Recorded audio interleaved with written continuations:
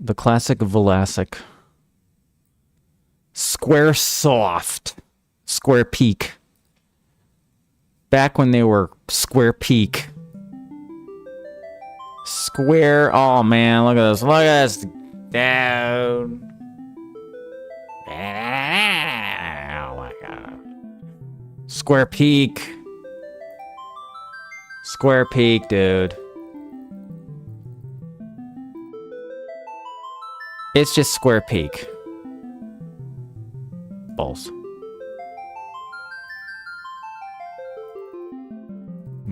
Yes. Yes. Major dudage. I know, man. Major dudage. Bunch of dudes made. There were some real dudes made this video game. Not gonna lie. Some real dudes made this game. Some absolute chads.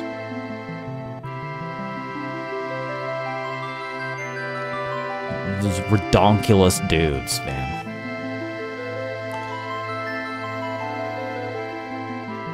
This is my, by the way, this is my favorite game ever made. I don't know if you guys know that. Did you guys know that? That this is my favorite game of all time? I don't know if I've said it before. I've said it a few times. Like once or twice. Hydrate, I'm thirsty for Final Fantasy VII. You're not wrong.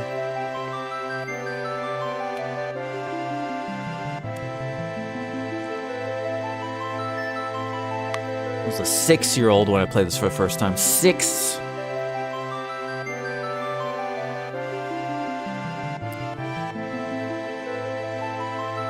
Blowing my little toddler mind, dude. Practically a baby.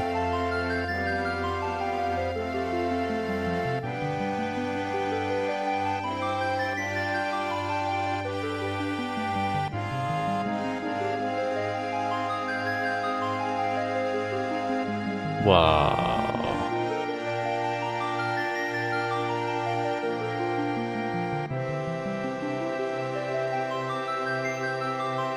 Wow. Crazy. Crazy stuff, dude. You were 12 when you started gaming? Oh, wow. I started playing games... I start playing... Okay, this is what's crazy. I started playing console gaming when I was 4. As a 4-year-old. Playing games. That's when I started. I started as a 4-year-old. So by the time I was 12, man. It was the benefit of having older dudes, you know? The benefit of having older dudes is that they get into stuff. They get into, like, really cool stuff. So, like, I just got exposure to this. And then movies too, like benefit of having older dudes being like into like the goated movies and music and games. It's like the perfect combination. So it's like that is helped me with my artistic sort of appreciation. Because I joke all the time that I think I watched Citizen Kane when I was like 6. I think I watched Citizen Kane before I played this or something, and I thought it was sick. I thought it was this is good. I was sitting there going like, "That's a cool movie." I watched Doctor Strangelove as like a 7-year-old, and I was like, "Man, this movie slaps." This is cinema. I watched a lot of those movies as a kid and going like, "Wow, this is cinema, dude." Because that was what the because that's what the benefit of Turner Classic Movies. And if you're a small child, you just get exposed to like the greatest movies ever. Just pure cinema, you know? It it does the problem with that is it does kind of turn you into a snob though. So I had to unsnob myself by the time I was a teenager because I became just a snob. I didn't like new music or like I like new movies, but when it came to music, super snob. I did not get into like, well, this isn't. I was listening to music going like, well, this isn't Dark Side of the Moon. Just unfair. You develop like an unfair comparison. It's like, well, you know, I guess this Fallout Boy song is kind of cool, but it sure ain't no Dark Side of the Moon, dude. This ain't the Beatles. You know? Can't turn to that. So I had to unwire that a bit. You know?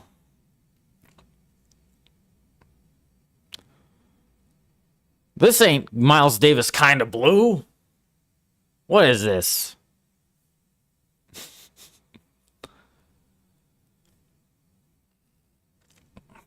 Anyway.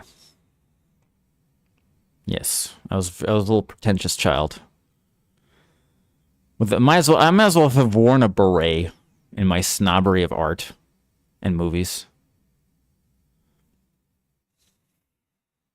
This ain't the Doors. Yeah.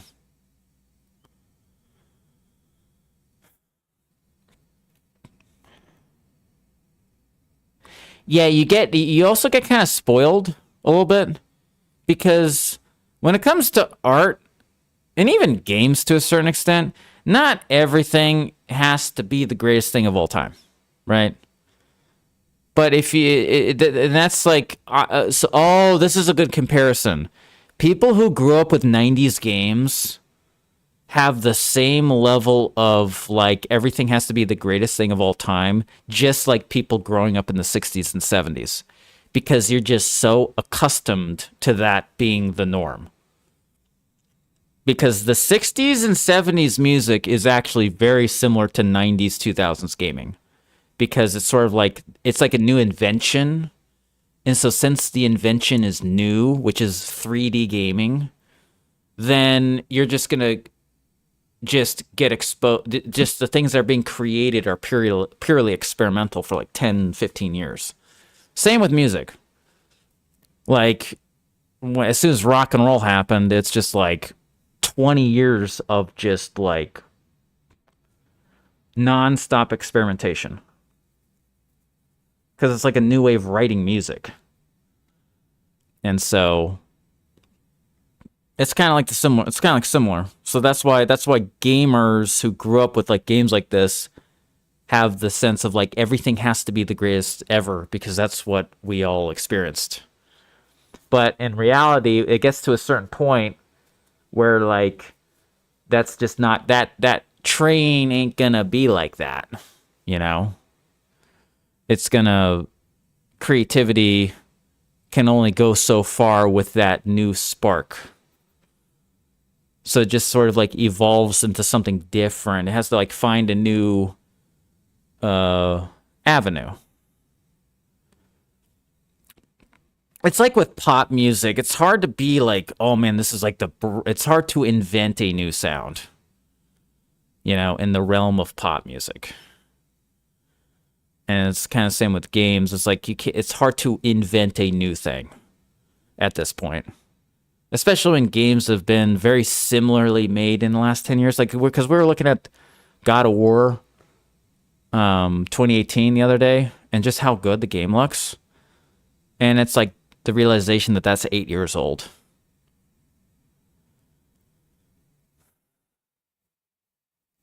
Yeah. And it's like Ed Sheeran gets sued over like, yeah. It's what's ironic is Ed Sheeran gets sued by the estate of an artist who that era, they all used the same melodies and chords. Right? Like, dude, like old R&B music from the 60s and 70s all uses the same exact progressions. There's so many songs that sound very similar to each other, but it's like, it's not a but the point is, it's not a problem that they all sound the same. It's just sort of like the artistic zeitgeist. And so now it's like plagiarism, but it's like, that's how music has always been. Music has always been like that. We now think it's ripping each other off, but in reality, it's like, that's how it always has been until it's now become a problem. You know? All right. New game. Anyway, we're doing Final Fantasy 7. By the way, this is the best game ever, by the way.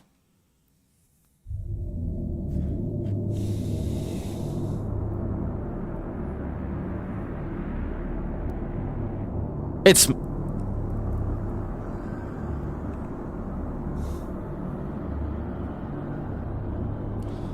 the multitude of worlds, dude.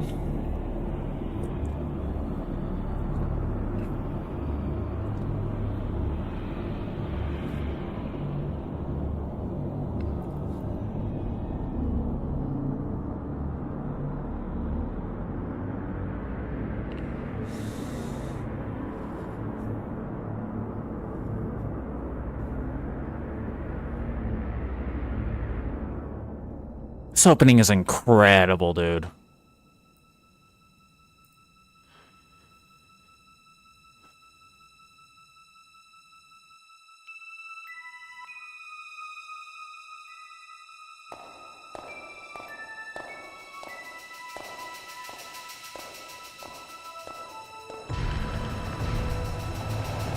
Oh my god.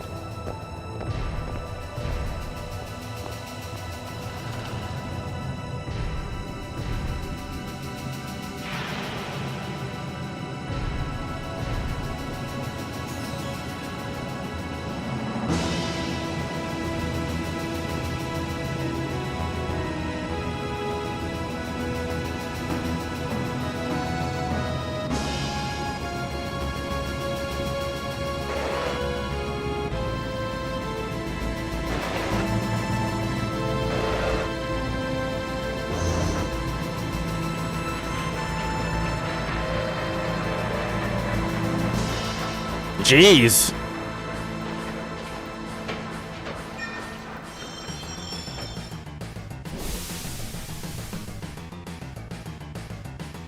The Legos.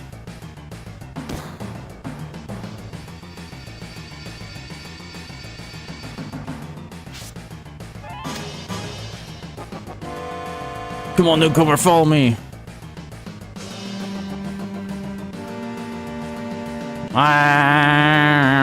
Potion. Guys, remember when we did the randomizer of this? You guys remember that? Oh my god. I can't get over the fact of how incredible this game is. It's like, it's made in the archaic era of PlayStation 1. Where it's like, you have the Lego-looking characters and the excessively MIDI-sounding music, right? Like, on paper, Lego-looking characters and the most MIDI-ass RPG soundtrack ever. But somehow, it's still the greatest RPG ever.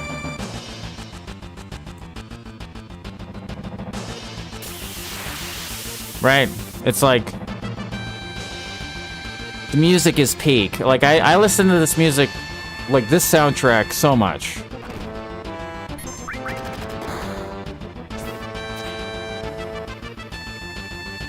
Like, if anyone else wrote this with this sound, it would probably be absolute trash. if someone else wrote music with these instruments. It's so easy to make something like this unlistenable.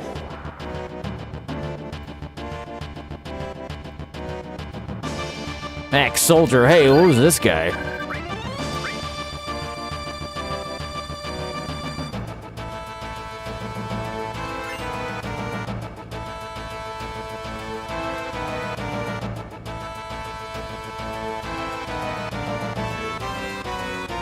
Wow, used to be a soldier, alright. Not every day you find one in a group like Avalanche.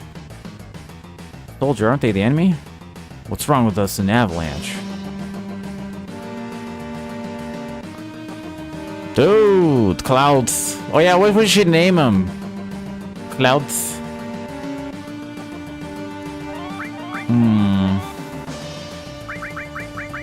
It's Cloudito. It's Cloudito.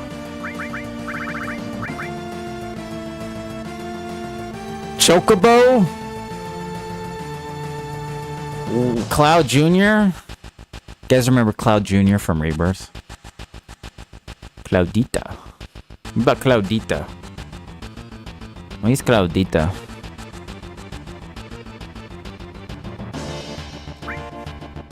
Cloudita.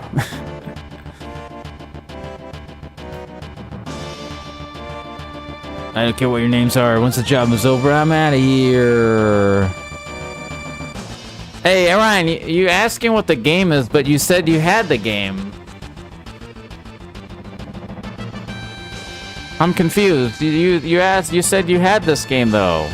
Why do you? I'm confused. You said you had this.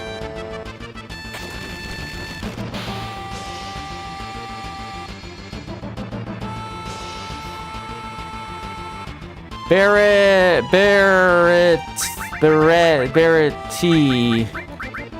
Oh, what's his name? Barrett-T. Barry? Burrito? Barrito. Oh, that'd been good.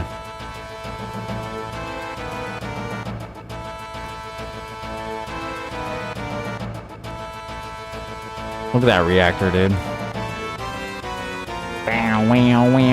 Oh, it's spinning. Oh, dude, should we go level up to like 99 here?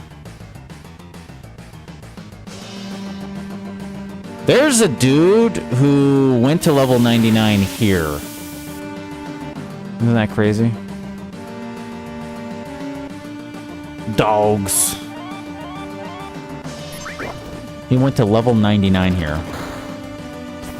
I think it took like an astronomical amount of time, like 1,000 hours or something like that. It took an insane amount of time.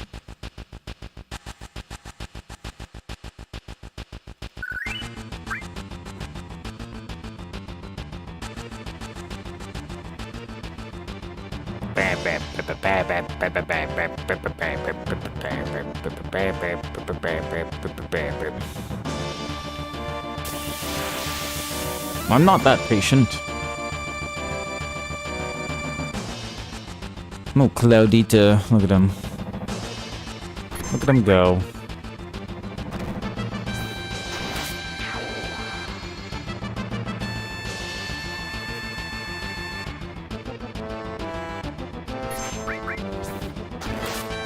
Got him. Got him.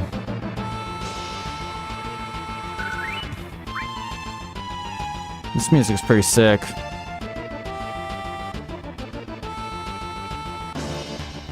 Why do you have no audio here? What the hell? Just a second, guys. Bang, bang, bang, bang, bang, bang, bang, bang, bang, bang.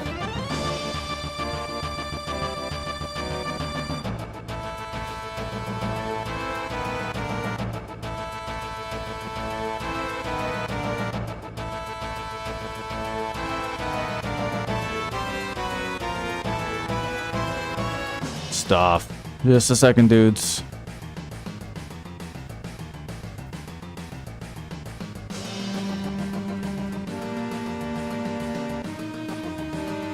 Oh, Destiny Islands. Oh yeah, every time I play, dude. So you know what sucks? I'm not gonna play Kingdom Hearts anytime soon because they didn't announce it. They didn't even announce it.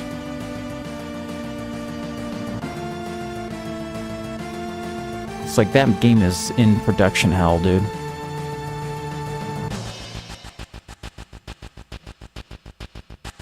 All right, here we go. Balls.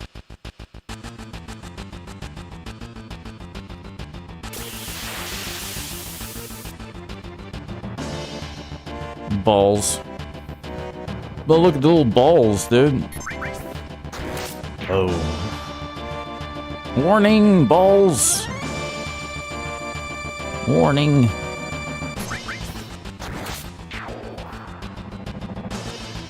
Streamlabs gets it.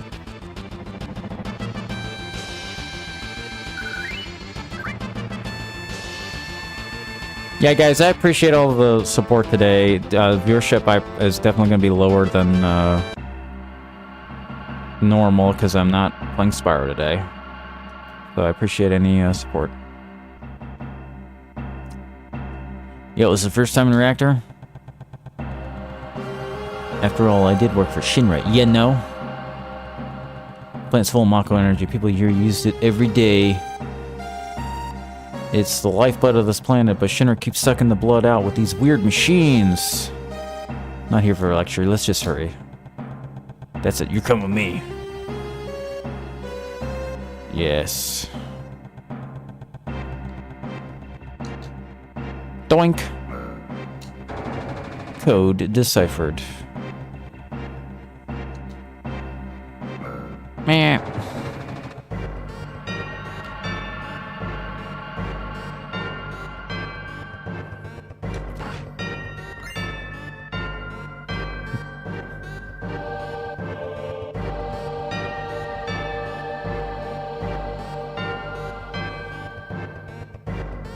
I tell you what, when I first played this game, this song specifically, I kind of vaguely remember seeing the game for the first time. I actually more vividly remember the transition of hearing this song. Like, I vividly remember going into this room and seeing this and hearing this song. I kind of like vaguely remember turning the PlayStation on, maybe, and having the game start. But the most vivid memory is hearing this song for the first time. That's like the most vivid. There's something about it, cause like just to hear this in this room, it just felt like it just was like very intense. Yeah, it's like a very intense, it felt very intense. Like, I remember this scene. It's like, wow, this game is intense, dude.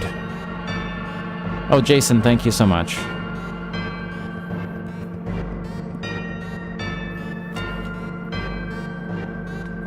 It's not my problem. What's up, Emmy Ding? What's up, dude? What's going on? Got dudes.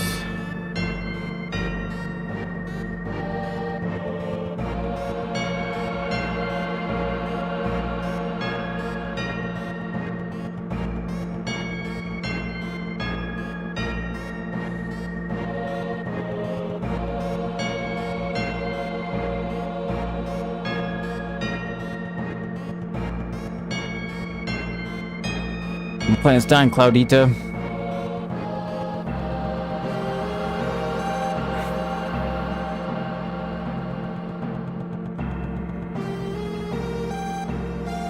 Alright, here we go.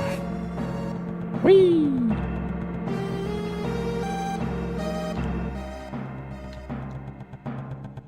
Did it.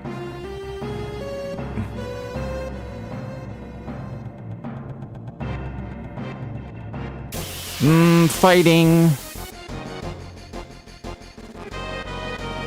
Oh, look at these nerds. Get him, Barret.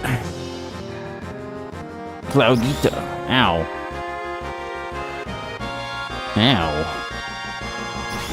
Ow.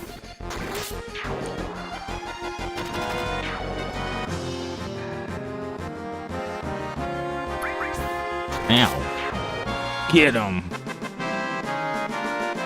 Oh, it's the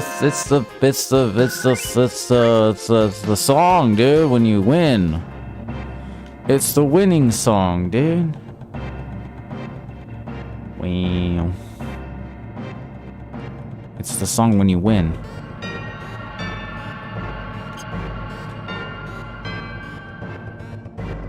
It's pretty cool. Oh. Push the OK button. The O button is the OK.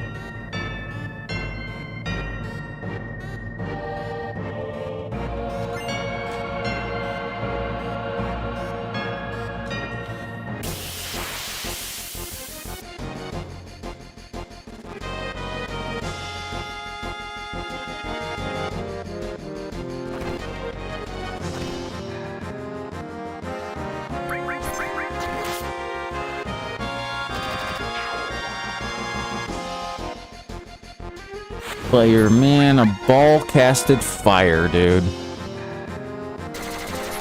Oh boy. How rude.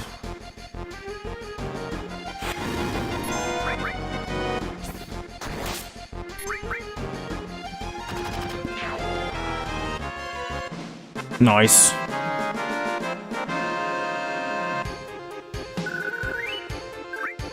Hooray! Hooray! Did it!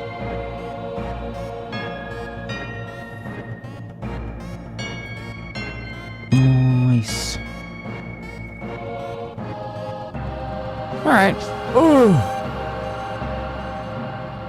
Nice. Uh-oh, wrong way.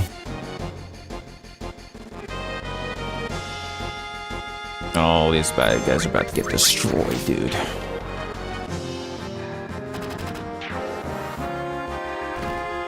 Dude's about to get destroyed.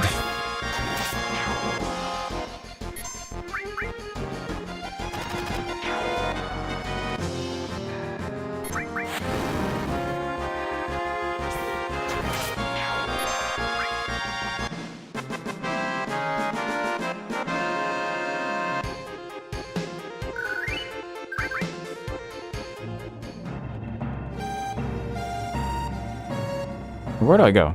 This way. This way.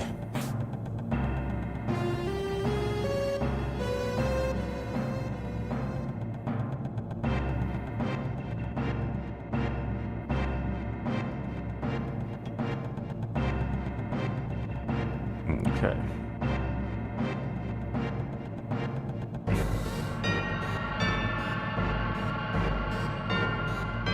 Yeah, I'm playing Final Fantasy 7, dudes. We're doing it.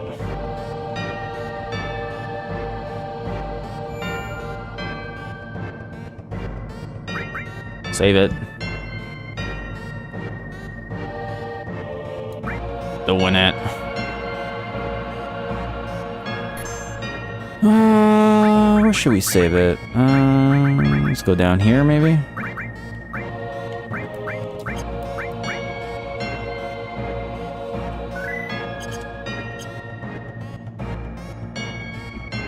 This way. Oh, I need to do a guitar jam, dudes. We need to play some Final Fantasy music. Would you guys like to hear some guitar? Ow. Forgot about that.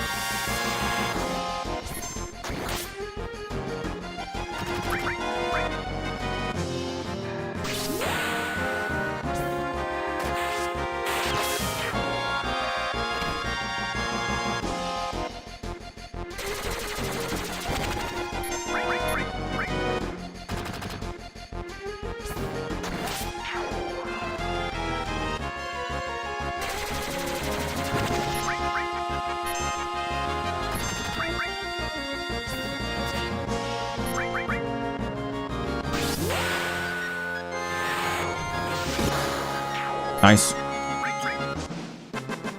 Memories, yeah, dude.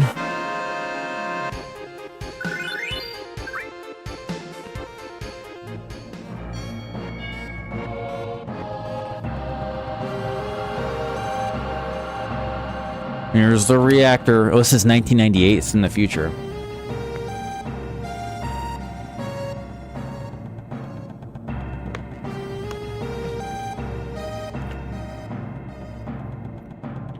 It's a material. Restore.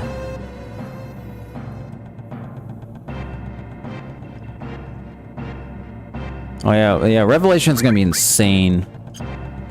That trailer was out of this world, dude. Okay, you set the bomb. Shouldn't you do it? Just do it. I gotta watch you. Don't pull nothing. I'll pull something. Watch out. This isn't just a reactor. What's wrong? Huh? What's wrong, Cloudita? Hurried up. Sorry. Come on, Cloudita. Put it in there. Cloudita.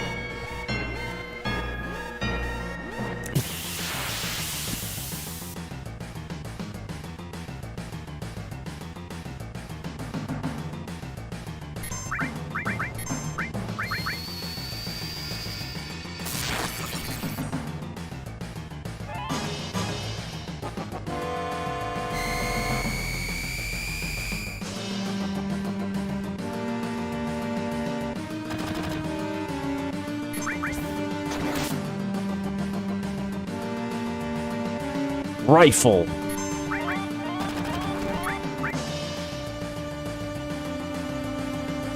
Rifle, dude.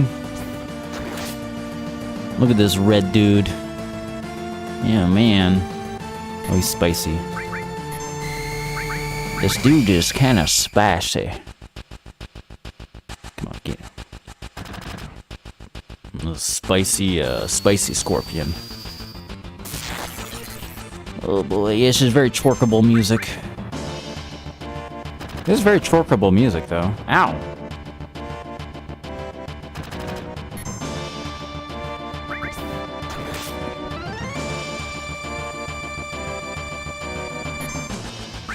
Uh-oh!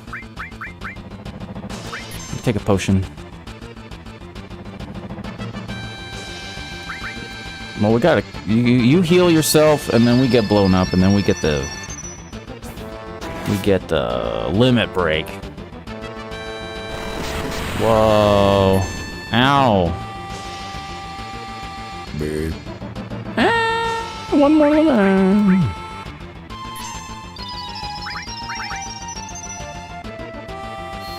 Doing it.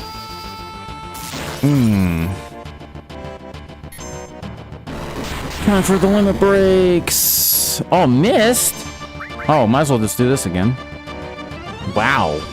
Cloud missed it.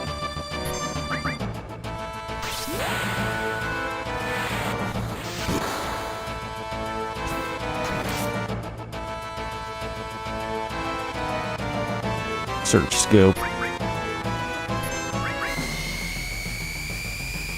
Seventh Heaven? Yeah, we'll do that another time.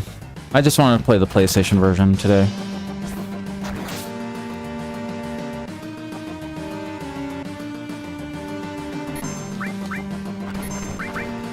Ow!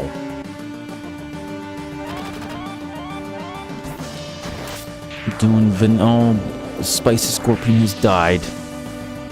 Let's get him.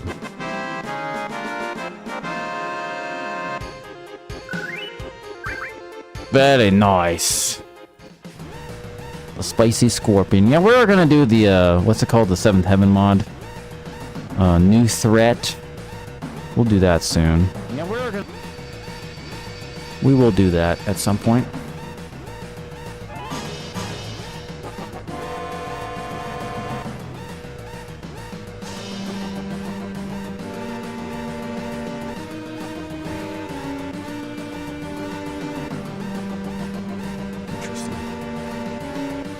Thanks, Stephanie.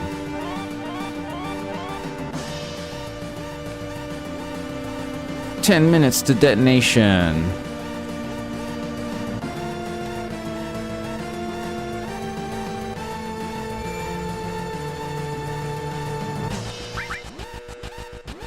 I don't need to save it, do I? I don't need to save it. But I am.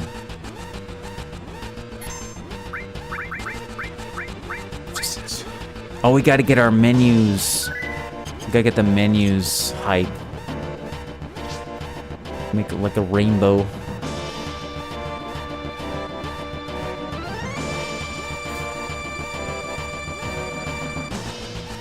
Running.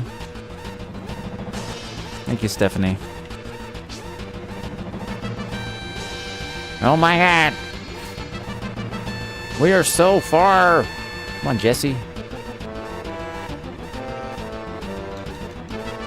My leg got stuck. Thanks. It's so dramatic. This game is pure drama. Bang, bang, bang. Boom. This game cooks. Thanks, Stephanie.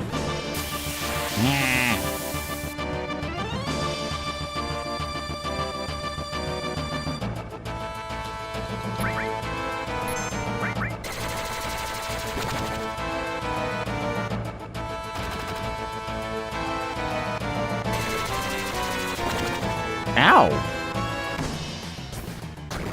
Chill. With the beam gun.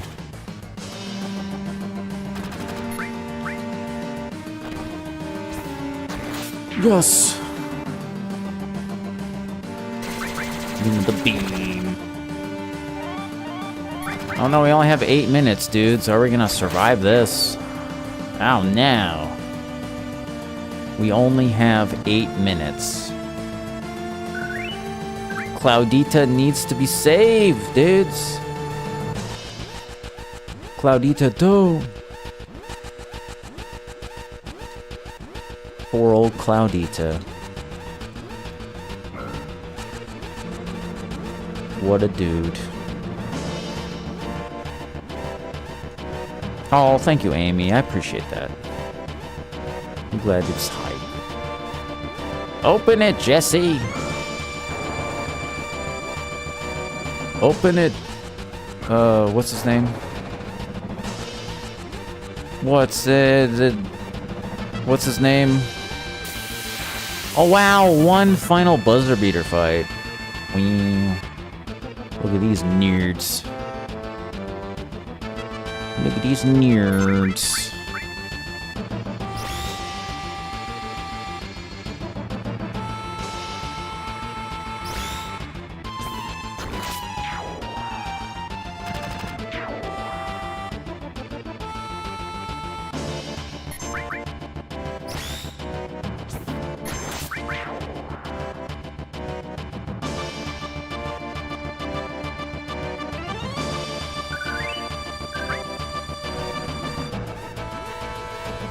Wow, we're so close to the door.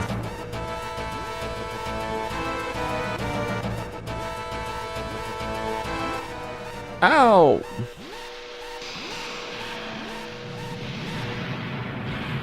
Oh, boom. Boom, dude.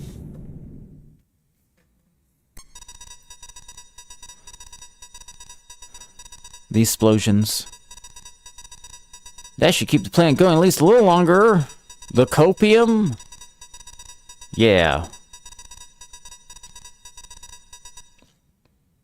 Okay, now everyone get back. That was hard copium right there.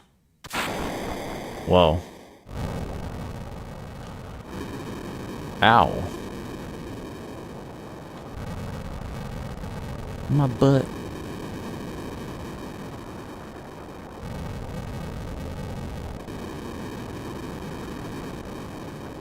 Alright, now let's get at a... Out here we go.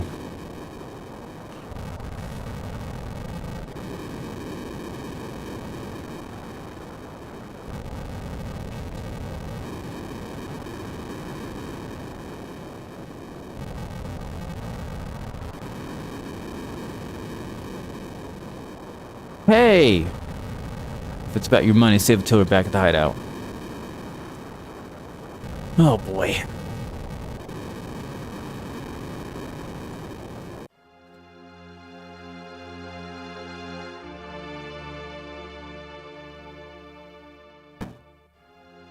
Ow.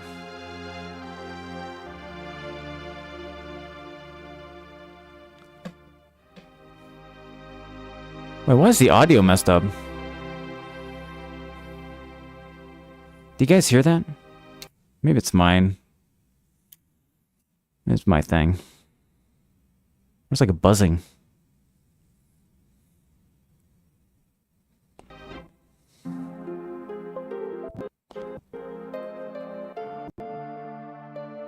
Does the audio sound good right now? I got a lot of buzzing.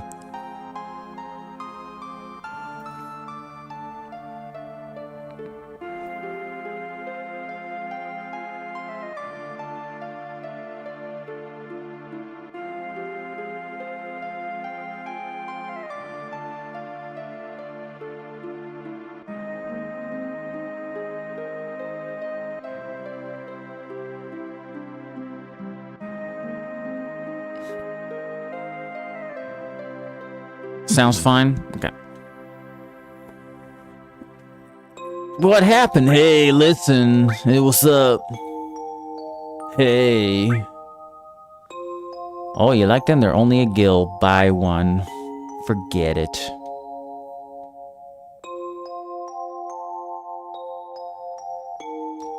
Is it marginally fuzzy?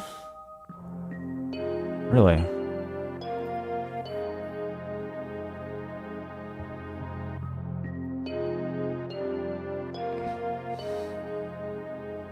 Listen here.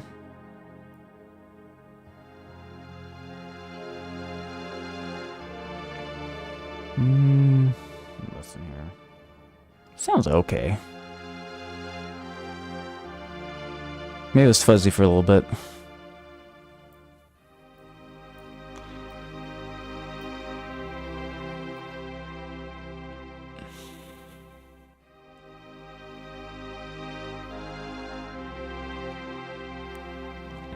Dudes, you know what's funny? Oh yeah, that's actually a thing. Yeah, my microphone for some reason is distorting, and I have no idea why. I have no idea. It's like it sounds worse than normal. I don't know why. So I think I just need to be back, like have it like here. Does it sound okay like this? Like it was blowing out yesterday.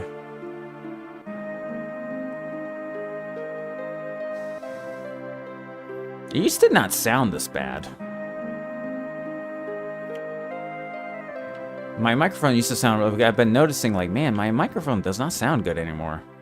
I might need to switch it. This is a good distance. Okay, maybe I just need to have it, like, here instead of here.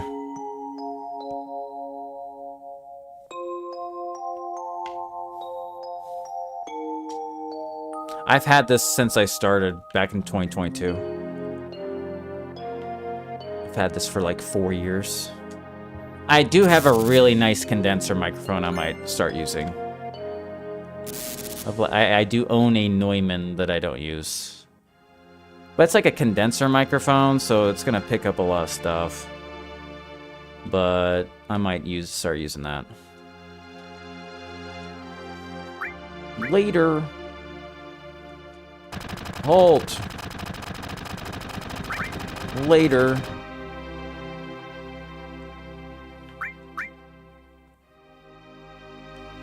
Uh-oh. Not enough time to mess around with you guys. Enough babbling. Grab him. Oh, on the train. Little Lego man. Oh, that's so cool.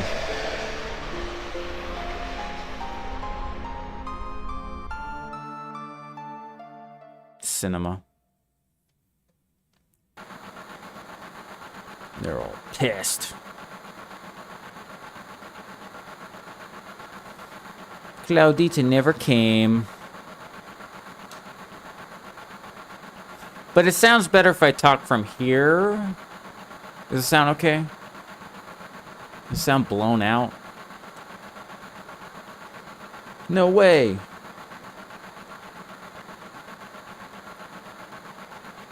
Wait, I have an idea.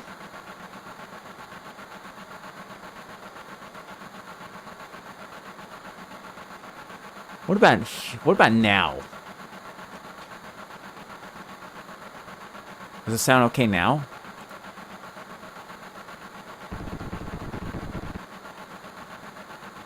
Uh-oh. Claudita!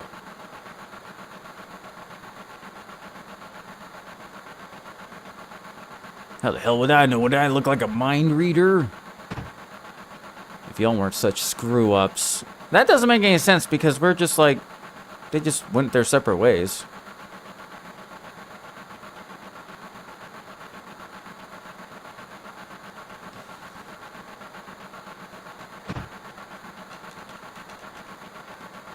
Sorry.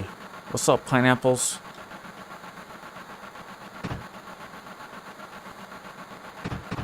Oh.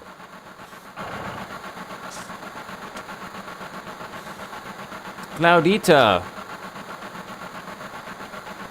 Looks like I'm a little late. Damn right you're late. Come waltzing here making a big scene. It's no big deal, just what I always do. Shit! Having everyone worried like that. You don't give a damn about no one but yourself.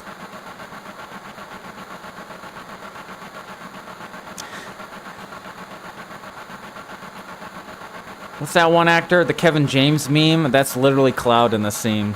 Cloud is literally the Kevin James and hands in pocket meme. Just like... What? Wake up. We're moving out. Follow me. Huh? Hey, Cloud, you're so good back there. Yeah, Claudita, we'll do better even next time. I'll shut the door. Oh, Claudita, your face is pitch black. There you go. Thanks for helping me back there at the reactor. You're welcome. Yes.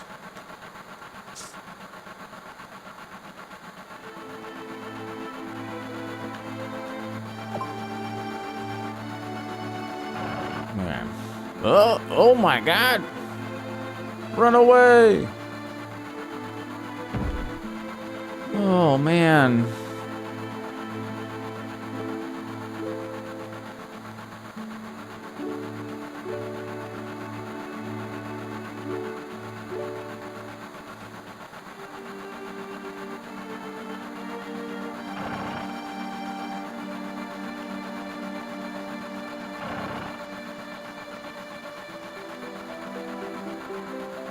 Wrong app. Yeah, guys, dude, TikTok is like not showing my shit to anybody. So it would be if all you guys just watched on Twitch, it'd just mean a lot. It'd mean a lot. It's like in order for me to get any viewership on TikTok, I literally have to play Spyro only or something like Crash or something like that. If I do any other game, no one will see the live. It's just so lame. Like there's like zero chance that if I play an RPG that it'll do well. Like I don't think I've ever played an RPG and it's just like, oh wow, it's so good. Oh hi, thank you. Stockholm like Cannon, sit down, shut up. Okay, sorry, I was just complaining. Yawn. Thanks, Holly. Hey, Claudita, you want to look at this with me? We need to... Yes, we need the slaps. Yes. The most exciting part of Revelation, dude. is the slaps. They gotta nail the slaps, dude. They just have to. Tifa versus Scarlet.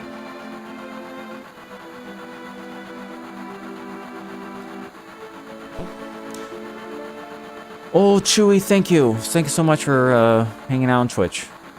Appreciate it. I don't need to read this. You guys know what's up. Oh, someone commented. Someone commented something hilarious, like in the Tifa Scarlet slap fight in Revelation. The final winning slap by Tifa should be like a super slow-mo. Like, it hits the cheek, and it knocks out one of Scarlet's teeth. That should be the final slap. Should be something ridiculous. I think that should be like the final slap. It just knocks one of her teeth out, and then and the whole game has no tooth. That'd be kind of sick.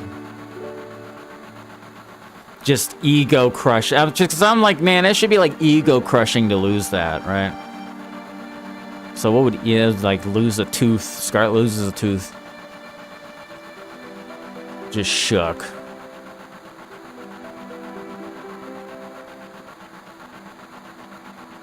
That'd be the coolest one. The route spirals the main support structure. Stuff.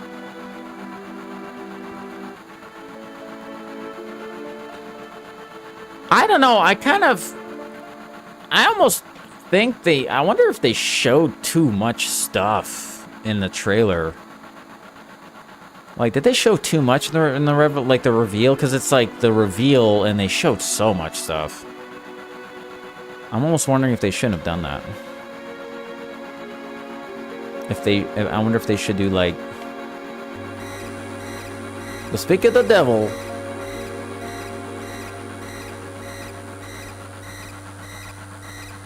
There was just so much stuff they showed off. Snore. Look, you can see the surface now. This city don't have day or night. That plate weren't there. You could see the sky. Man. Yeah, we're doing normal Final Fantasy VII. Yup. Floating sea period and settling scenery. Huh? Never expect to hear that out of someone like you. You're just full of surprises. The upper world city on the plate. It's because of that fucking pizza that people underneath are suffering.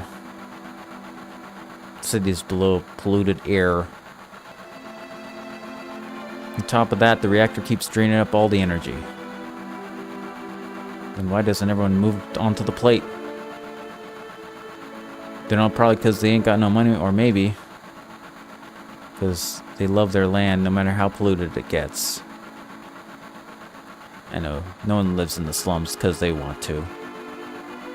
It's like this train, it can't run anywhere except where its rails takes it. That's right.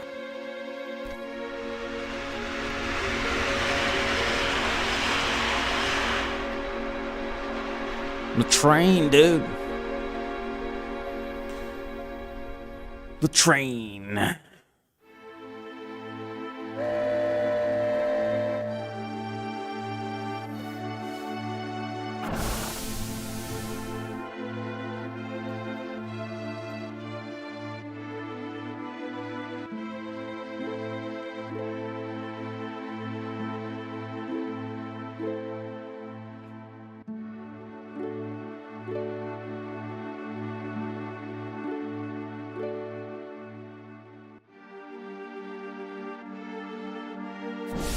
Get over here, y'all. Oh, what's going on?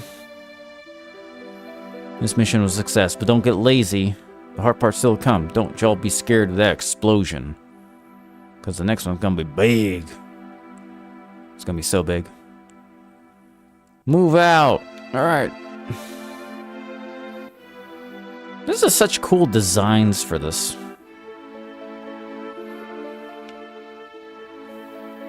Also, pretty amazing song, too.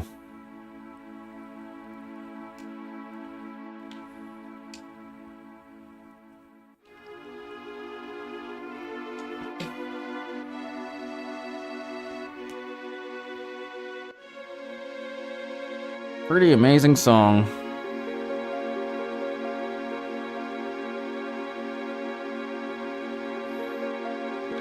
Alright, I'll be right back, dudes. Just 1 second. I need to use the restroom.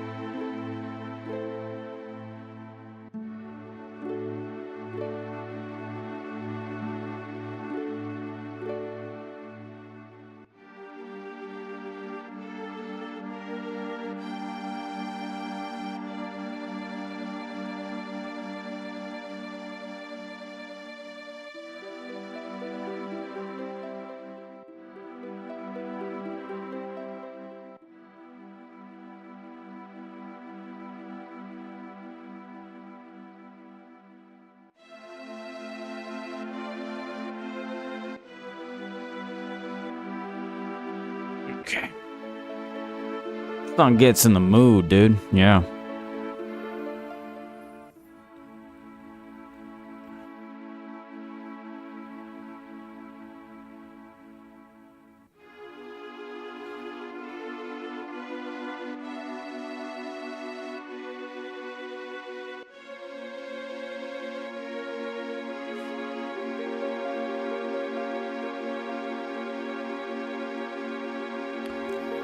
Look at this music.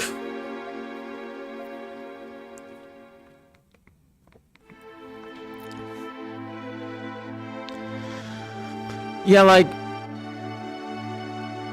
I strongly feel that,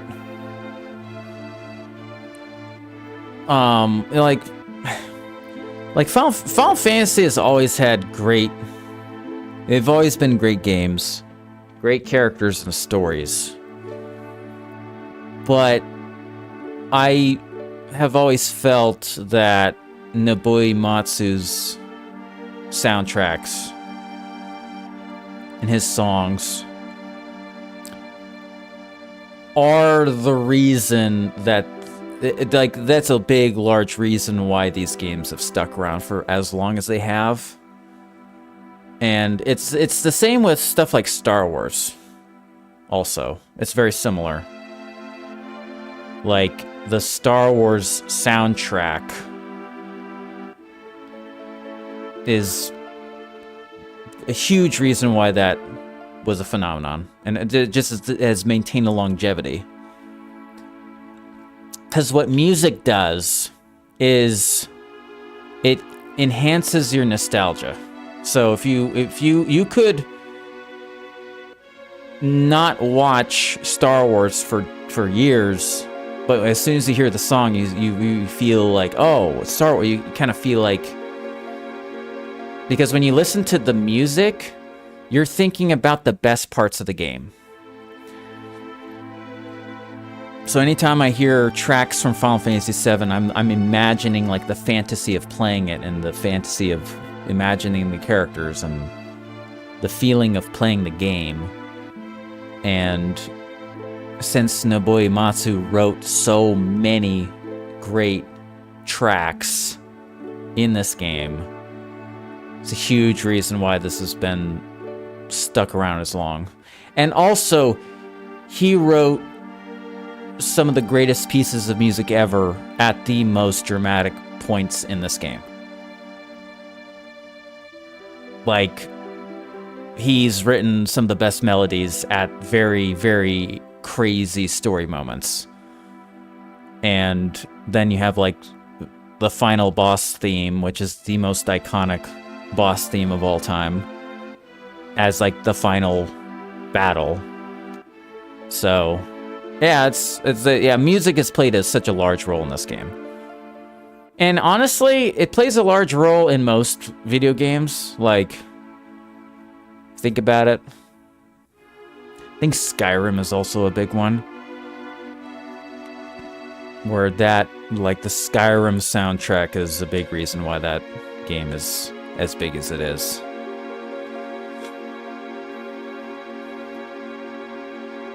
Yeah, music is very important for games. It's like vital. It's like half of the experience in a lot of times.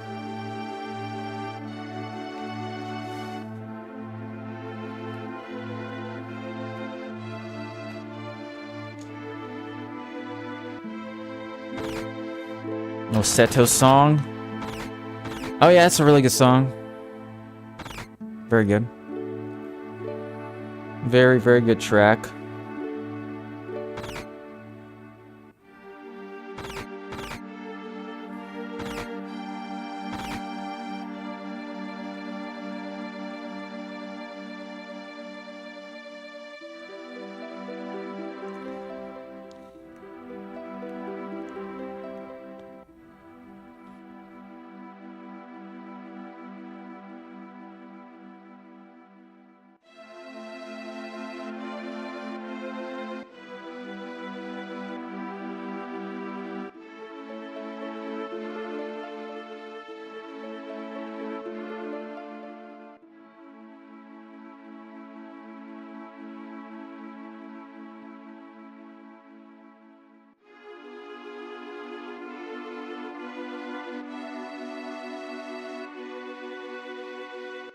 It's Johnny! It's Johnny!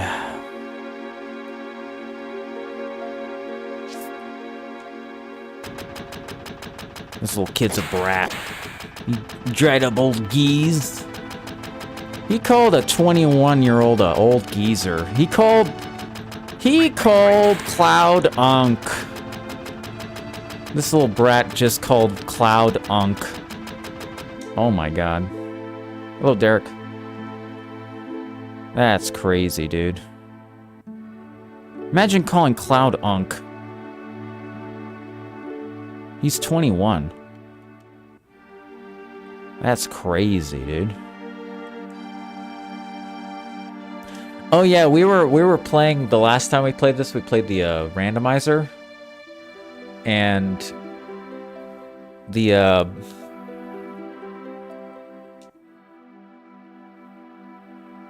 this scene was so much different originally. Like, it was actually not good.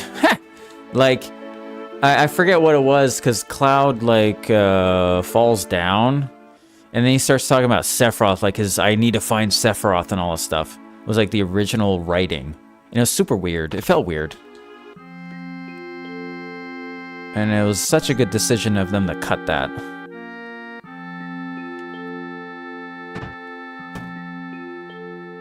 Are you gonna say anything, Cloudita?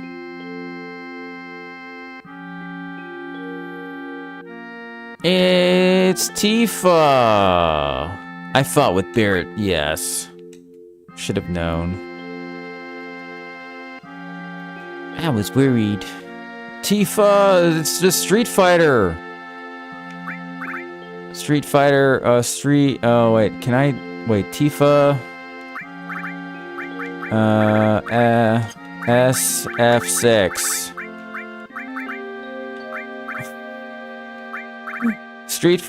Tifa from Street Fighter 6. Flowers, how nice. You almost never see them here in the slums. But... flower for me? Oh, Cloudita, you shouldn't have. Give it to Tifa from Street Fighter. Yes. Yes.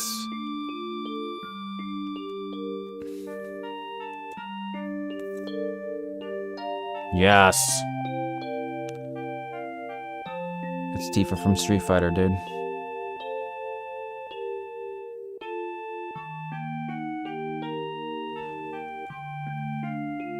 Final Fantasy VII. Oh, yeah. It's going to come out on the anniversary, 30th anniversary of Final Fantasy VII.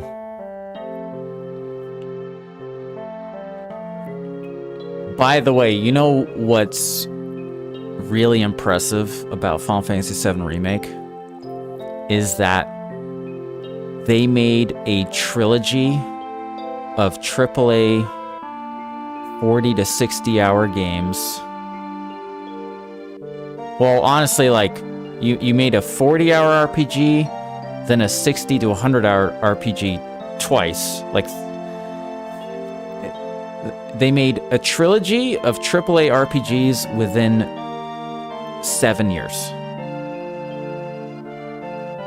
That is really impressive if you think about it. Like, releasing 3 of those on a 7-year window. That's better than any franchise. Like, when was the last time you had a trilogy of games in a franchise within 7 years? Because God of War will be probably 10 almost 10 years of 3 games. And then FromSoft has only made 1 game this decade. Only 1 has been released. So, well, let's think about it. FromSoft, I guess, had 3 technically in 10 years. Yeah, typically the developers, like, for their big games, it's like 3 every 10 years is the timing. So to get 3 within 7 is really good.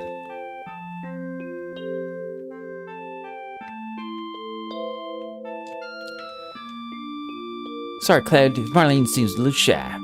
Oh. And oh yeah, I want to say big shout out to anyone watching. That I'm happy for anyone that is watching. I always get nervous when I do not start the streams with playing a platformer. It is kind of nerve-wracking, to be honest, because I know that less people will watch. So I do appreciate everyone who's here. That's why I kind of do that a lot of times, because I know less people will want to watch the whole stream.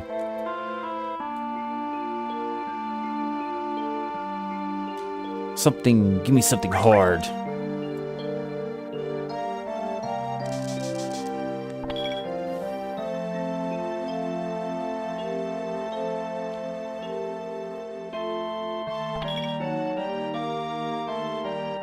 With you all of a sudden, it wasn't even a tough job. Guess not. You were in Soldier.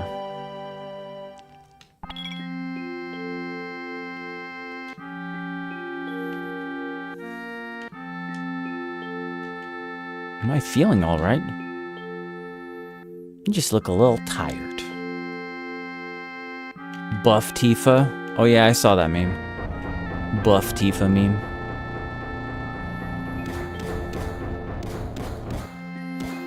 Buff. Was anyone with Soldier fighting us today? None.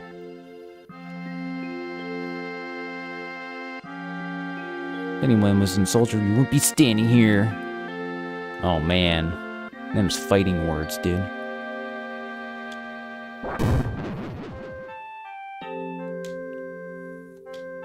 Forget that your skinny ass working for Avalanche now. Don't get no ideas. Meh.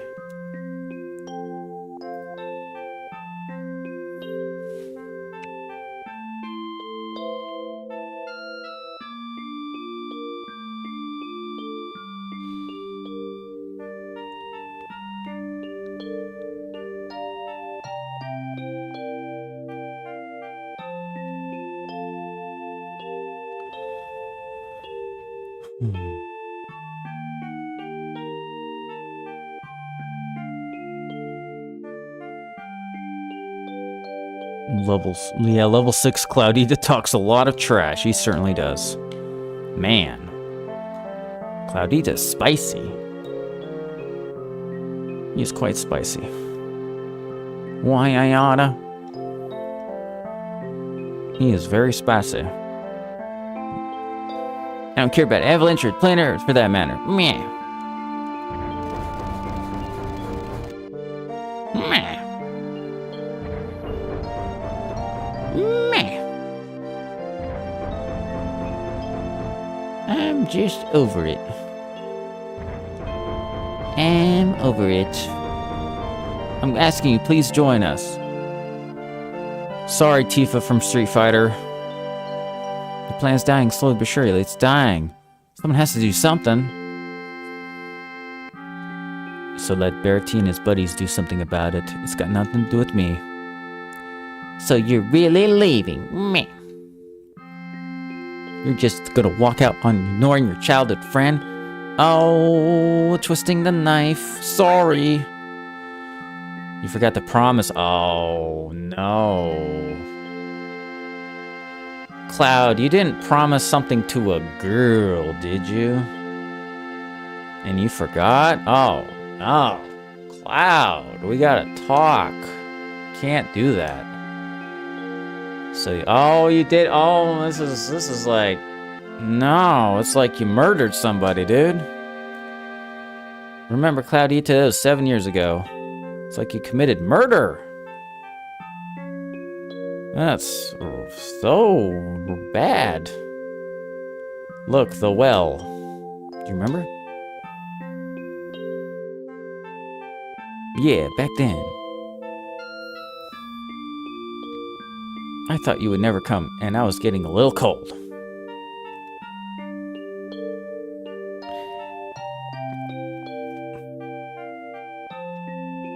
You know what's cool? You know what's cool about the scene? Sorry I'm late. Is this scene is in this Final Fantasy VII book. This is called Traces of Two Pasts. So the guy who wrote this game wrote this book. And this book is about Tifa and Aerith's childhood. So it's interesting because you're basically reading it in the perspective of what she is thinking about. What's going through her mind. And essentially, in the book, this is the moment that Tifa fell in love with Cloud. This is like the genesis. Because they, before this, didn't really have a conversation like this before.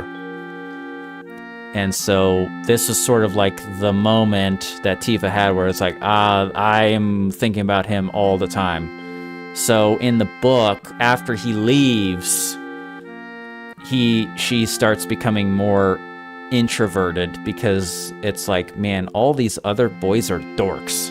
They're not like Cloud. And she gets very confused. She's like, why are all these dorks not like Cloud, dude? And then she just is like constantly thinking about Cloud the whole time. Ever since he left. So that is the lore. That is actual lore. As far as Tifa. Tifa be into Cloud, dude.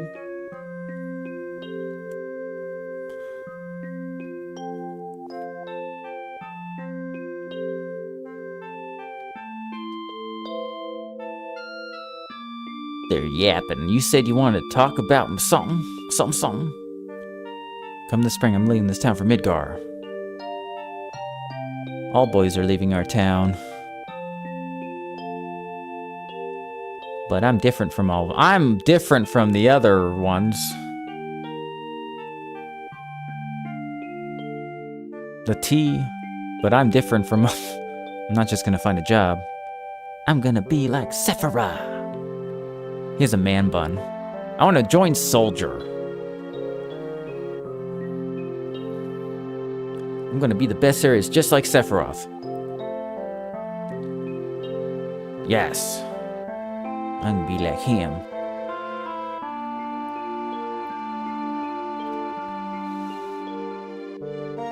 This is also really cool how Sephiroth is only mentioned here in this scene, in this context. And we don't get any more context for until way later. It's good.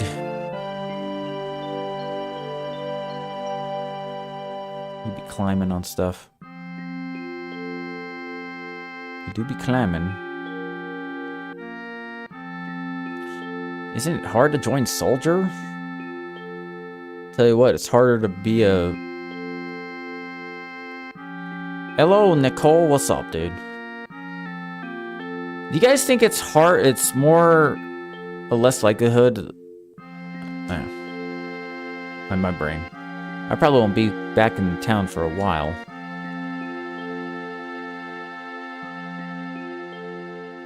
Huh? What you laughing at? You'll be in the newspapers if you do well. Maybe. I'll try. Why don't you make a promise? Oh boy. If you get really famous and I'm ever in a bind, you come and see me, alright? What? Whenever I'm in trouble, my hero will come and rescue me. I want to at least experience that once. What? Come on, promise me. Oh, she pushed him to promise. Well, that doesn't count. Alright, I promise. I don't think that counts. Oh, wait, there's a shooting star. No, it counted. Never mind. It counts. It counted. You remember now, don't you? Our promise. I'm not a hero and I'm not famous. I can't keep the promise. But you got your childhood dream, didn't you? You joined Soldier. So come on, you've got to keep your promise. I like how he just climbs. Wait a tick, big time soldier. Promise is a promise. Here. Received Barrett's stash. This is my pay, don't make me laugh. Got the next mission, I'll do it for 3,000. What? It's okay. We're hurting for help. That's money for Marlene's schooling, not the schooling. Oh no, they have to pay for school in Midgar? That sucks. Wow, Nicole with 140 streak. Let's go, dude. Yas. Let's go. Thank you so much. Yo, Huntress, thanks for the 100 bits, dude. Let's go. Yes. Big Riz. Boom. Hell yeah. Did it. Man.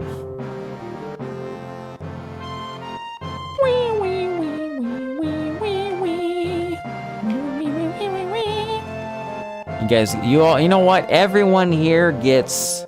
Here's the deal. If you're watching this right now, you get Vivi Rizaga. Get Rizaga, dude. That's a 48-hour buff. 69 points of Riz. So use it wisely. You're seeing this right now. You have 48 hours of 69 points of Riz. So just live your life. 69 points. That's a lot. That's a lot.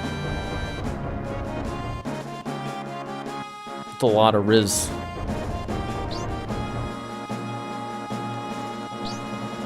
Dude, look at Marlene slanging the drinks, dude.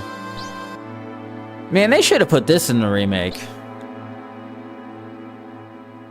Man, you know what? They should have had Marlene in the bar. They should have done that in the remake.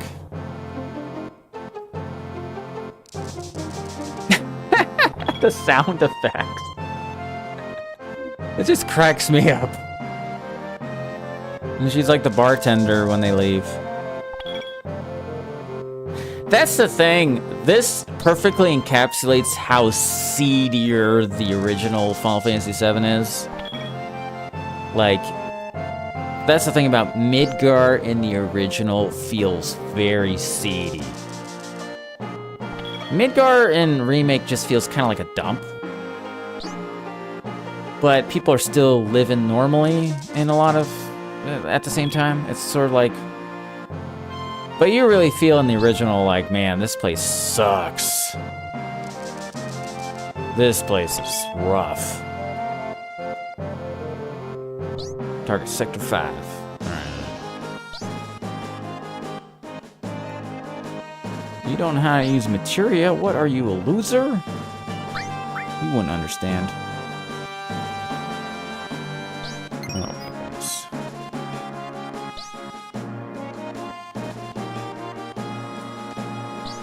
Marlene, you watch the store while we're gone. Alright, good luck. You got this. You got this, Marlene. Wow. That's crazy, dude. That's crazy. What's this guy? Another Sode. Oh boy. A customer? Oh my god. It's a dude. It's the dude. Let's see. Whoops, I didn't mean that. Paid too much.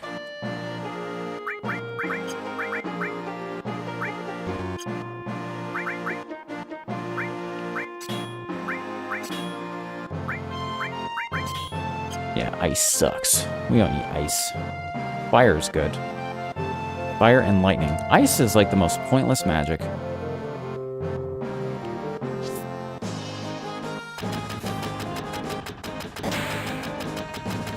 Buying something.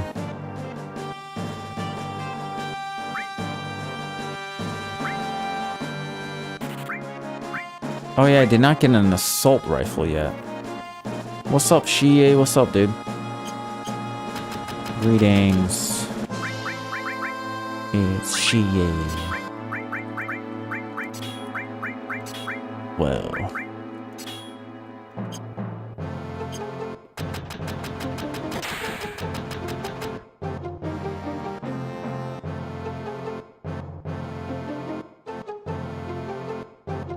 It's Tifa, I know, dude. On all material, let's go.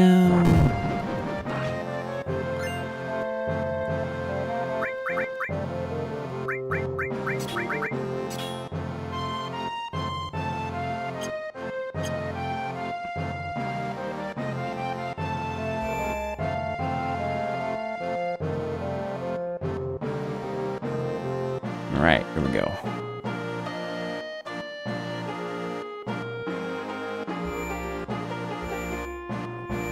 Okay, we get it. Oh. I didn't mean to do this. Whoa.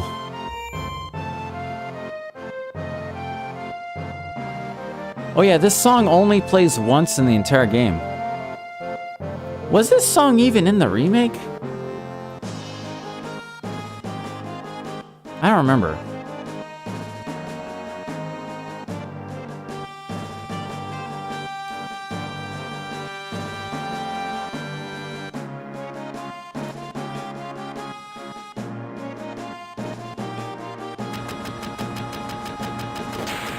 Yep. Oh boy. Let's see here. What? No. This way.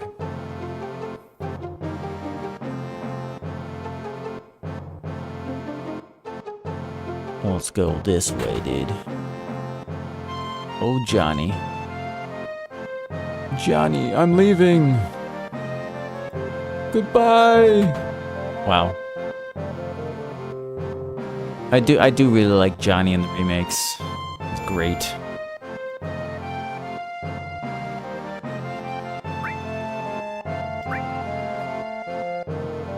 Johnny in the remakes are goated.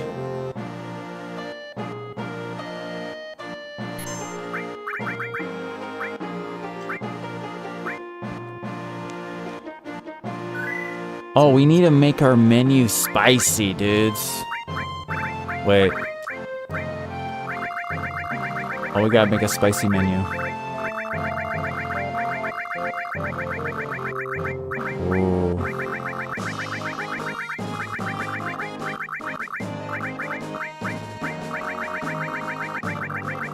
Spicy.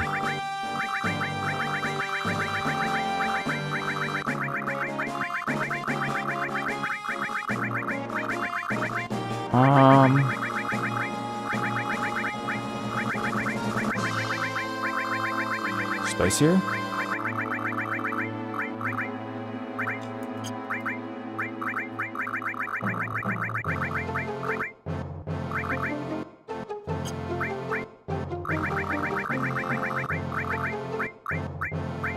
Very blue.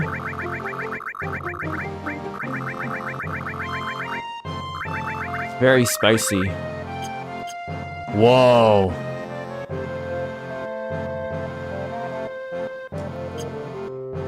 Well, that looks pretty good. Oh, look at that spicy menu, dude. Oh. That's actually pretty cool looking. Oh, I like that. Oh, yes. That was pretty. You gotta make your menus all rainbowy. That really helps.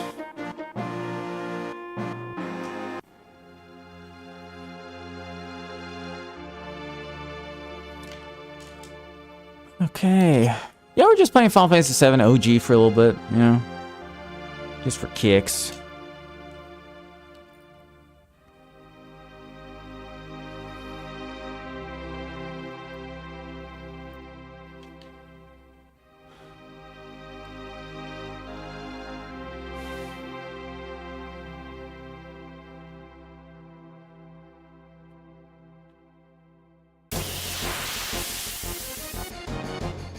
You had to grab a soda.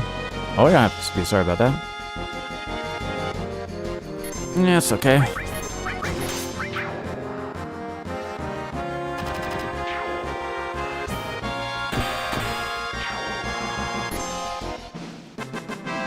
Hooray.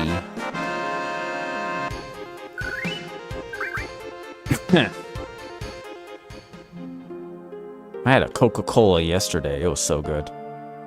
I haven't had one in a long time.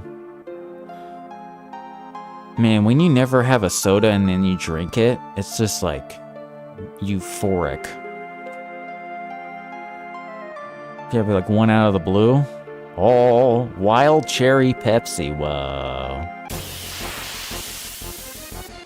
That's cool.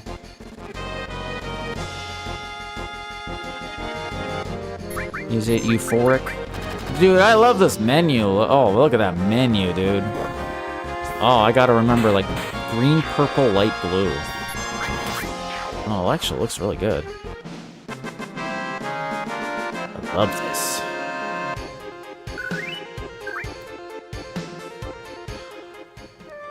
Love this.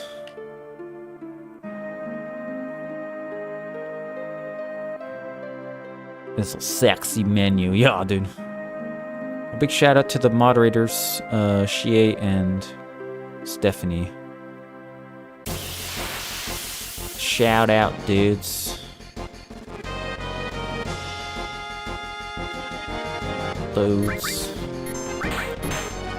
Roy, thank you.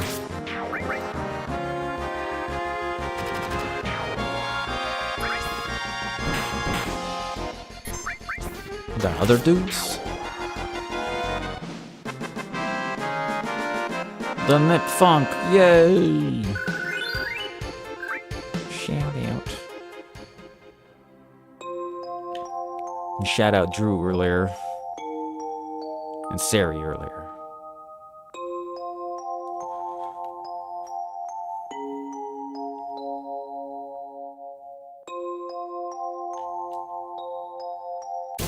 biscuit.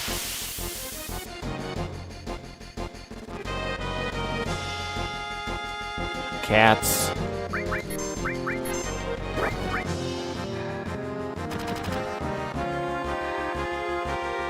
Ow. I got launched.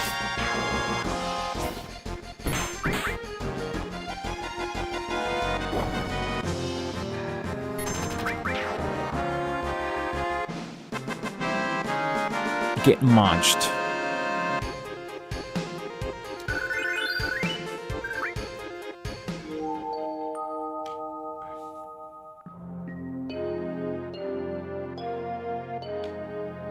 We're farming.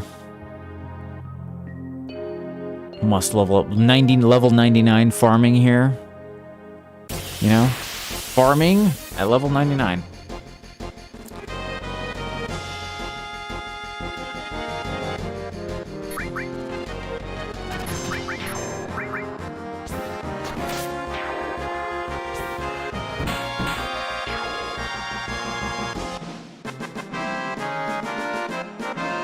Farming on the bitch. Yes.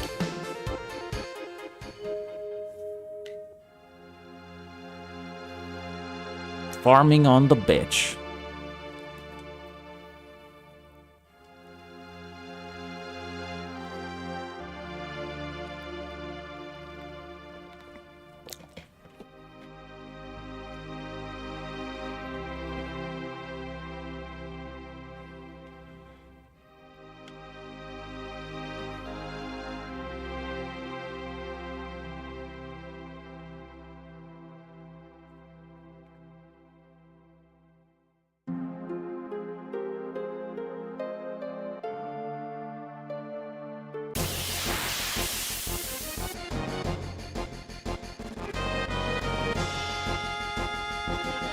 Your fiancé is ignoring you. I guess I'm Dr. Drew now.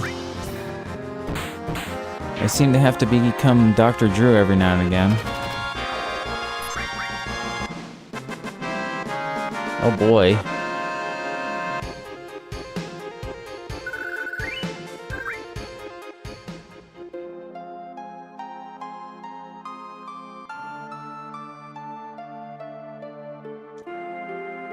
You know, I'm hype about Final Fantasy VII. Do you think Kingdom Hearts will be Square's next focus?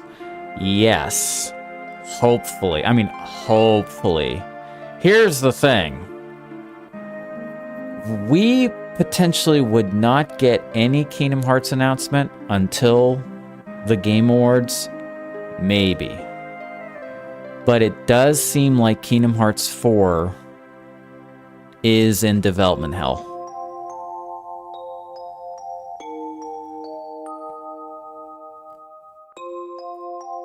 It does feel like it is in development hell.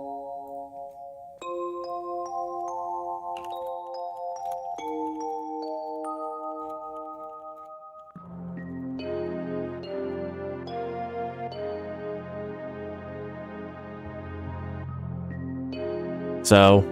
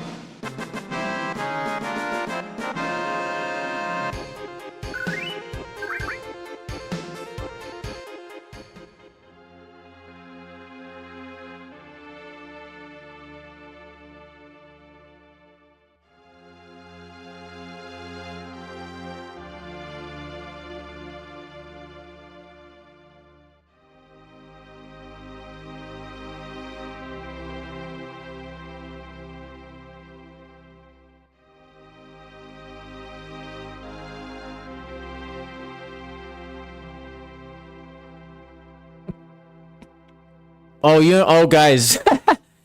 No, guys. Kingdom Hearts fans. No, Kingdom Hearts is back, guys. Didn't you guys hear? There's no reason for Kingdom Hearts fans to be mad right now. Because Xemnas is literally Sephiroth now. You guys are good. Kingdom Hearts fans are good. Xemnas is Sephiroth. The Wish Sephiroth became real Sephiroth, dudes. You guys are good. The voice actor for Xemnas is Sephiroth now. So you guys are eating. Your Xemnas went from Wish Sephiroth to real Sephiroth. So you guys should be overjoyed.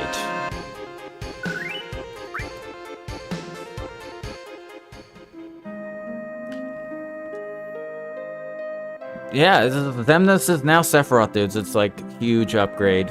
Huge upgrade for Xemnas. You guys should be just so happy.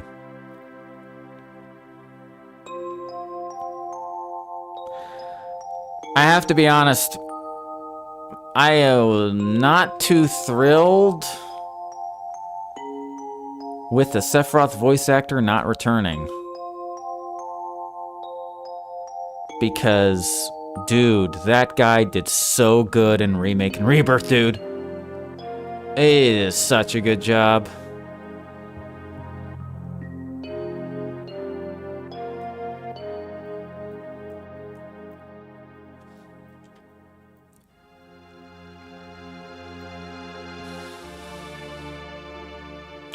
It's okay, Cuddle. It just that comment literally looked like advertising for another streamer.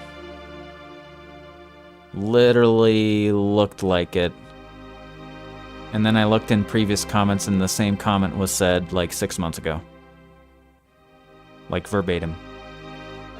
So it did look like advertising, like it did, because there was like multiple comments the last 6 months that were the same.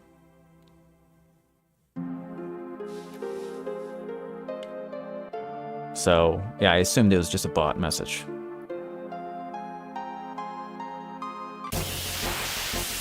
Yeah, I don't know why they switched. Like, the director of Final Fantasy VII said, like, they just wasn't available.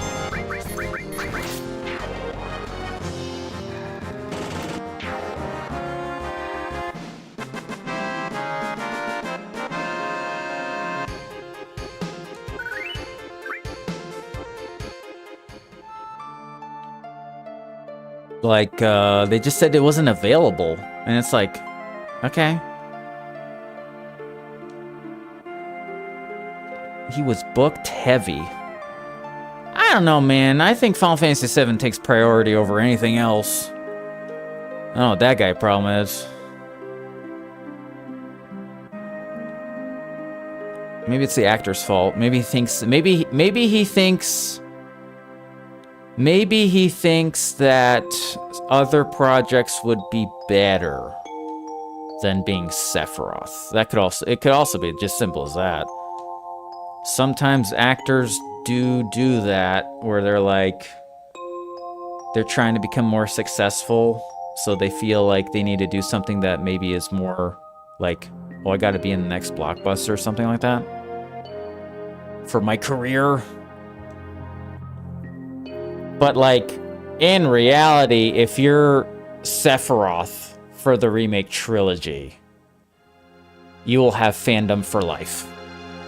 You know?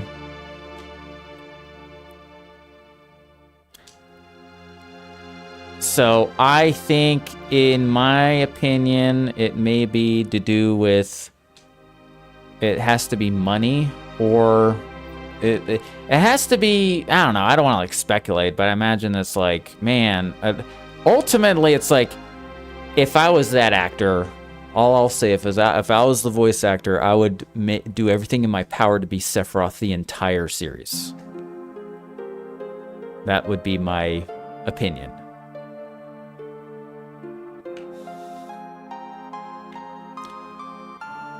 Took a nip-nap, nar.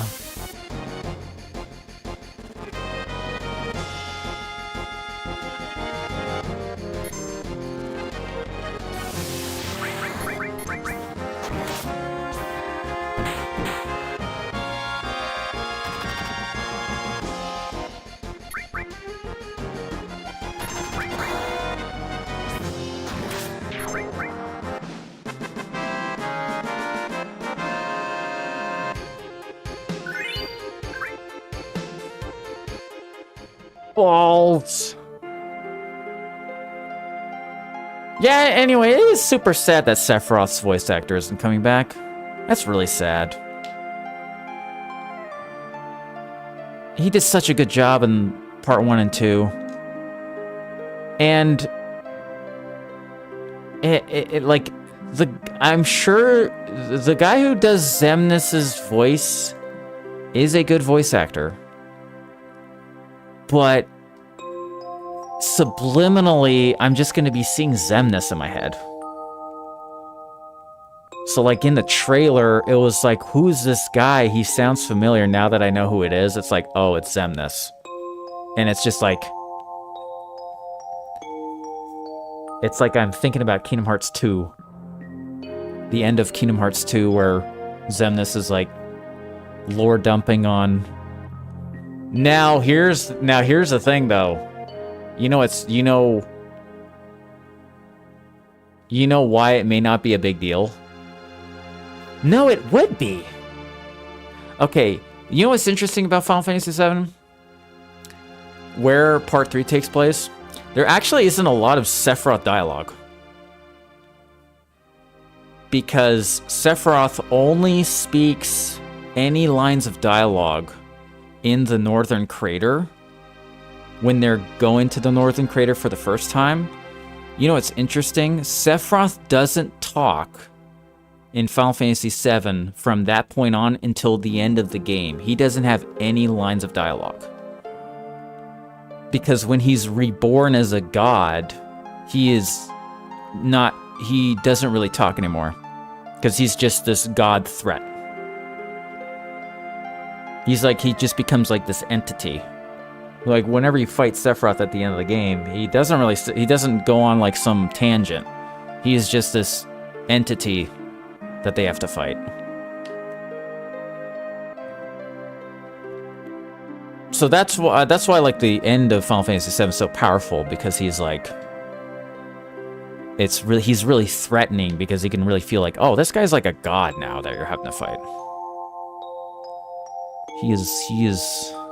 It's the dudes. What's up, Biscuit?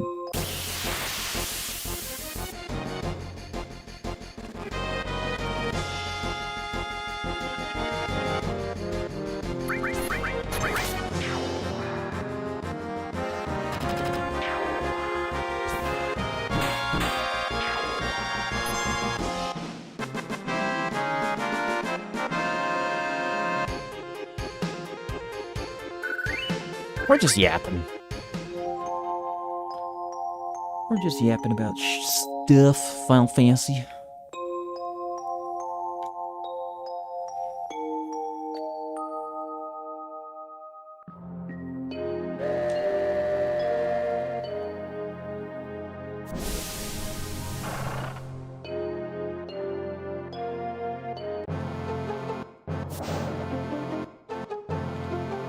Yo!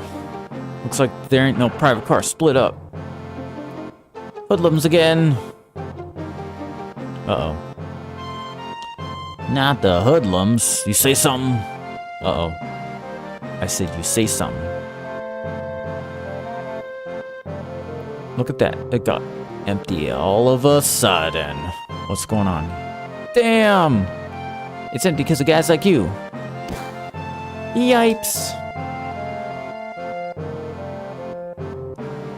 Seen the news, right? Avalanche says there'll be bombings. Only devoted employees like me would go to Mignar in a day like this. Oh, this is the Shinra middle manager, right? Shinra middle manager. I do like the Shinra middle manager and remake quite a bit. I love it. Uh-oh, I'm busting up this rhythm. Seems like it just finished connecting the cars.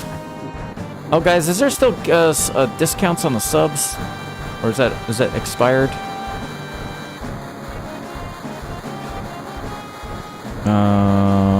There is... Let's see here. 5 hours left. Wait, is it expired?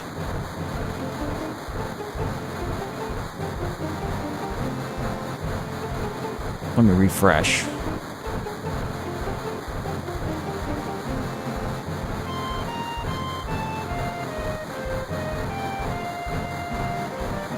I think there's 5 hours left. Okay.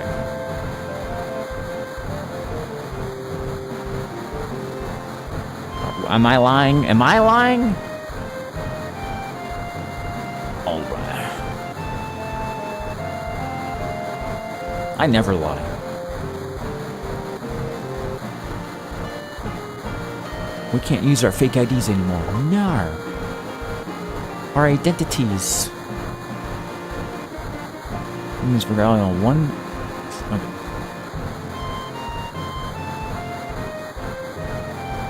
In 3 minutes, we're jumping off this train. Got it? 3 minutes. Claudita, come over here. I'm gonna attack you.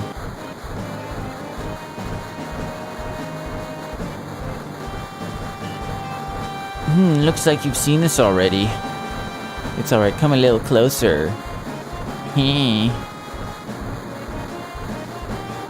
want to be near you, Cloud. Oh, nar. Oh, no, we gotta run away, Tifa Boo. It's Tifa. Hey, guys, look, it's Tifa from Street Fighter. Look. Whoa, guys, look, it's Tifa from Street Fighter 6. Whoa, dude, look at this. Whoa, she looks like a Lego, dude. Whoa, she looks like a Lego.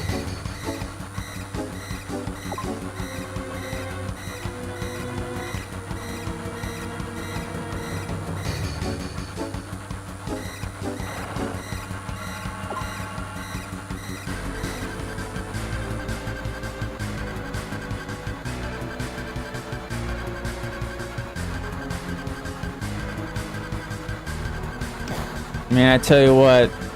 Oh, nar.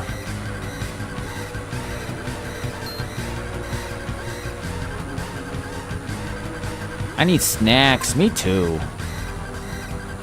I need a snack.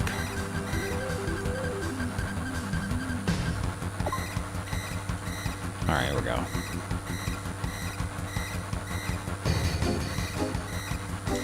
Alrighty, we made it. I did it. Whee! Whoa. Look at that here. I want a pizza. Scary, huh? Too late to be saying that now. Why'd you come along anyway? Because...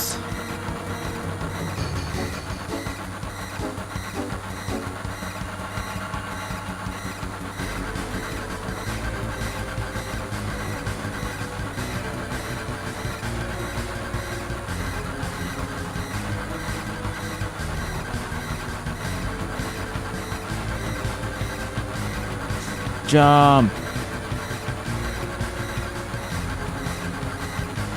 Okay. Jump.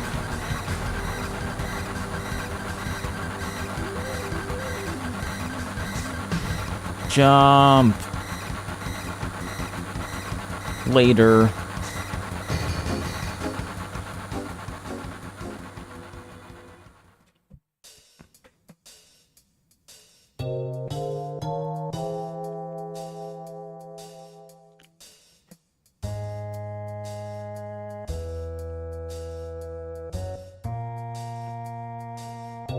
Breakfast just down this tunnel.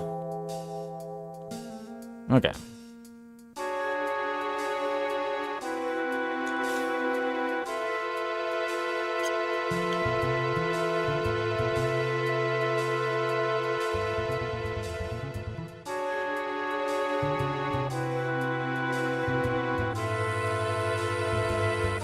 Those light beams.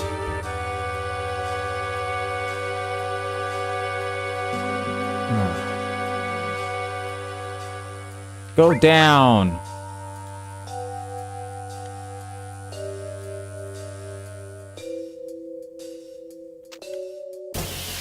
Alright. Oh, look, it's a sea haunt. Look at the sea haunts, dude. Yo, check it out. Check out Tifa from Street Fighter hitting, dude. Look. She's doing Street Fighter moves. Look. Whoa, that was a Street Fighter move right there, dude.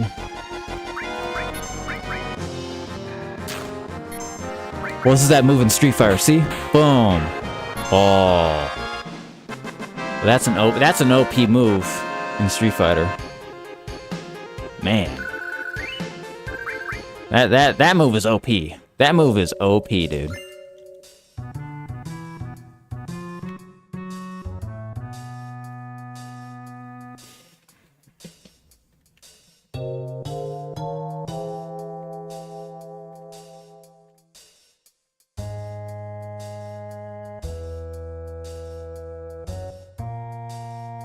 Hooray!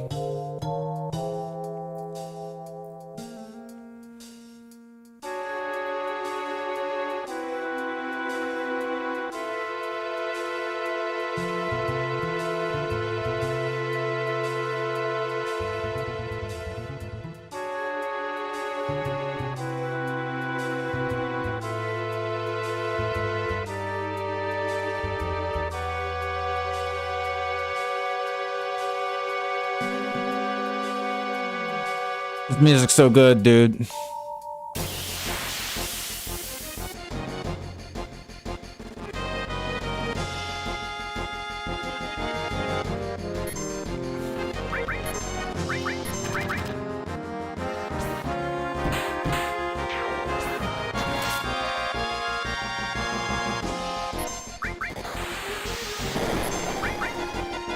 Oh. Punch.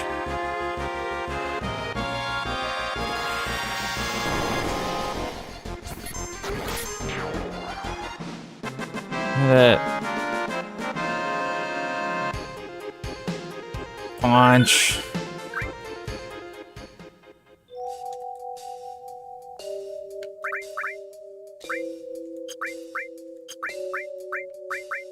Street Fighter 6.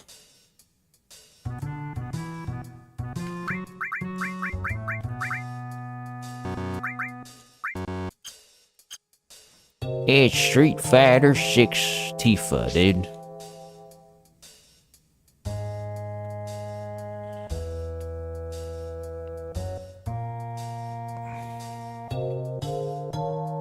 I'm sorry. Oh man, the ID scan failed.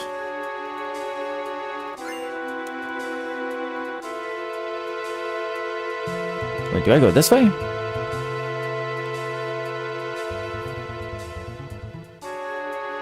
Looks like a Lego. No, it's the wrong way. Nar.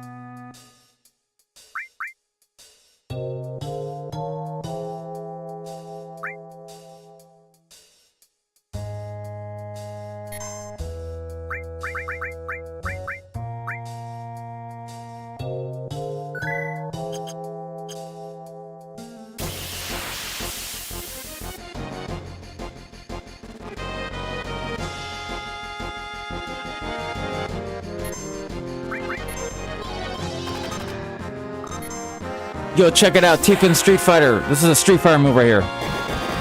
Whoa, dude. Man, I can't believe they put the Street Fighter move in the Final Fantasy VII game, dude. That's crazy. Can't believe it.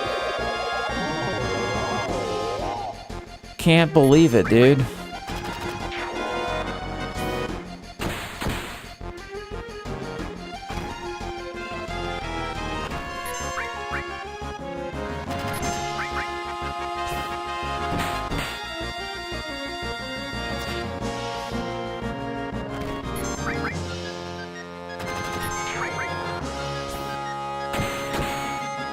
Wow.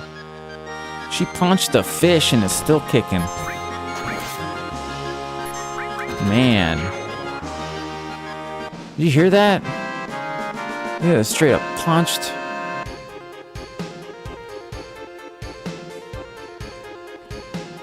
Oh yeah, oh yeah, so they're gonna, yeah, Tifa is in Street Fighter before Part 3 of Final Fantasy VII.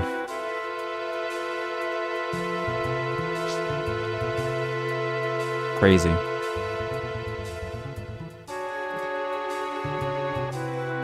That'd be crazy, dude.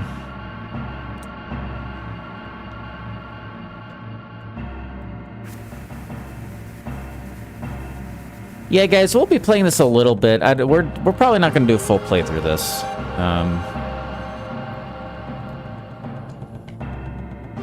Yeah.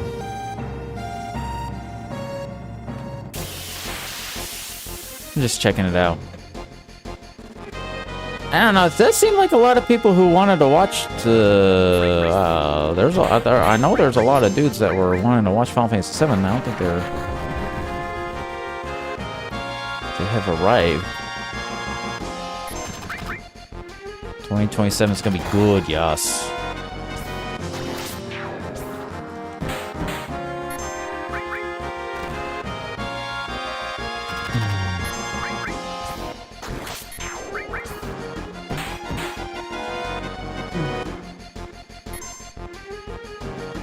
It's me, I'm Dudes, you're here. Let's go.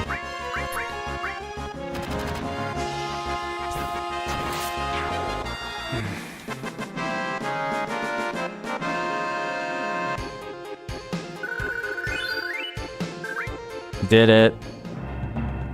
It's the victory sound. Yes, it is, dude. That's where this came. It came from here. It's the song, dude. It's the Yay We Did It song. The world famous Yay We Did It.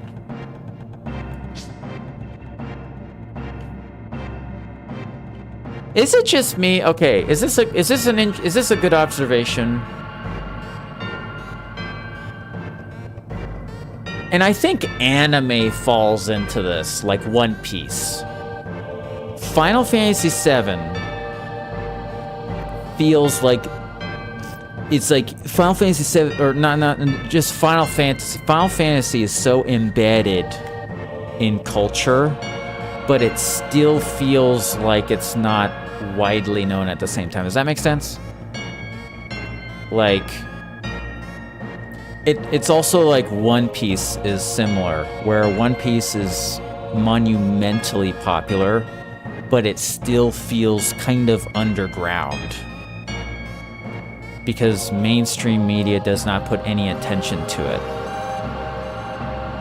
So like Final Fantasy, even like Final Fantasy VII music, like music from this game, is so iconic, but in the realm of music culture, it is completely unknown, or feels unknown.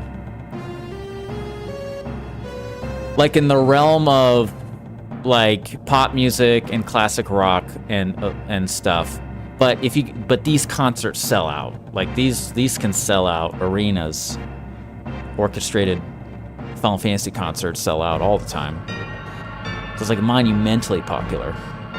So it's just kind of interesting how different works of art in different mediums just doesn't translate into quote-unquote mainstream media.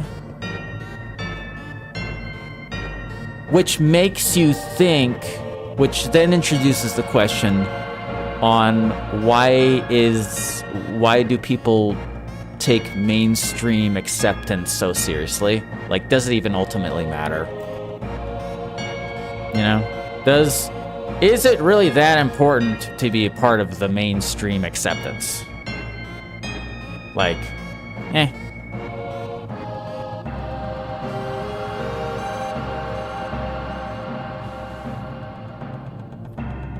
Because it kind of feels like to justify something, it needs to have like a movie exist. Like, well, this isn't real because this was never made into a movie. You know?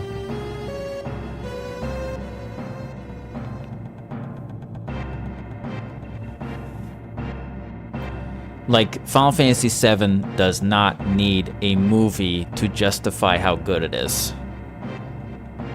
Metal Gear Solid 1 does not need a movie to justify how good that story is. You don't need to justify it.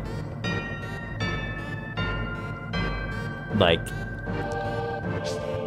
it's just another medium. It's just another medium, that's all.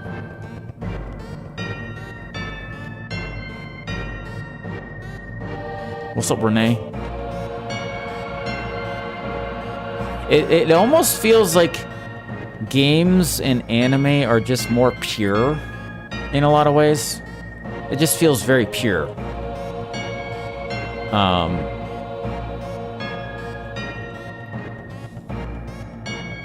They're like pure forms of art. Because like when you're making music for games, like, dude, have you guys heard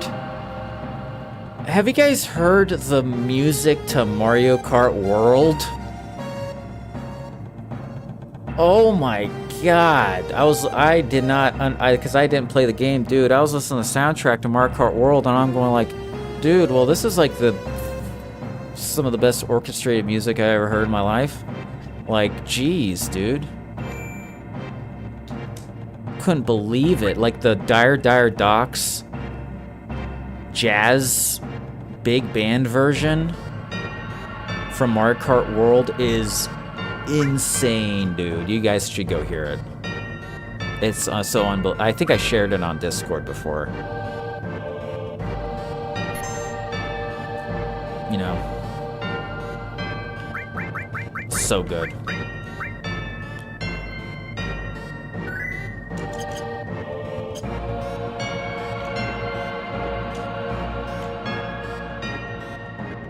Yeah, a lot of games can't be made into movies. It's like,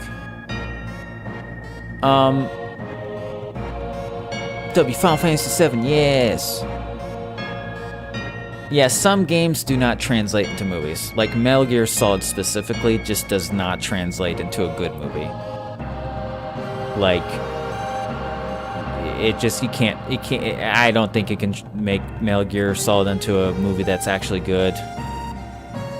I think that's kind of almost impossible, because you're removing the codex,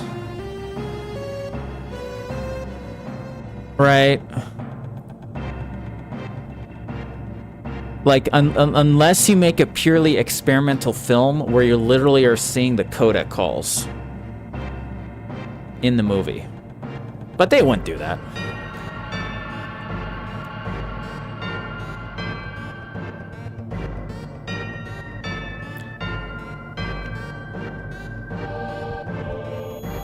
Oh no! Guys, I have a question. Did Final Fantasy VII invent this trope? The protagonist having anime headaches? This trope. What invented this trope? Was it Akira? Did Akira invent this trope? The anime, I call them the anime headaches. It's like the vision. Like, I have a headache. Ow! And then you think about the past or something. What was the trope? What was the first piece of media to do this? Was it Akira? Because of, what's his name? Akira! Kaneda, or no, maybe, I guess it was Akira.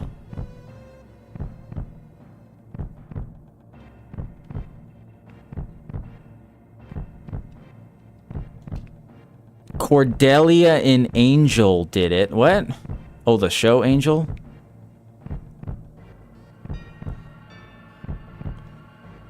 An NES, because Akira's 87. So did Final Fantasy 1? Final Fantasy 1 came out in 1988. Wait, when did Final Fantasy 1 come out? Wait a minute.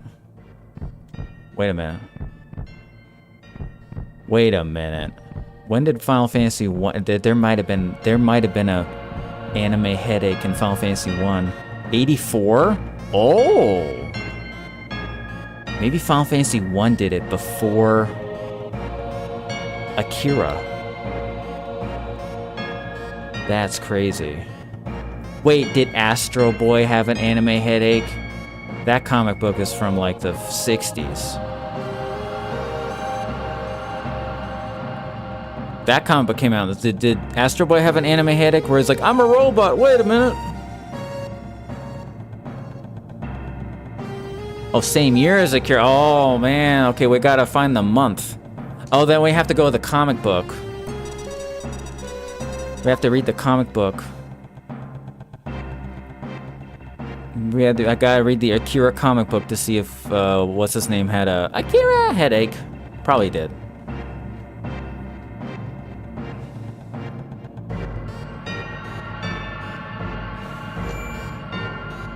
Maybe Astro Boy.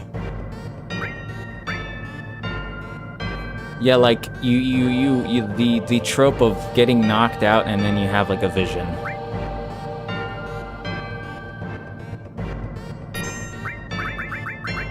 Hella trope right there, dude.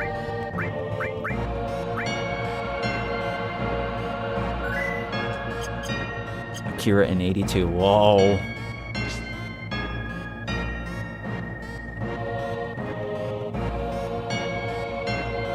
This song is so sick. Hey guys, look. It's Tifa from Street Fighter again, dude. Look. Whoa, they put Tifa in Final Fantasy VII. Wow, dude. She's in Street Fighter. Can't believe they put her in an RPG. That's sick. She even does her Street Fighter moves in the game, too. Crazy business. Wow, dude, look at that. Wow. I can't believe it, dude. Punch. Guns. Yes. Get wrecked. I even called her Tifa SF6. That's what I named her. Charisma Carpenter. Who's that? Oh.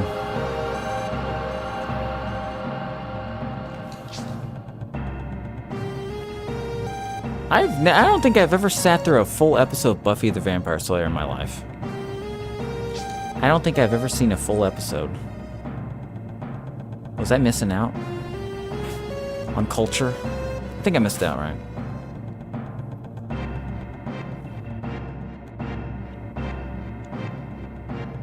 I missed out. I was not in charge of the remote to get a chance. It was probably playing at the same time as ER or something like that, so that took precedent.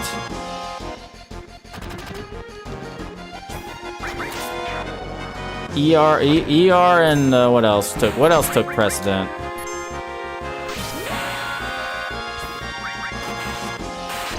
Ow!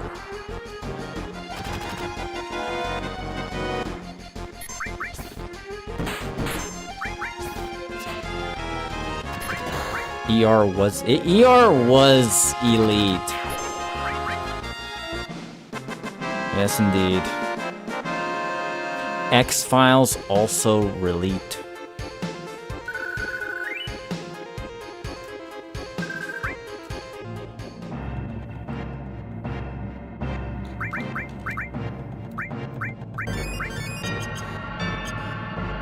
Oh, did you guys know that the writer for X-Files is the creator of Breaking Bad?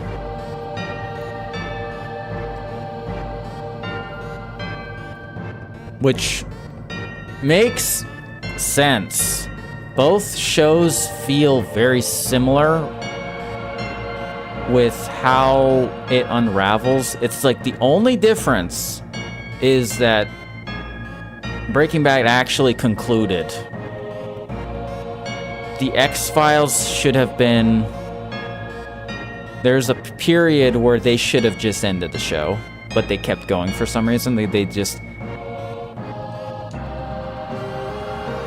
There's a point where they should have just been like, okay, let's end this, and they didn't. They just wanted to keep it going. Because those final seasons of X-Files are bad. They're pretty bad. They are not great.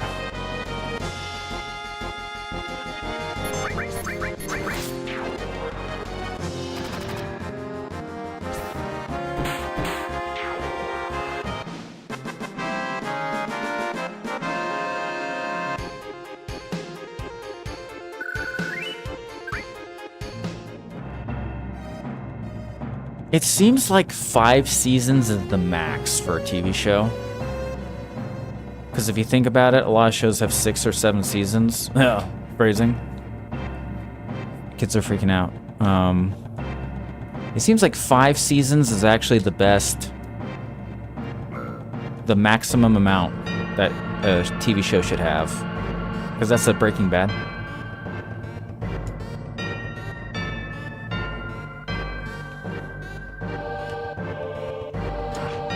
Unless you're anime, yeah, that's right. That's true. Unless you're One Piece.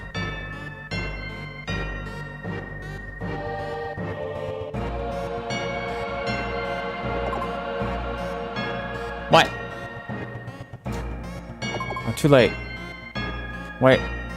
Oh! Did it.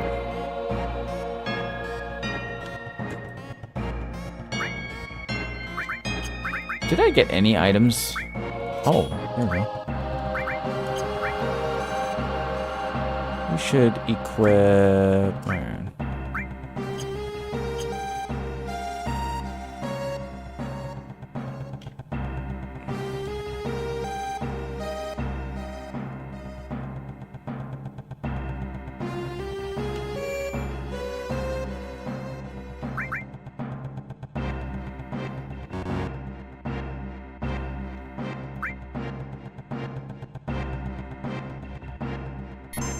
Alright, saving it. Doing it.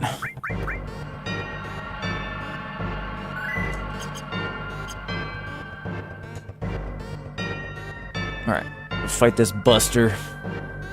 This Buster.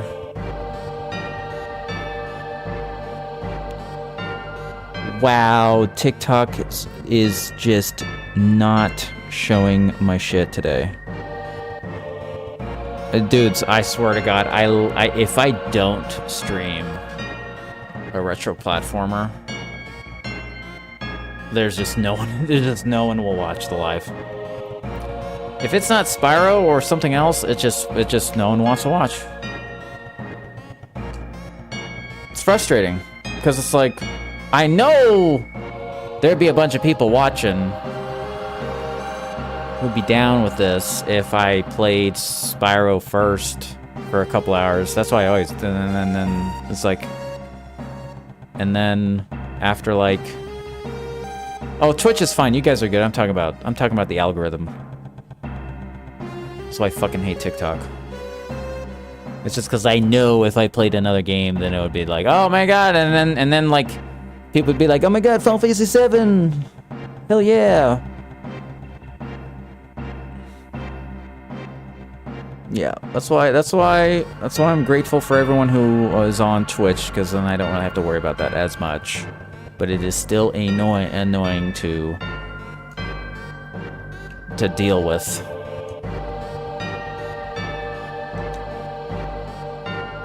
It like forces me to like, okay, I have to play these games in order for the day to be good, and it's just super annoying to having to worry about every day.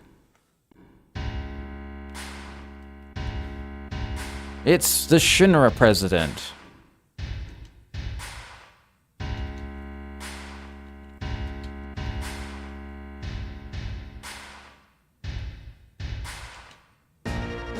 Oh, you're the one who quit Soldier and joined Avalanche. That's me.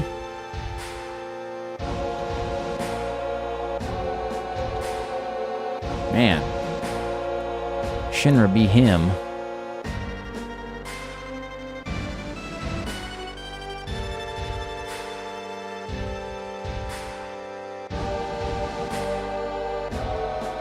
Okay, let's get to the... I kind of want to get to the Aerith section. Alright, TikTok. I'm just going to be on Twitch only for a while. I may restart the stream later. If you guys would like to continue watching, I'll be on Twitch. I'll have to restart at a later time. It's just upsetting me. Alright, here we go. Vermin.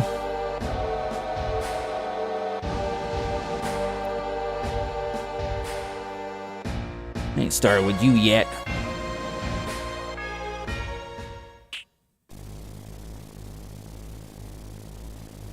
The hell is this?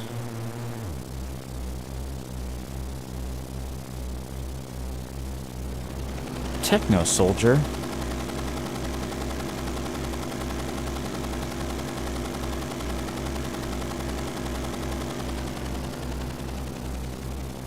What's up, Levi? What's up, dude?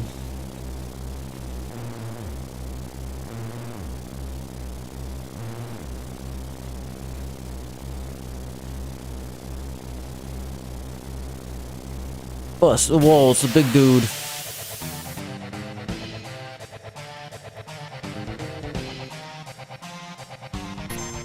It's a big dude.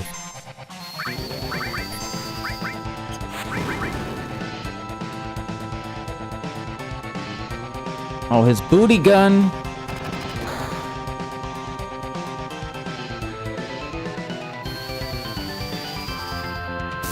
Ow.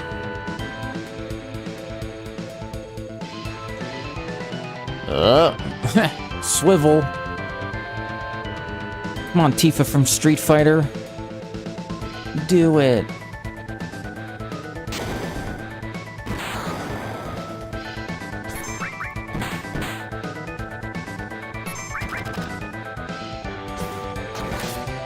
Oh man, so much damage. So much damage. Ow.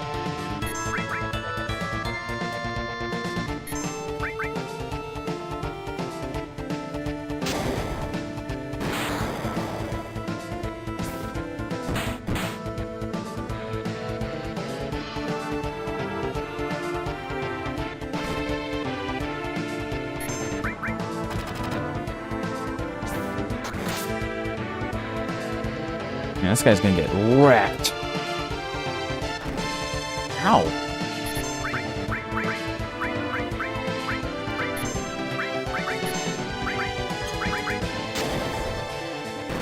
Cloud dead? Almost.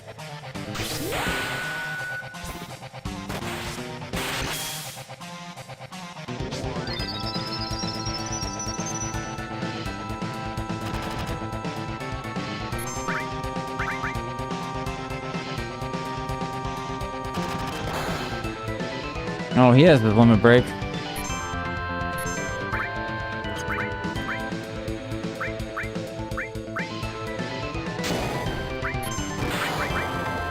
Oh, this guy's totally dead. You are so dead.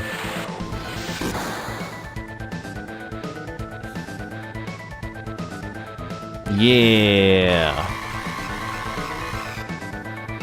Nice. Let's go.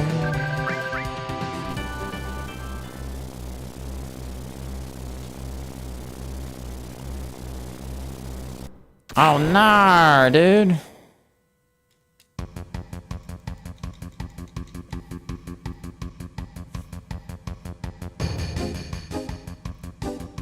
I don't know if I can hold on. Don't be a wimp.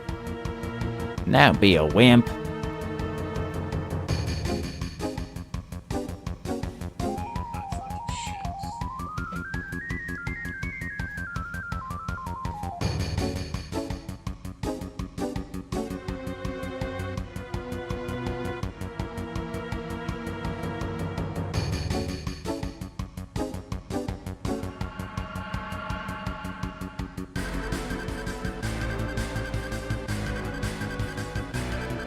All right. Oh no, Mr. Claudita. Claudita. No. You think you cried a little yesterday? Dude. Yesterday was crazy, dude.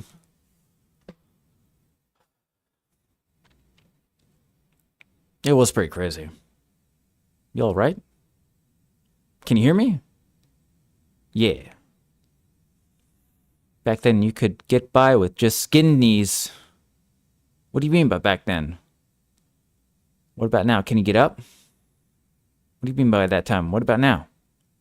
Don't worry about me. Just worry about yourself now. I'll give it a try. How about that? Take it slow, little by little. I know. Who are you? Who are you? He's just dead. Oh, I'm dead. This is heaven. Earth. Hydrate. I need to get a snack, dudes. I'm hungry as fuck. Very hungry. Sorry about that.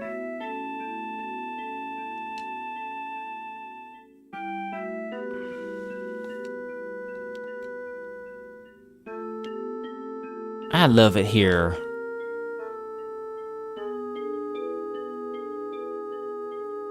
Man, cool. This is cool. Very ASMR.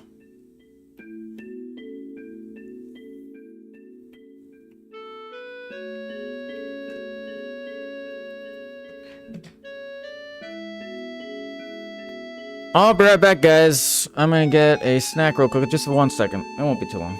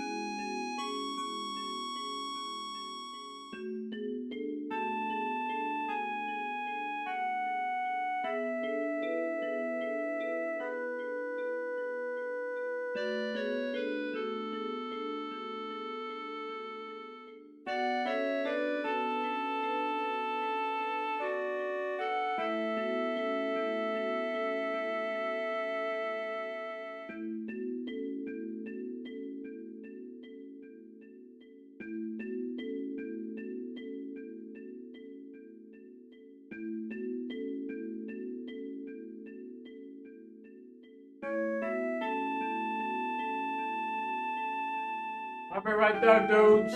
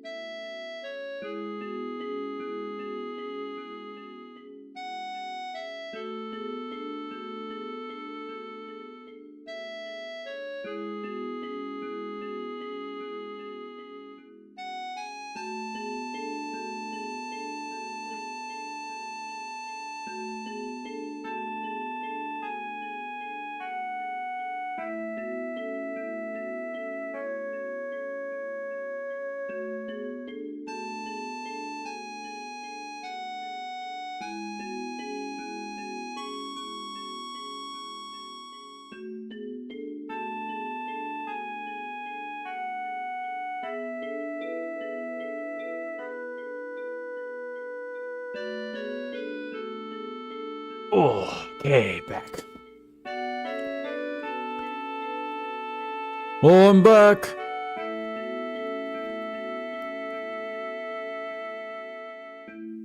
It's 8 p.m. Big. Whoa, was that me?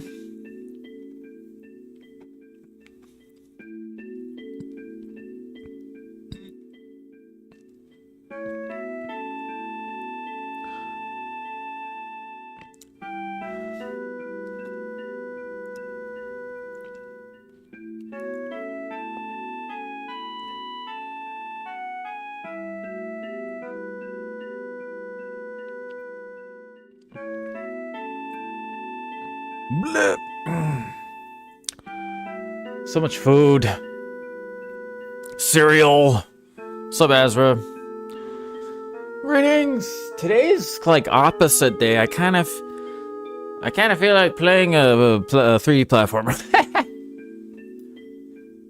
Kind of feel like jumping around. Today's opposite day. We start with the RPG and then we end with the platformer.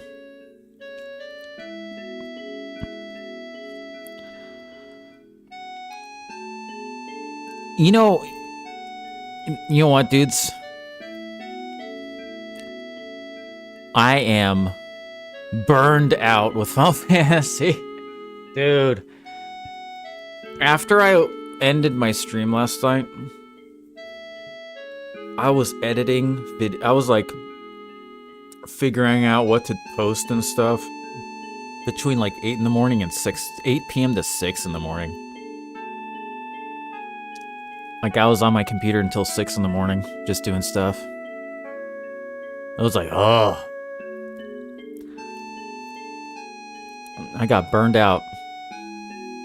Just trying to scrape the... There's like so many clips. It was like there's so much stuff I could do. But... You know, it's weird.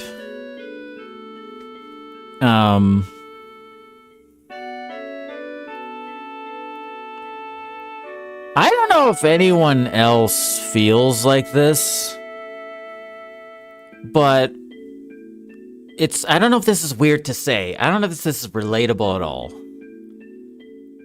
But after yesterday's announcement of part 3 of this, after it started to wind down, I started to get really bummed out after it happened. I actually started to not, like, I'm right now, it went from like, oh my god, this is so exciting, to now I'm bummed. And it's weird, because I want to play it, but I almost don't want it to come out. I want it to get delayed. A part of me wants it to get delayed, because like, I'm not looking forward to describing Final Fantasy VII in the past tense, if that makes sense. Because it's been a thing to look forward to for the last 10 years. 10 plus years. Because before the actual announcement, it was the anticipation like, man, imagine they could remake this. Right? And so, after this part 3 comes out, that's it. So I don't know, I just feel bummed. I don't know if anyone else kind of feels like that. But like, I almost want the game to get delayed or something. Because this has been a thing to look forward to for over a decade.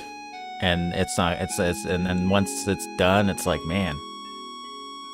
We're gonna be talking about, hey, remember Final Fantasy VII Remake Trilogy? And that's like depressing, dude. And it doesn't mean they should make more games after that. It's like, no.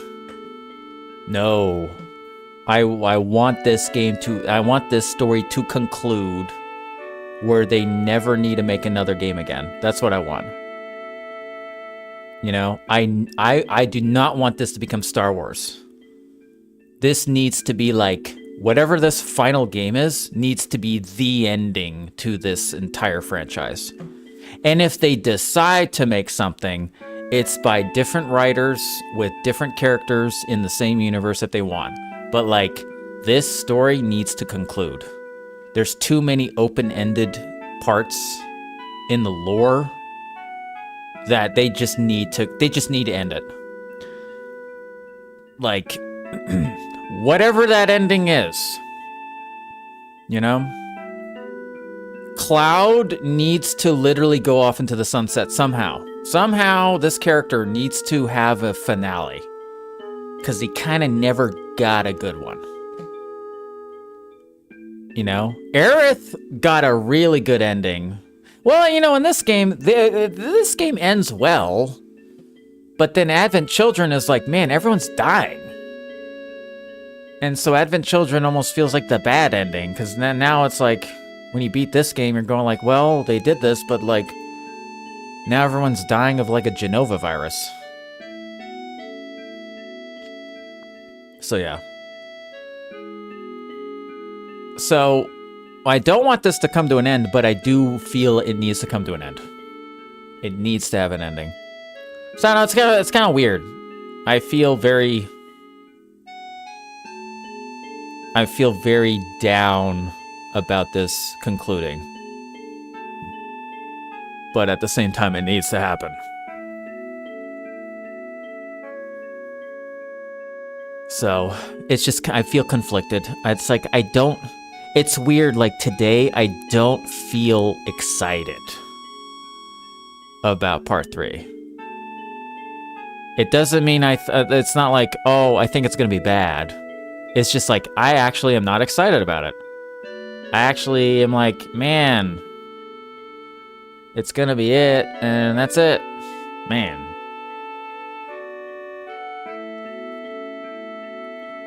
There really does need to be, dude. I really hope that Square Enix can get back to their 90s magic again with Final Fantasy. Like, after this is done, because this is going to be done in a few months, I really hope Square Enix is able to figure out the sauce with their next Final Fantasy games. Like, I hope they can find that again.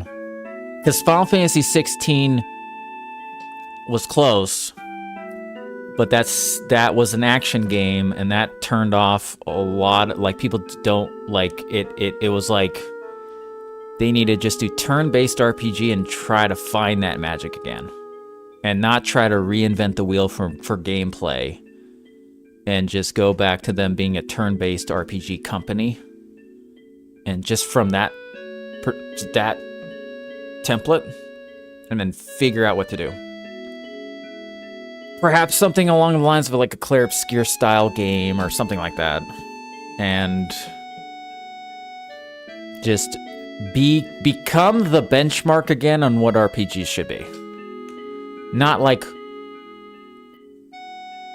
necessarily cinematics or anything like that, just as far as the genre of an RPG. Like, okay, what does it mean to be a RPG?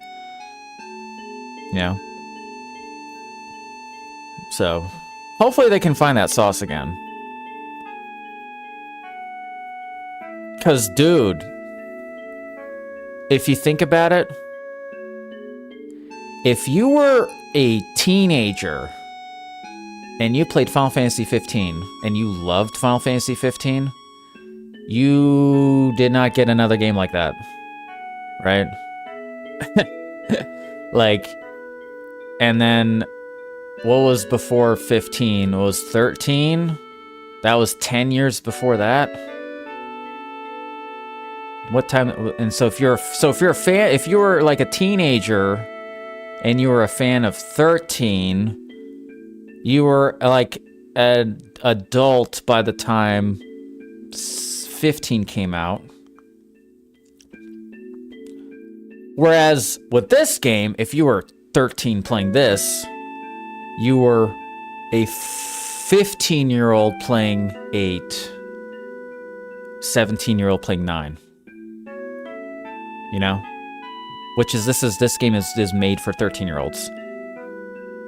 So you were like, man, I got this game, and then like a couple years later, you got like 3 more, and then by the time you're 20, or not even 20, Final Fantasy X comes out.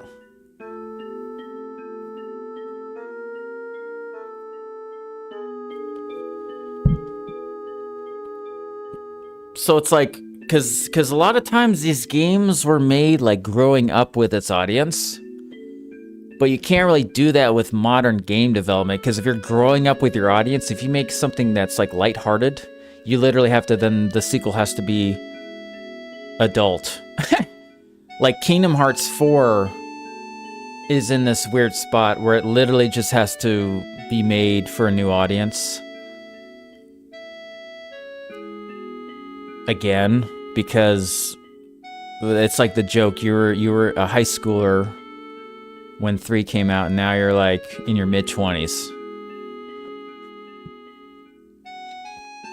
Dude, if you're a teenager when Kingdom Hearts 2 came out, you're like Unk. You're an Unk, like Unk, man. It's like crazy. So anyway, I don't know. I was bummed.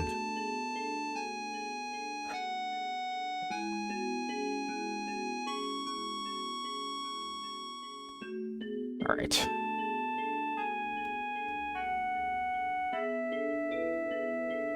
Is Azra still here? I'm gonna ask what platformer we should play.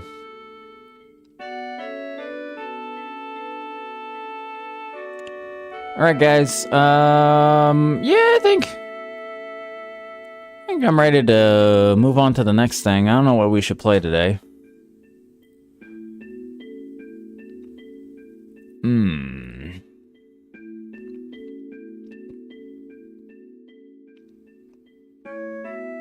What time is it?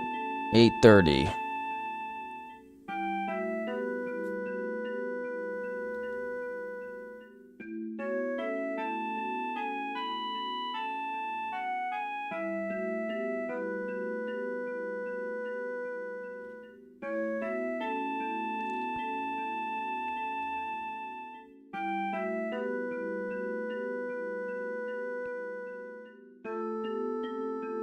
Okay.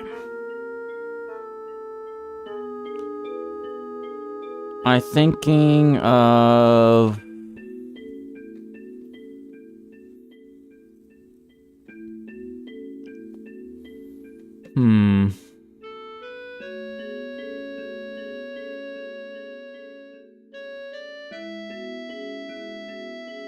Do we do Spyro? The little dude? Do we do it? Do we do... Man, I don't know what to do.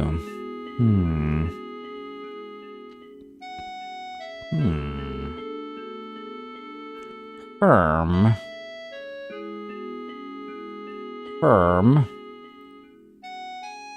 Tomb Radar.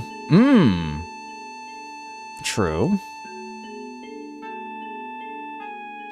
We were playing Tomb Radar. Where did we leave off in Tomb Raider? The desert? That's not a bad idea. We were at the first game of Tomb Raider. Would that be more preferred than playing, what's it called? Spyro? Tomb Raider 1? I wouldn't mind that.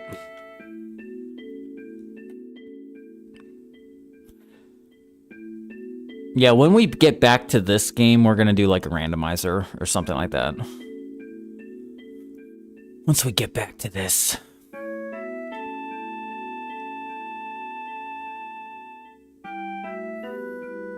I think we're gonna do like the randomizer and the stuff.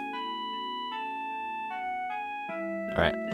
I got an idea. We'll do another poll. You guys participate. This music's very ASMR.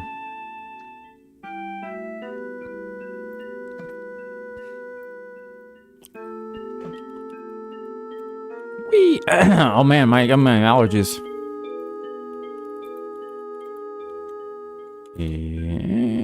I do need to do a poll. I kind of, you know what? I'm just gonna do it. I do genuinely want to play Tomb Raider. Never mind. No poll. I changed my mind. No one chooses. We had a poll in the beginning. I respected the poll earlier when we played Final Fantasy VII. Yeah, Final Fantasy music is ASMR like. Yeah, especially old ones.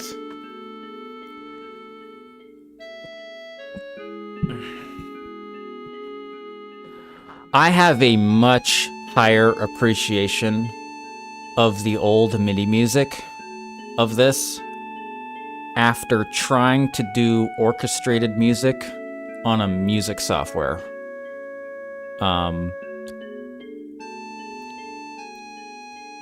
Because it's like they have software instruments for like realistic sounding orchestra that exists. That's been around since the mid 2000s. Like, for instance, to blow your mind, most of the Skyrim soundtrack is actually fake instruments. It's not real orchestration.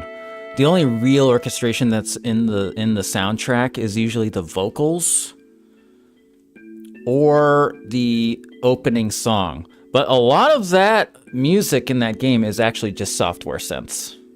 It's like software orchestra. But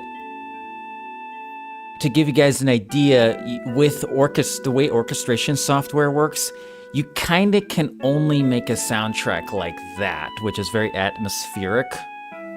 Because as soon as you write in that software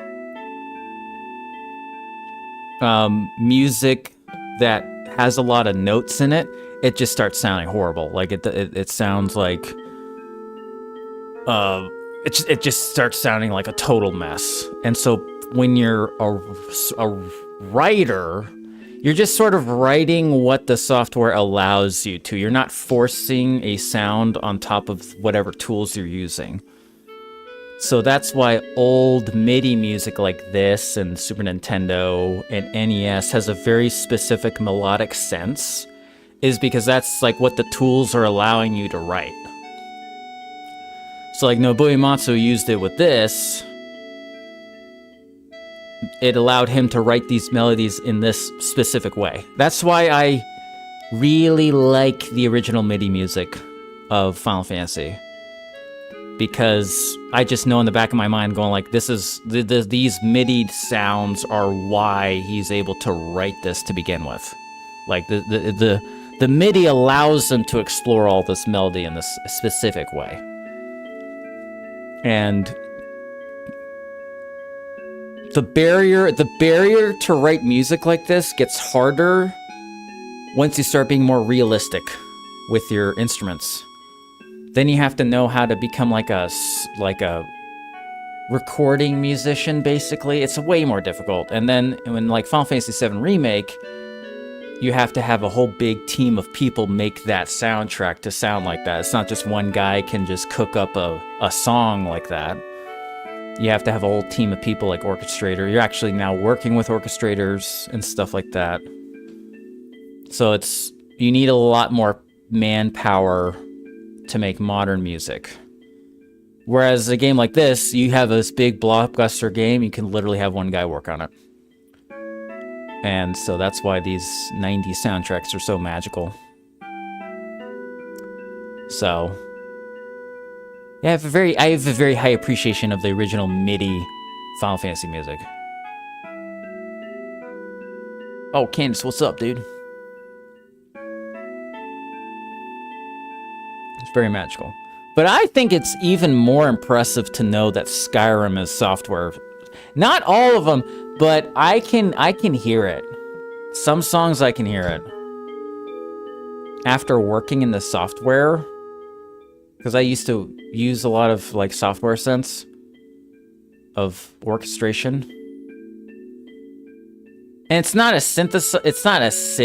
It's the software is literally a bunch of like they record an orchestra, so they record different notes a certain way, so whenever you're playing it on the piano, it does that note. So it's just a very tedious process of the people who make the software to create like very realistic sounding strings.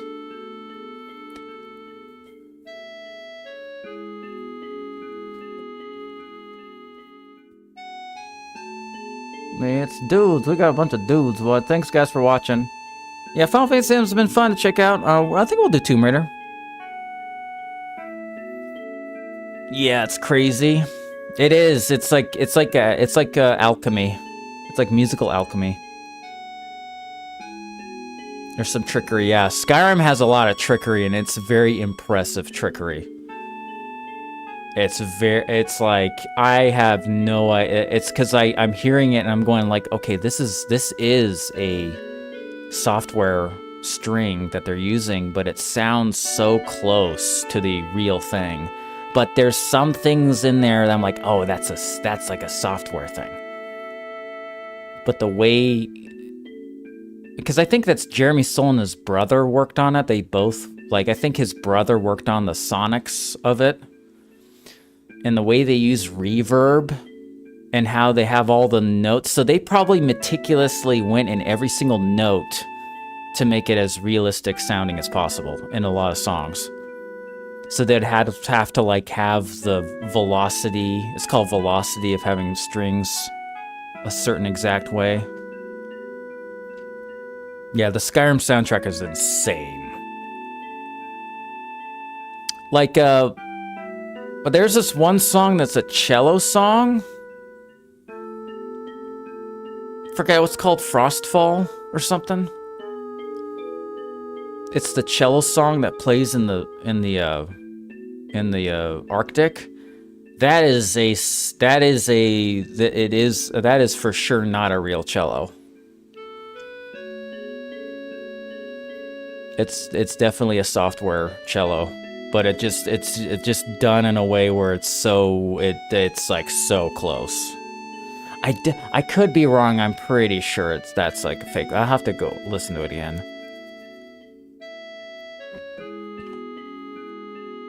I have to listen to it again.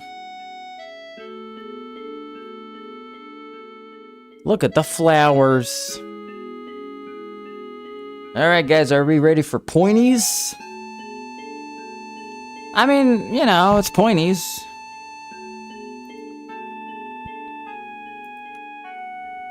You took a nip nap and you missed fun. No, we're gonna do pointies. Oh man, is that what happened? You see, I'm sorry, I made the mistake of playing Final Fantasy VII first rather than later. I made a mistake. I should have done pointies first. Get everyone riled up. And then did this. That's why I should have. That's my fault. Yeah, this is a great part. This is a great part.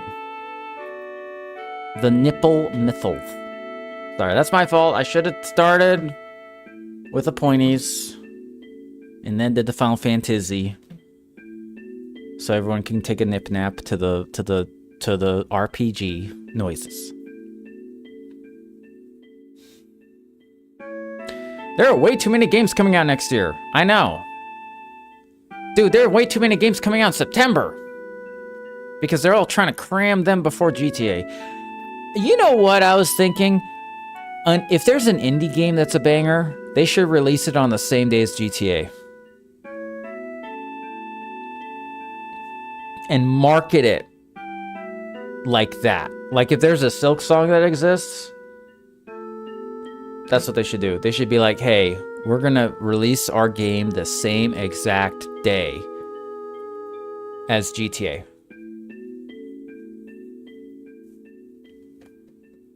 Someone needs to do that. And if anyone chooses, like if there's like a banger indie game, if anyone chooses to release it on the same day as GTA, I think they will win. Because they could be tongue-in-cheek with their marketing and be like, hey, we're releasing it on the same day. We're not waiting. We're just picking whatever day it... And then if GTA 6 gets delayed again, they'll be like, all right, time to delay our game. We're waiting until GTA. Or be like, hey, GTA was delayed. They wanted to move away from us. There's a lot of ways to spin it. I think that would be a wonderful thing. Why not? That'd be fun. Someone should do it. Someone needs the balls to do it. That would make things exciting.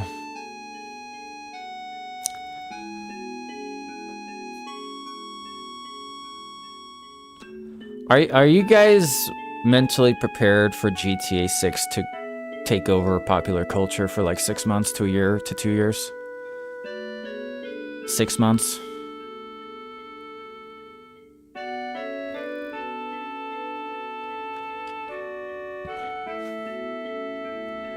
Are you guys ready for GTA 6 to be the identity, like people's identity trait? Like whatever character is in that game, it's like that character becomes the whoever's personality.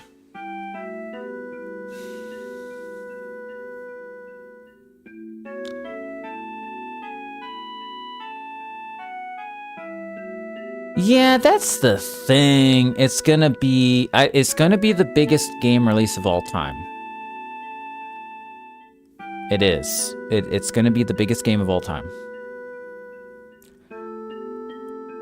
But when the dust settles, what is that game actually? What even is that game? What even is the game gonna be? Ultimately, like it's gonna be a cultural, like people are gonna be talking about the release of it. But like, is it gonna be GTA 5?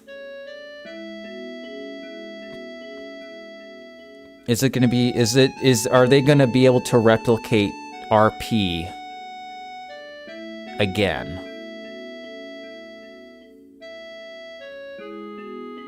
So there's this, okay, this is just me. I think it will probably double the money in sales of 5, but I don't think GTA 6 will sell as many copies as 5 in its lifetime.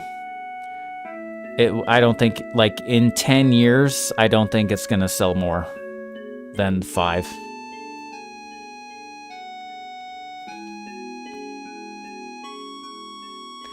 Because so many people have lived in RP for so long that even if it's like a new game, it's like the same thing with MMOs. You have your MMO that people live their life in, and then they try to make the new one or the new update, and it just doesn't hit as much. It just, no matter how better the experience is, if your main MMO was that, typically, for the most part, that's it. That's like the peak. And like, if you look at any MMO, like, because I know it's not an MMO, but it's kind of similar. I just don't think that they can. They're gonna hit that same level. Because if you have to, like.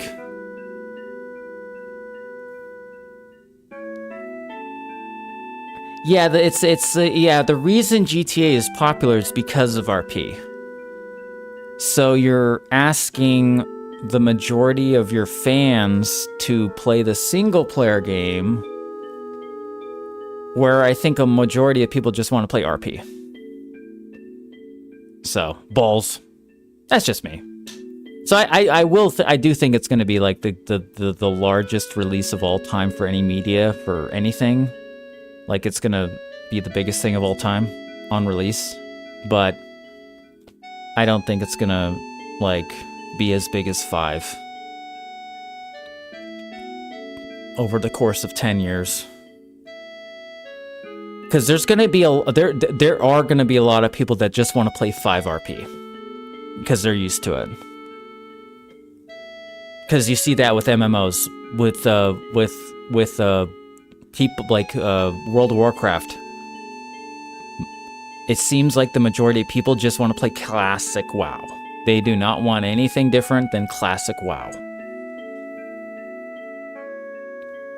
So even if there's like a cracked out, because also, okay, think about it this way. RP is role playing. So if you have like a hyper realistic game that is more accurate, there's less role-playing involved. Also mentally, when you have a more realistic game, it's like this game. You know, you put a lot of imagination. Your imagination fills up a game like Final Fantasy VII with yourself. So as good as 7 Remake is, You know, the more realistic something is, the less imagination you have to fill the void. So there's that aspect of it. Because, yeah, RP is all about, like, role-playing. So that element will have to be nailed in the next one. Alright. It is time for pointies. VVCast Riz. Whoa, you guys got rizzed. That's crazy. Whoa, look guys, it's Final Fantasy. Revelation. I don't know if I like the title. I'm trying to justify it. Can't say I like the... Yeah, I don't know. Kind of lukewarm on the title of the game. I know it's going to serve thematic purpose. But like, I don't know. Why is my bar showing, dude? Wait. Why is this showing? Oh, there we go. We gotta put Winston in the freezer, right?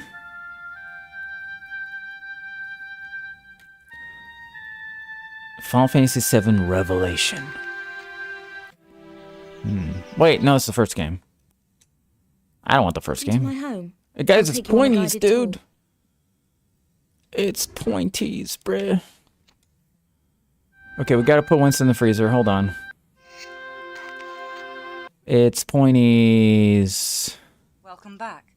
After that grueling business last year, I decided to build this assault course to hone my skills and learn some new ones.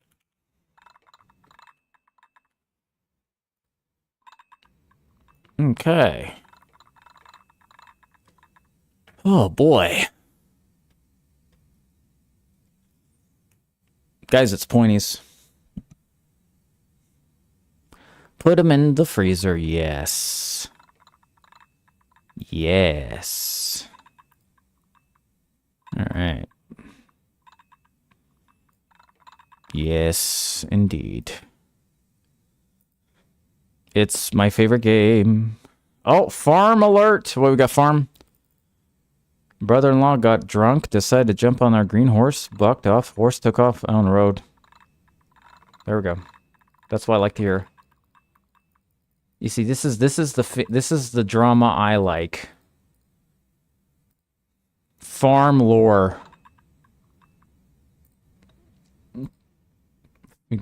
Farm dumping. I'm all about farm dumping. That's what I'm gonna call it. Farm dumping approved.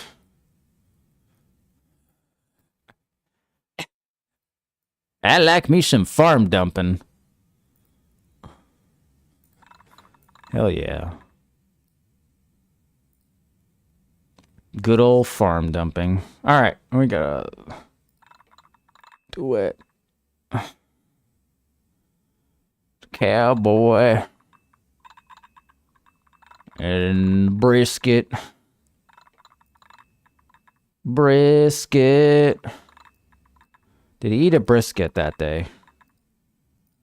That's a real question. Brisket?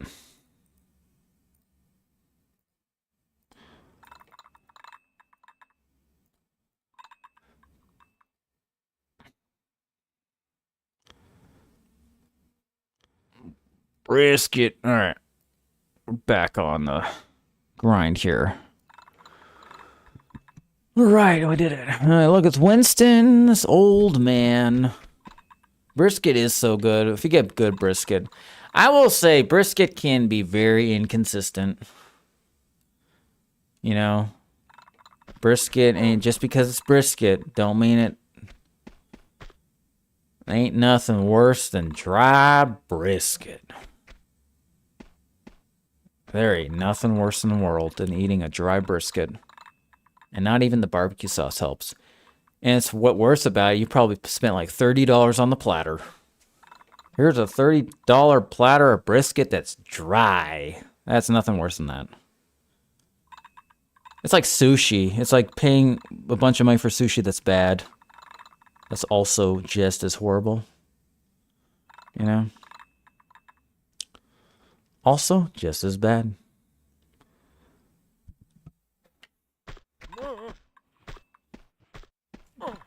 Just as bad. Wait.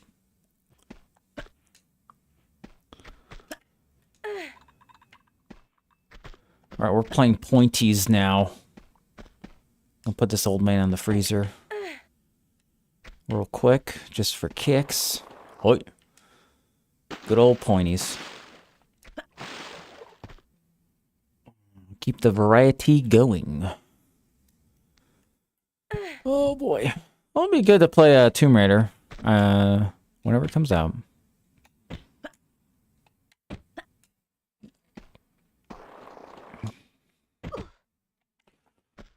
Oh yeah. There we go.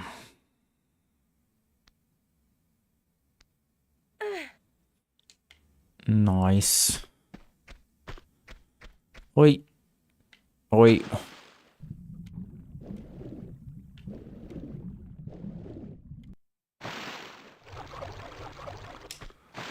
All right.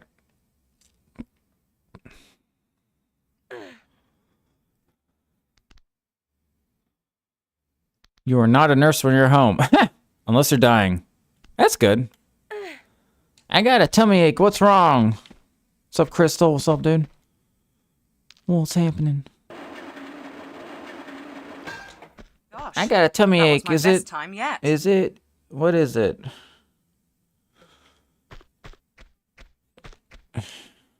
Feel free to explore the rest of the house and garden. Get the random DMs.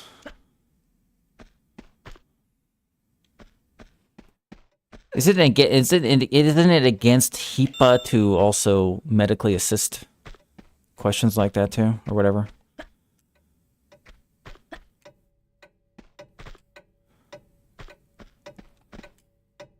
That's also why we should not be sharing medical advice on the chat. Ever. Because I think that is a...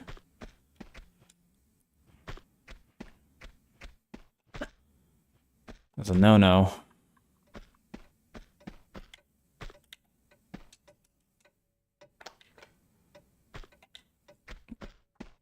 Big no-no. Oh. Are you gonna put the guy in the freezer? No. I don't put elderly gentlemen in the freezer against their will. Okay? No. No, I respect all elders.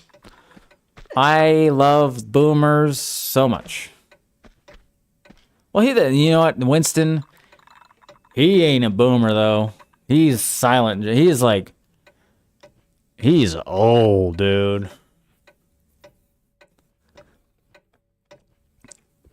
Dude, this guy was like a part of the GTA 6 release of the 1900s, which was the World's Fair.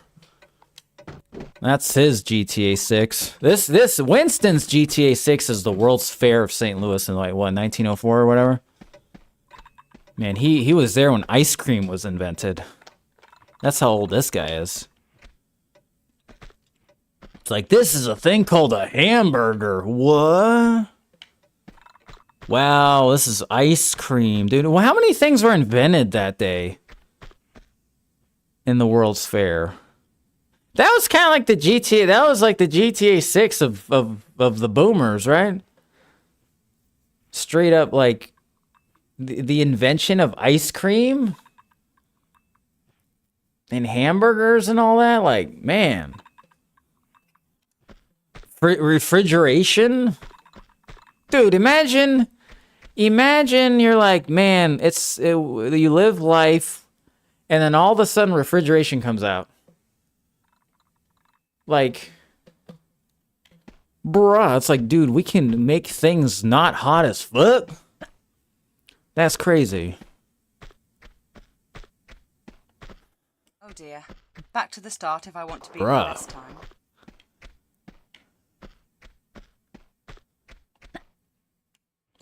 That's big, dude.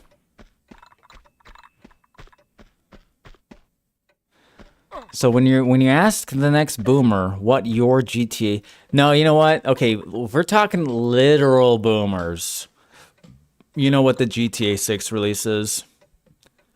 You know, so boomers are born between 1945 and 50 and 60, right? So you guys want to know what the GTA 6 of the boomers are?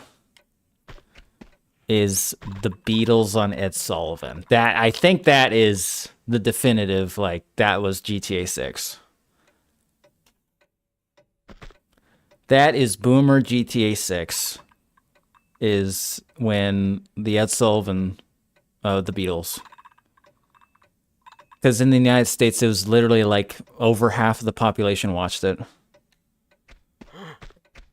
Well, thanks for the roses, dude. Geriatric Fight Club? Nah. Do you guys think that the Beatles at Ed Sullivan is their GTA 6 equivalent?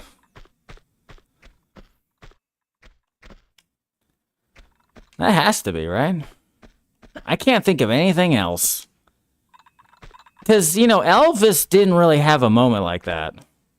I think he had an Ed Sullivan moment, but he was, like, already popular. He was already, like... But the Beatles was, like... You know... half of the United States population watched that.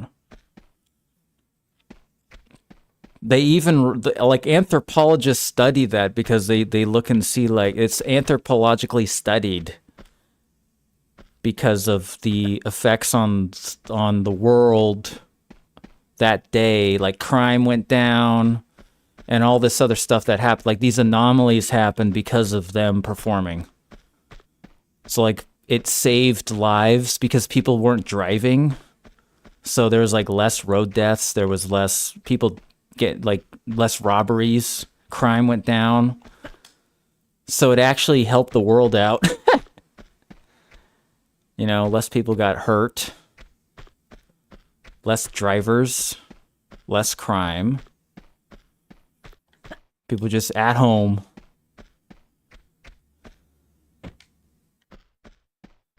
It's crazy times, dude.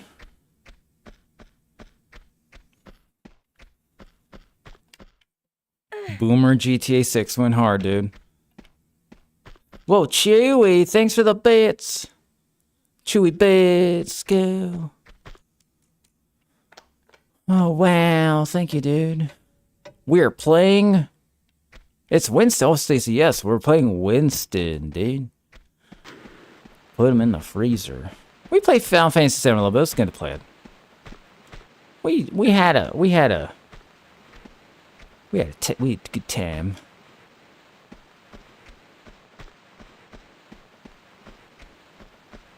The bits are chewy. Chewy bits? Oh. Like a jerky? Thanks for a rose, dude. Emma, Kelsey, thank you. And I can't read that username. Wait, did I push the button? Uh-oh. I wasn't paying attention. Did I push the button? I'm not paying attention. I'm just on autopilot right now.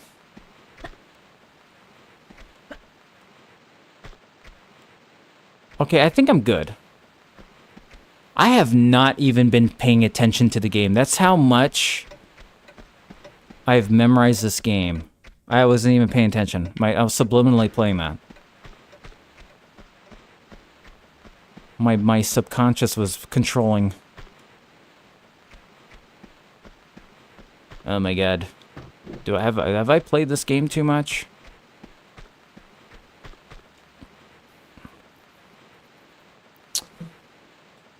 My skills in life are Spyro, playing Spyro, and also memorizing Tomb Raider 1 and 2. Let's go. I think that's useful. I think memorizing Tomb Raider 1 and 2 is useful life. Is that easily translated to like a life skill that's like being a mechanic or something, right? It's like learning how to weld.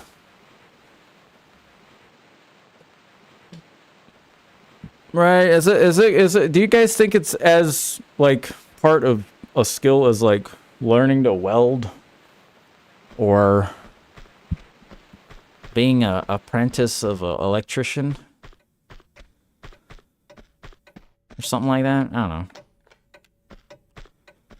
What? Can you open the door? Something? Kelsey, thank you. Did it. We did it.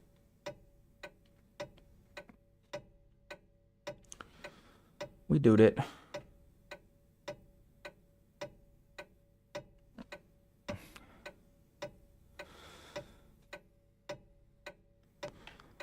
Back jump. You want back jump? Well, do a flip. Welding classes. Welding looks like it's really fun. Welding looks like it's that'll be pretty sick.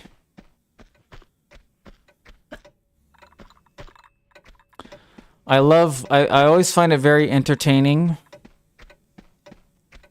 I love watching videos of people like who are welders talking shit about welding jobs. Like, look at this dumbass welding job that this guy did. Look at this. I do enjoy watching those. Like, look at this dumbass welder. Look at this. This guy thought he did something. Who they pairing this guy to do this? This dumbass welder. Oh my god. I've soldered before, yeah. Done a few solderings. Circuit bending. Did a few circuit bending. It's fun to get like child's toys and circuit bend them. You see, that's the thing about what's the guy's name in Toy Story? The kid. What's his name? The villain. What's his name? Starts with an S. Sid. You see, if Sid wasn't in the Toy Story universe, he would be a low-key artistic genius. But the problem is he should be in the real world. Like, if he wasn't in a fantasy where toys are alive, he would actually be a cool, creative child. So it's like he just so happens to be in the existence where toys are like real people. So it's not his fault. And so it's like, imagine being a creative person in a world where toys are like humans. You know? That's stressful. You gotta make sure all toys. First of all, the creation of toys is a moralistic issue. Like, then it should be like, should we even make toys? Should toys even be made if they're coming alive? But no one knows that they are. It's like, no one knows. Why? So then it becomes like, well, why don't the toys tell people, like, hey, we're alive? What's up with us? You know? Because guess what? When they actually come alive, Sid freaks out. And then he's scarred for life. He'll never touch toys again. Well, now he knows. I don't know if Sid's a villain. Because he was just living life like a normal child. He is just normal 90s. That's what normal 90s child. You know? I don't know. I have empathy to Sid. Hey, what's up, Purple? What's up, dude? Sid is not the villain. Maybe those toys should have said, hey, maybe knock it off a bit. Maybe they should have done that earlier. Maybe the toys should have not been cowards.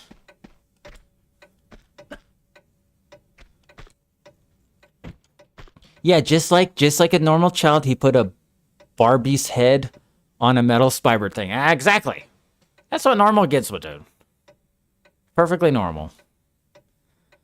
Putting a Barbie head, ripping the hair off, and putting it on a spider thing. Yeah, that's what normal. That's what 90s kids were doing. Typical 90s child with toys. You know, just ripping toys apart.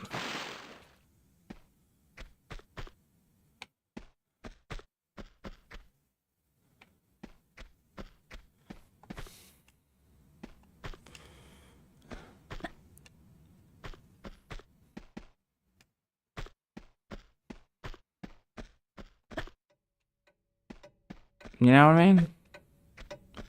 All right. We put him in the freezer. Now it is time for Cybertrunk Poinies. Wait. No, not the third game. Nah. Cybertruck Poinies. Let's go. Whoa, look at this. Whoa, dude, wait. Whoa. There will be a sixth one.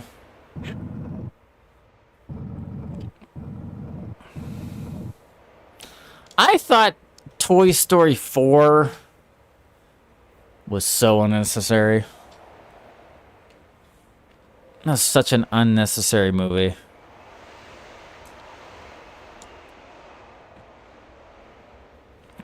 I think the best part of that movie was the spork. But I felt like the rest of the movie was like kind of. I felt like why are we doing this? You know, well, Spork was good. I like the Spork character. Spork is good. Spork is a really good character. It's a very existential character, although it's kind of like it introduces some weird moral gray area. That whole character. It's like. It's kind of crazy how it's like the Spork literally exists because a toy decided that he was a toy. Or a child decided this is my toy, and it literally makes him sentient. And so that is kind of freaky. It's like, oh, so that means that anything kids choose to be like, this is my toy, is they come to life.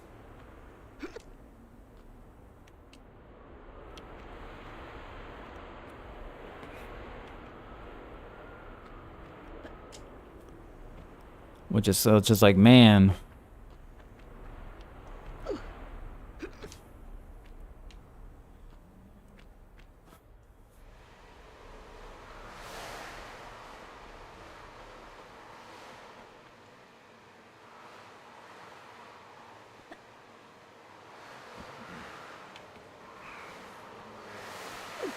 All right, guys, we are playing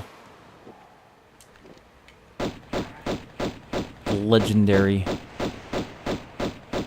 Tomb Raider.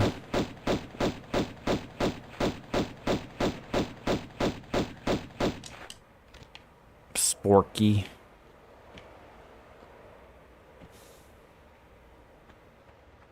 I forget, do I? Wait.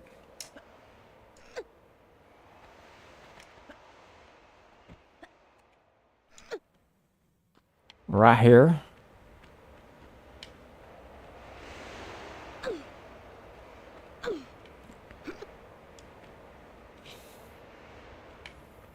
You cannot own the Dodge Wraith. Why not? Is it too dangerous? Why can't you own a Dodge Wraith? What?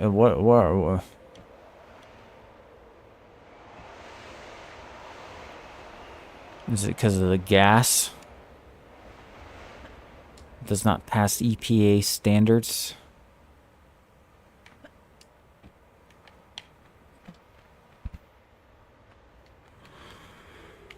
All We did it. Thanks, guys, for watching today. We're just been chilling. Been playing some games. Doing stuff. I appreciate you guys being here. Well, it's a concept car. Oh, yes. Oh, yes.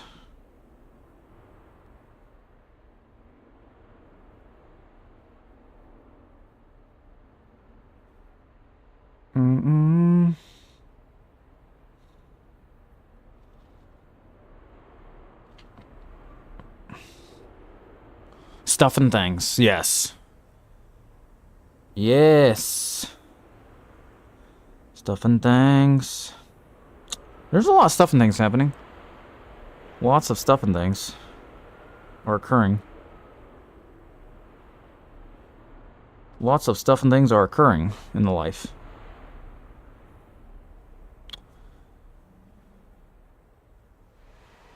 Hold on, dudes. Just checking stuff out. Okay. We got a gift sub, dude. Whoa, Stephanie, thanks for the gift sub. Let's go. Hooray. What a dude. Thank you. Let's go. Thanks. The giant skeleton guy with no legs. First game. Final boss of the first game. Yeah. That's a final boss first game. Yeah, thanks so much, Stephanie, for the gift sub. That's so nice. Thanks. You guys have made today a wonderful day of streaming. Thanks for the vibes. We're just playing the OGs. Oh! Thanks for vibes. Kelsey, thank you. Yeah, final boss of the first game is the, not Mr. Kitty. Bad Kitty. Mr. Kitty. Oh, wow. Yeah. That cat was a lot. He was very spicy. He basically just acted like a cat. Just like a cat.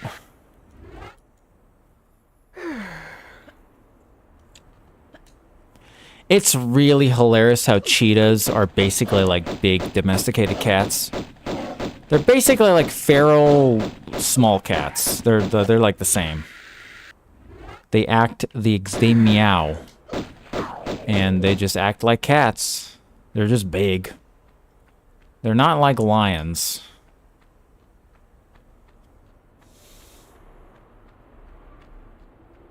You know? What a wild, out of context quote. Yep. You know how we yap. You know when I start yapping, it's always something weird. It's always something. Whoa, it's a treasure train. Oh my god. Wait a minute. A treasure train. I mean, we did it. Treasure train, let's go. Let's go. It's a treasure train. It's the theme song, dude. Wee, wee, wee. Yeah. Nip yaps are the best yaps. Oh, thanks, dude. Thanks.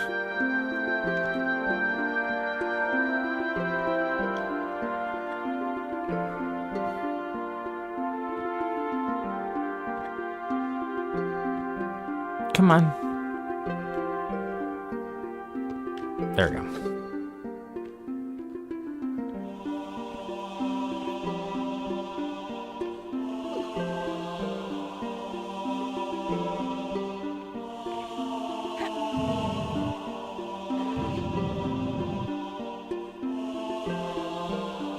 Push it. Yas. Yas. The song's sick. It's a treasure train. Not gonna lie, guys, the treasure train is sort of funny because there's already a discount for. There's already the treasure train discount going on anyway, so. It kind of is already happening. That's why I was kind of like, eh? Hey, it's already happening. You can already get a discount of 5 gift subs. It's been going on.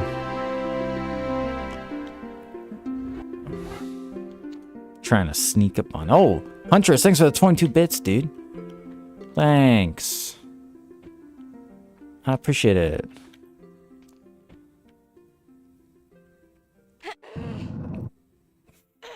I need more coffee, dude. I'm fading. I'm drinking way less coffee than normal. I can feel it. I also need more AC. I need comfort.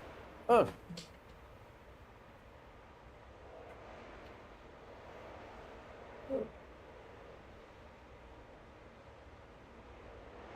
Yes. I put it down to 69 degrees. Let's go, dude. Yeah.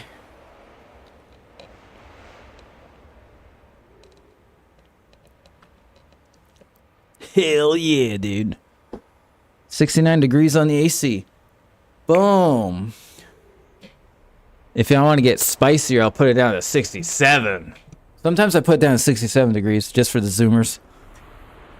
I'm like, I don't need to be that cold, but you know what, I did it for, sometimes I do it for the zoomers.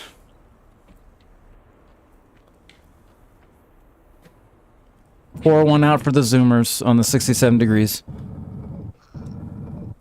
Let's go.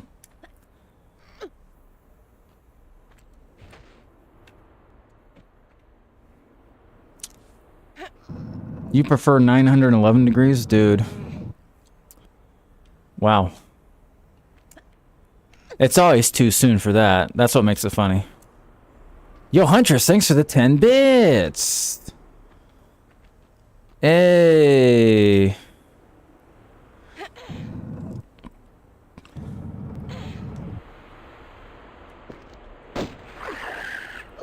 In the words of Norm Macdonald, you guys know that 9/11 was a national tragedy, right? In the words of Norm Macdonald.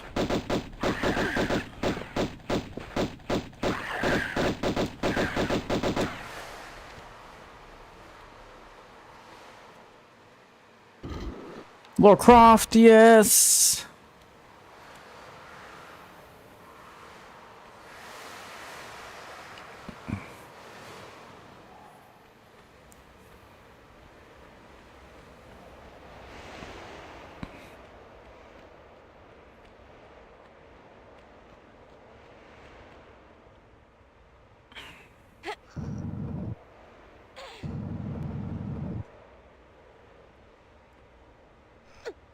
Oh, whatever that means, yeah, it's alright. It means just it's whatever it's provocative.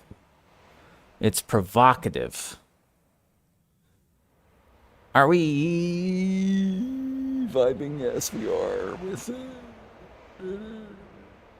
Here we go.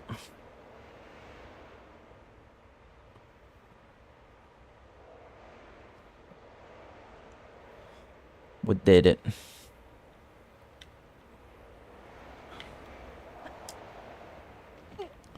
Well, thank you, Kelsey. Have a good one.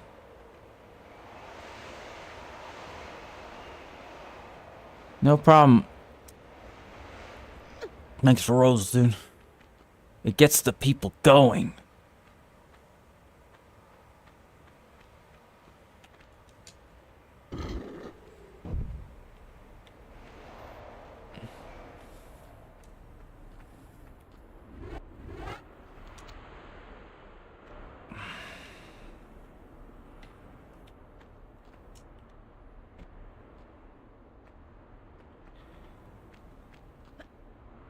What?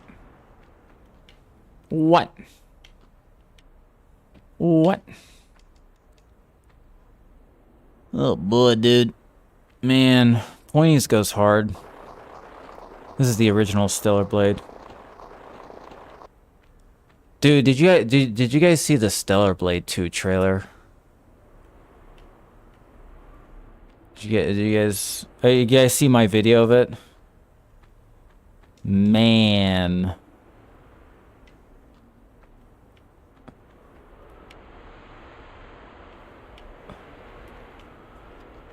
Did you guys see the Stellar Blades? It's like, jeez.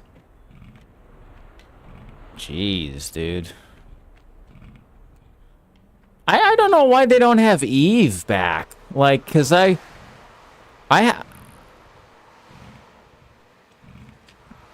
mean, I have my game. I have like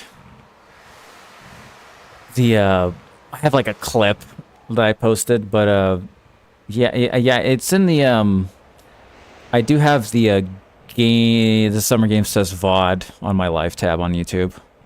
It should be like halfway through the it's somewhere in there. I probably need to check mark the live to show where everything is.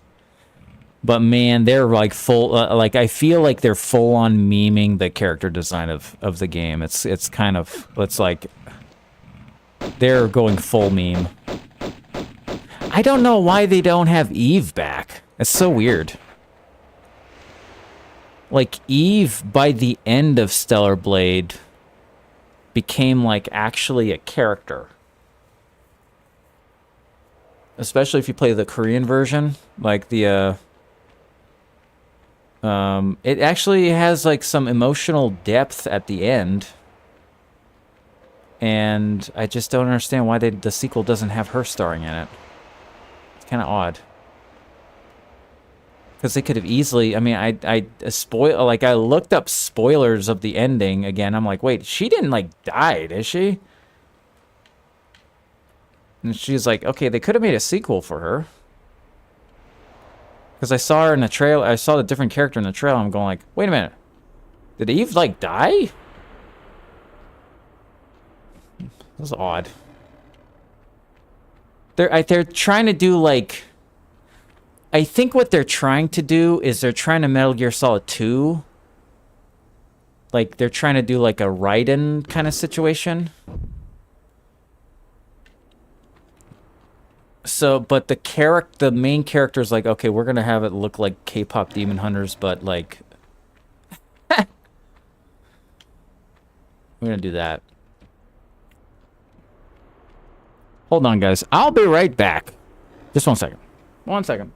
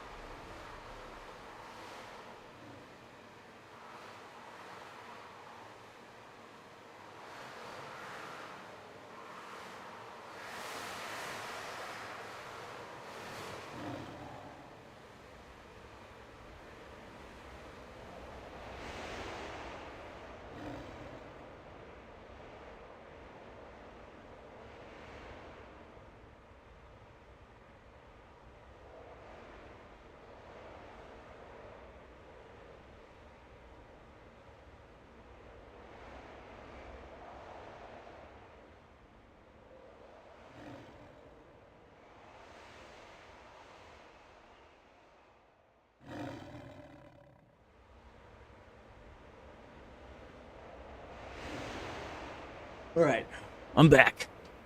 Stacy, what's up? Balls. Well, balls. Sorry, there's a galactic phone call I had to take. Oof. Don't worry, you guys are fine. You guys are fine. Good thing I answered the phone, though. Yikes. Good thing I answered the phone, dudes. That's all I'll say. Nothing to worry about. Well, now there ain't. Now you have nothing to worry about. Good thing I'm attentive to my phone calls. Man. Yeah, just all I'll say is maybe thank me for answering the phone. Did the meteor missed us again? Well, I mean, missed is like it missed, like... I mean, yeah. In a way, because missed means it tried to hit something. Right? When you miss something, that means you're trying to hit something. So, yeah. So, yes, it did miss. Hopefully you didn't get yelled at. No, I had to give it a talk. I had to be like, hey, no, I was the one who had to be like, hey, stop it. Hey, is that a fire? Is that a... Well, I died. I don't even know when I saved it, dude. I don't think I even saved it this entire... I did not save it. Dudes, I forgot to save it. Oh, this ain't too bad. Okay. No, I just had to tell it, like, hey... Get help. Yeah, something like that. Like, naughty. Stop it. That's a jam, dude. If you miss something, that means it try to hit something. Oh. Is that, oh wait, I'm trying to think how that would apply to life. If you miss something, that try to hit something. It's like something Michael Jordan would say. Right? That's like a Michael Jordan quote. So what would the life lesson be? That it's like it's good. It's like you're trying to hit something and you're gonna miss. You will miss. Yeah, Michael Jordan said that, but I said it better. Screw that guy. He's Unk now. I'm here. I'm now. He's Unk. I said it better.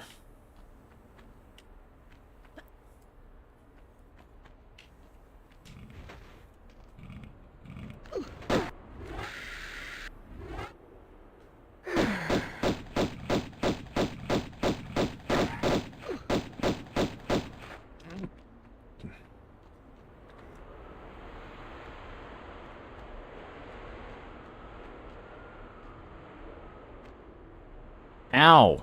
My shins, dude. Bruh. My shins.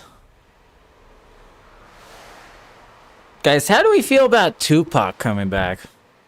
Somehow Tupac came back. How do we feel about this? Somehow Tupac came back. Right? I don't know how I feel about that.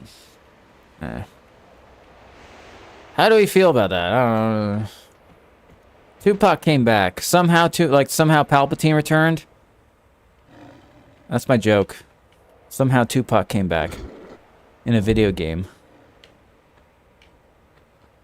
You thought he died? No, he didn't die. He's in the game. They're parading his ghost. They've been parading his ghost around for the last 10 years. They put him in the Coachella as a hologram. Kendrick put like an AI voice, or no, he didn't know. You see, Kendrick put his voice from an interview and had a fake conversation with him at the end of Pimp a Butterfly. So he came back then. So they took like an old interview of him and then had it be like Kendrick is talking to him. They did that first. And then they brought him back as a hologram. And now he's in a video game. Meanwhile, everyone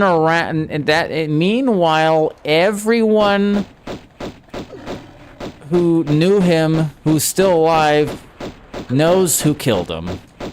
And they're just letting that just exist and not... Like, everyone, I guess, is just fine with it. You know? That's what I don't get about that. Like, how can everyone just everyone apparently just knows who did it, and everyone's just, like, okay with it? Like, what's up with that?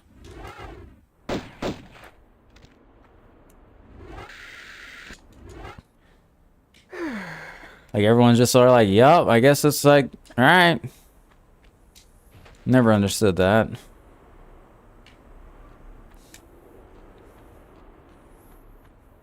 Come on, Snoop.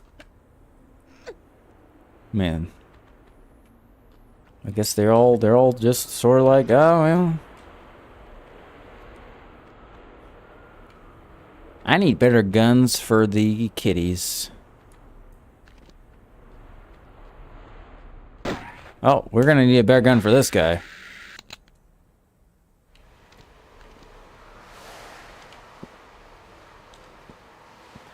You know, oh, guys, you know the first to do it. You guys, can you guys guess what the first deep fake was? You have to, this is some boomer shit. Do you guys remember the first deep fake commercial of a dead person was?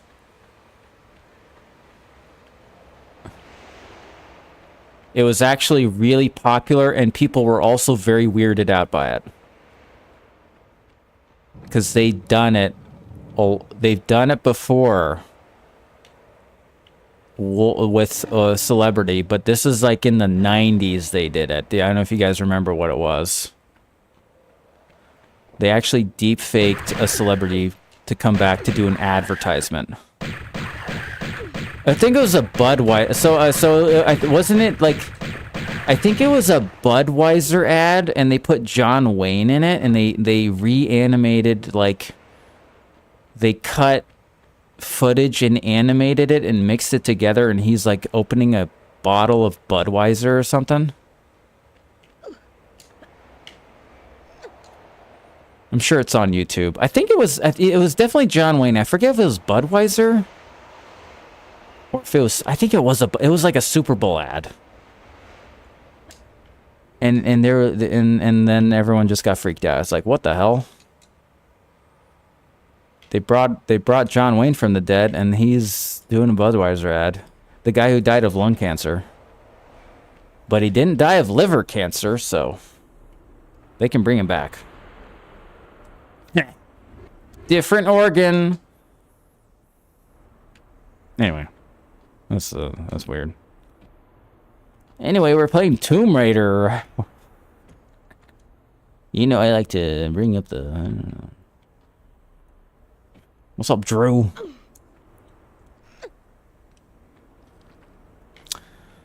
Excalibur is in Legend? Really? Dude, I tell you what, man. The Tomb Raider Legend Lara Croft, though, is very distracting, dude. Jeez. The Tomb Raider Legend Lara Croft had no chill. Jeez. That design was crazy, dude.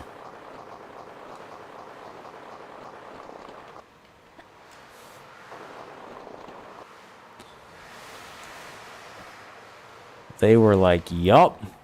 That was like the Stellar Blade of the mid-2000s. That was definitely the Stellar Blade of the mid-2000s. They even had the jiggle physics. Yeah, they did it all. I think they added the jiggle physics to it, too. It was the first jiggle physics Lara Croft.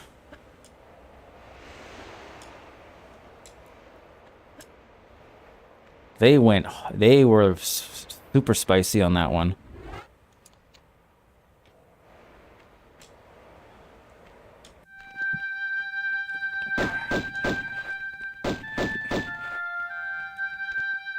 A theme song again. Man.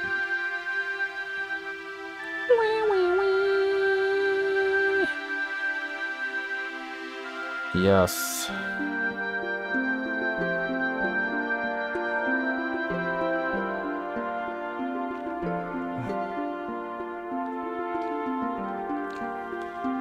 Pull it. Oh. The underworld. Man, this theme song's so good.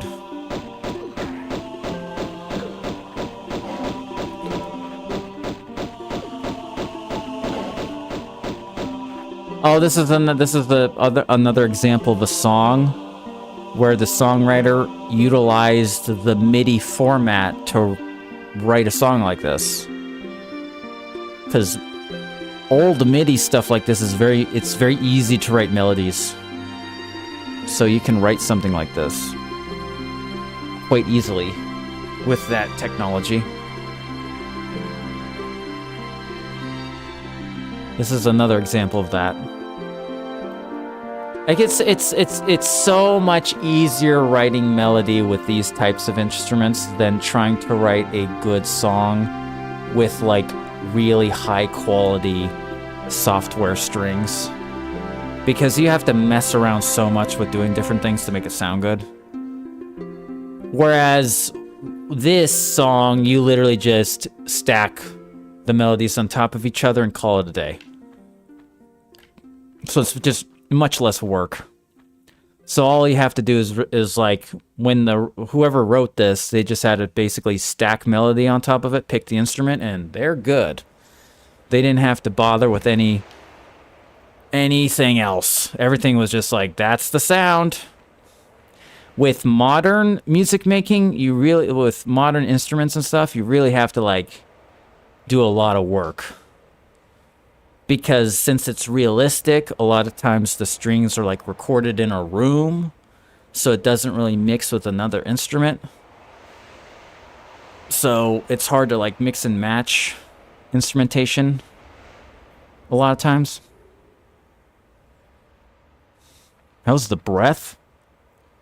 Smells like Colgate, dude. What do you know my breath be fresh. Colgato. That's why I'm obsessed with like I want a old computer. Like I want to set the exact setup that these musicians had. I want the exact setup. I want like a Windows 95 running whatever software they were using to try to write stuff. I have a feeling it would be a lot easier. It would be like less hassle. Like I want to set up like an old computer to see if like to get like an OG software setup. I have a feeling it would actually be easier to make stuff than to try to use like a retro sounding plugin in a modern software.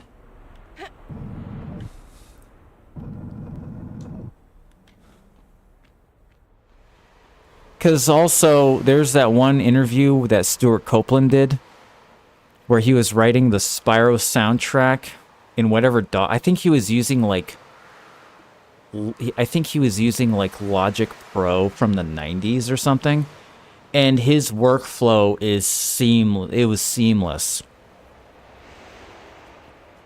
Like his workflow of him writing the music, and it showed the computer that he was using, and it showed his notes and him playing the notes, and it was like so seamless.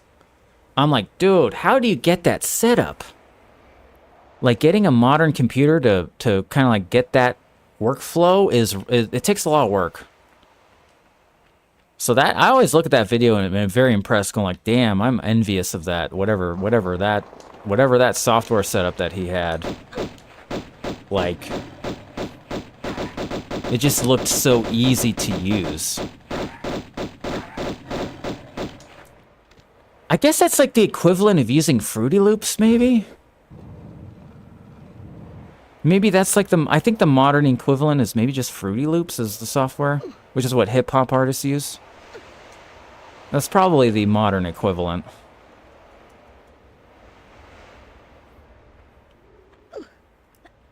Something like that.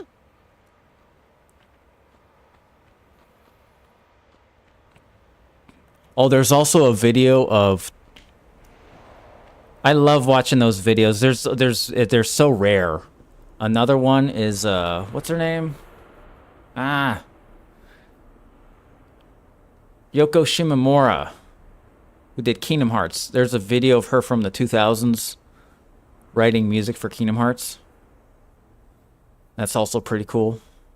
She has, like, her piano, electric piano, and she has a little TV in front of her with the game playing.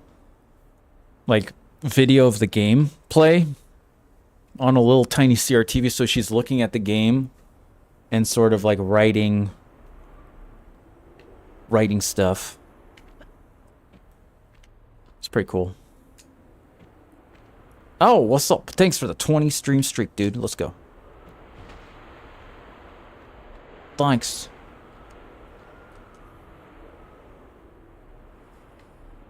Yeah, streaking. We be streaking though, dude.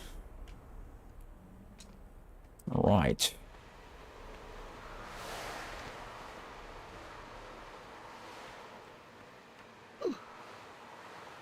Let's go, W streak. Alright.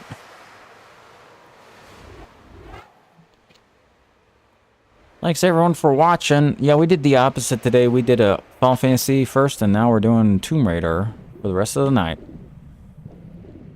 We're playing Final Fantasy 7 a little bit, just checking it out. Reminiscing. Talking Final Fantasy. Yeah. It's a big game. Oh, it's Mr. Gator.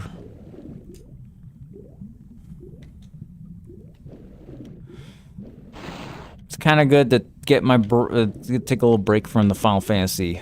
I was working on videos so much last night. I'm kind of like fried. I'm like, all right, let's move. Let's go back to something else. As much as I like it, got to go back and live life.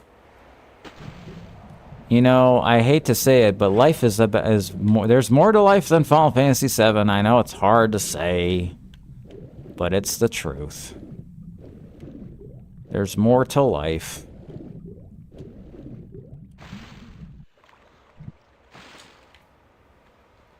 There's more going on in life, dude.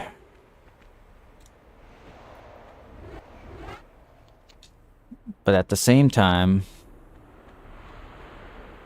life is Final Fantasy 7.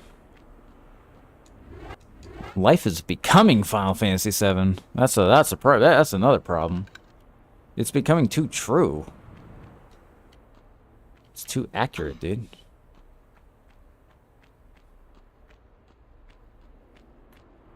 I don't know, let's pull it. Balls. And then Streamlabs says balls. Oh boy.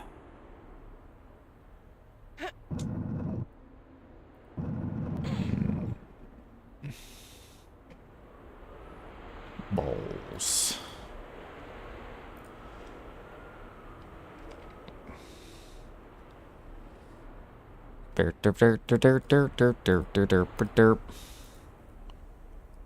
Streamlabs just said balls like that. Wow. The Streamlabs always comes in at the moments. You know? We're just living life. And then he just comes out and says balls. Man. Hello, Samantha. Greetings. Okay. We're having a serious conversation. Balls. Oh, I need to have Streamlabs say pointies. Oh. Oh, I need to do that one now. Balls and pointies. Yes. I'm excited for the new Tomb Raider. Yes. Yes, I am. Looks really good.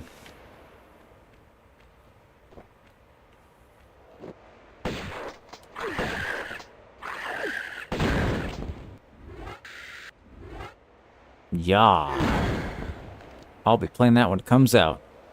My favorite alien? Oh, there's no other aliens? I'm good. I'm chilling. We be chilling.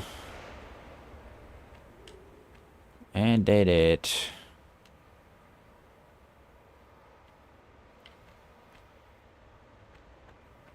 I need more coffee, though. I need coffee.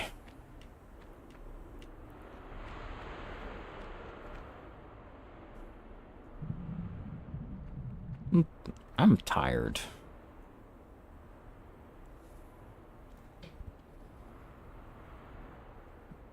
What's up, Alicia? What's up, dude? Greetings. Greetings.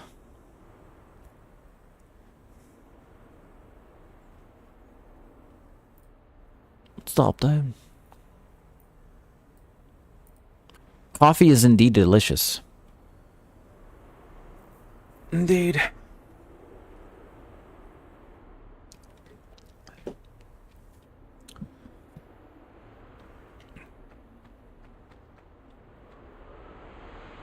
Thanks everyone for watching. We certainly have a lot of dudes watching. I appreciate that. We got a lot of dudes on Twitch. It's popping off. Is it late? Oh, it's not late. My bedtime's like 6 in the morning. 6 in the morning is my bedtime. Yes, indeed. I'm about to fall asleep.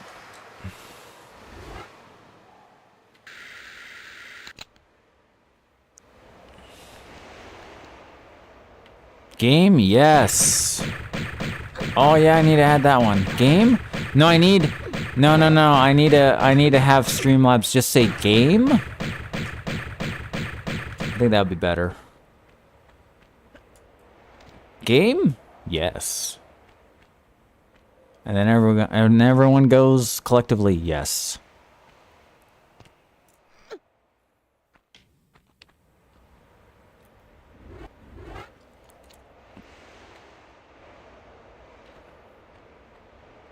Oh, my night good. My night's going good. Game? Yes. Wait. Wait. Wait. Wait. Wait. Wait, where am I supposed to go? Wait a minute.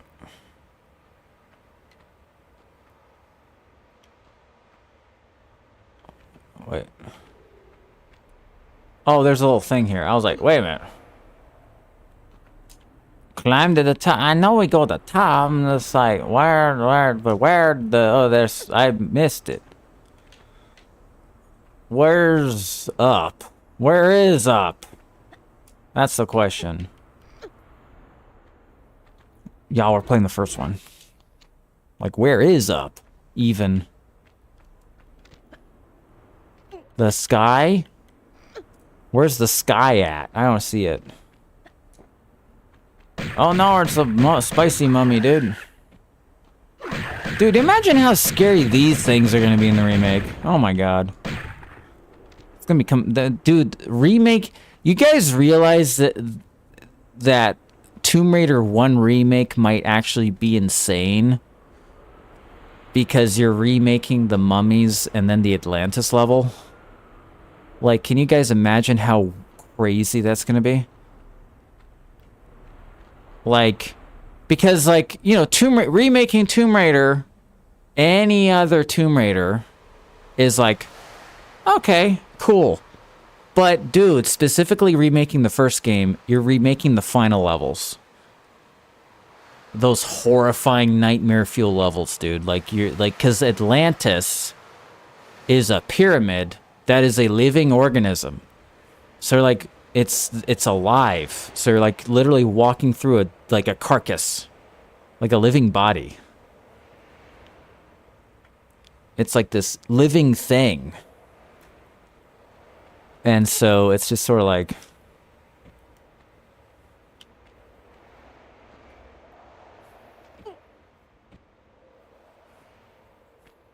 it's crazy.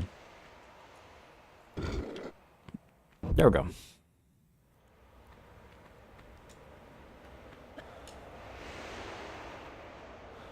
They made bread from a mummy? Ew. Did it taste good? First response, ew. Second response, how was it?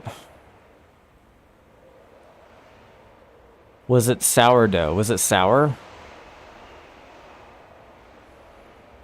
I mean, I don't know. I mean, you baked it, right? So, should be good.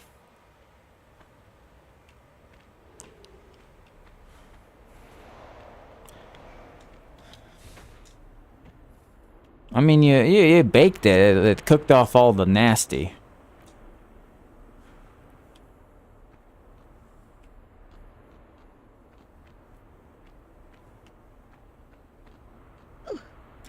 Zebra cake. What?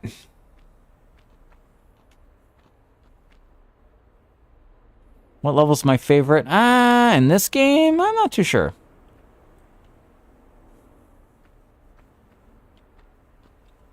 Would baking it kill a curse? That's true.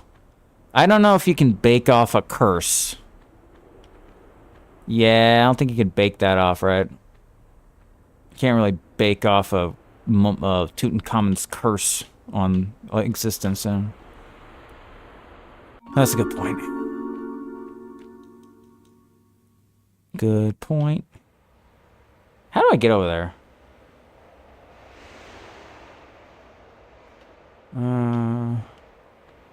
Whee!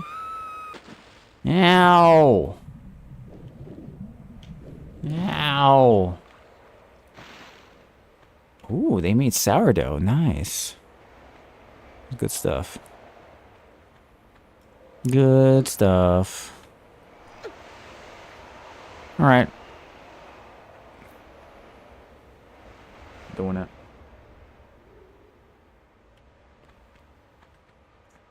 Doing it. We're playing the game of all time, dude.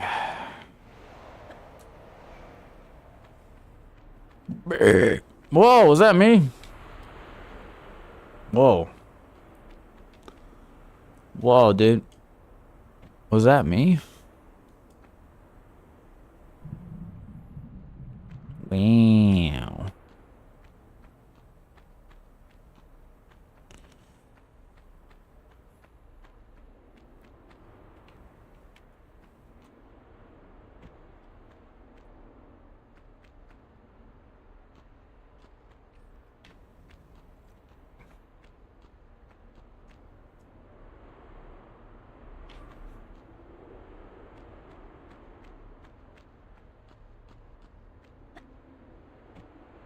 Derp.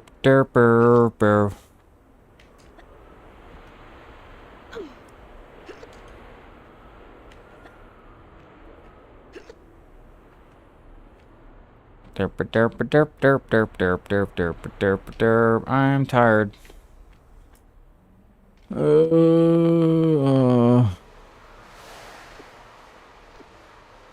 Well, thanks, Huntress. Have a good one. Appreciate it. Thanks. Oh. I'm not gonna go sleep. I need coffee.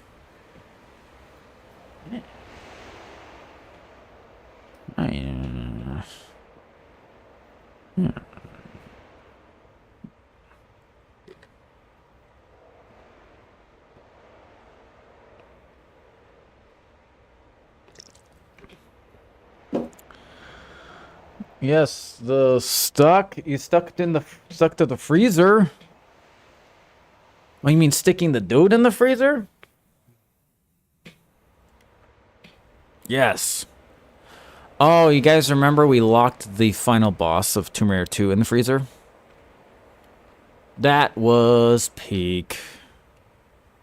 Wait, where's the switch? You guys remember that? Coffee. No. You guys remember that one? You can actually lock the boss in the freezer. Actually, we may have used your clip for the video. If you clipped it, I may have used that for the actual video. Oh, I will say, dudes, if you guys have any moments that you think are fun, clipping them is very helpful because a lot of times I'll use clips for videos. So if you guys have any clips, I will. A lot of times I'll use those for videos, especially if I can't think of anything. This is my thought process a lot of times. When I can't come up with a video idea, I literally, even if I don't think it's exciting, I'll see a video, I'm going like, okay, well, someone clipped this, they think it's funny. And I'm sort of like, eh. I'll post it and it'll do well. I'm like, well, because sometimes my opinion is not the opinion of the viewing audience. Sometimes I look at myself and go like, well, that's not funny. That's not a clip. And then it turns out it'd be a banger clip, and I just don't know it.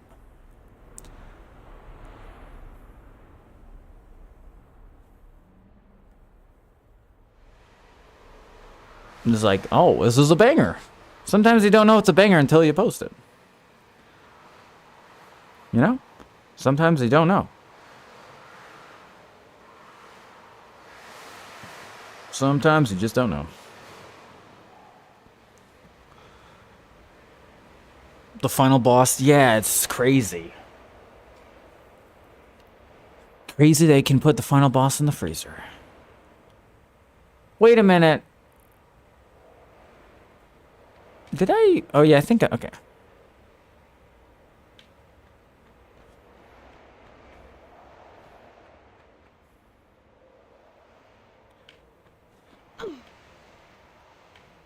Why are there lots of aliens in Texas? I don't know. Do they really like Texas? I thought they like Ohio. Francisco, what's up, dude? Are you thinking of Ohio?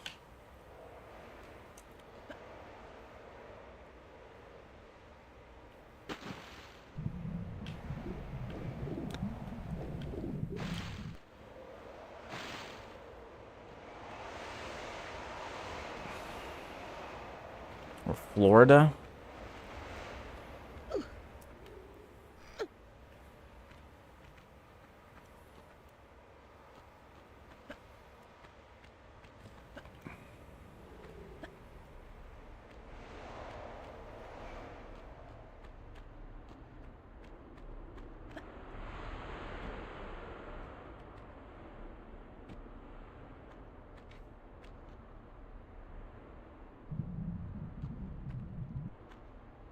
Nevada? This game feels like the Backrooms. It certainly does, dude. I agree. Very Backrooms. Oh, did you guys know? You guys remember I built the Backrooms in Minecraft?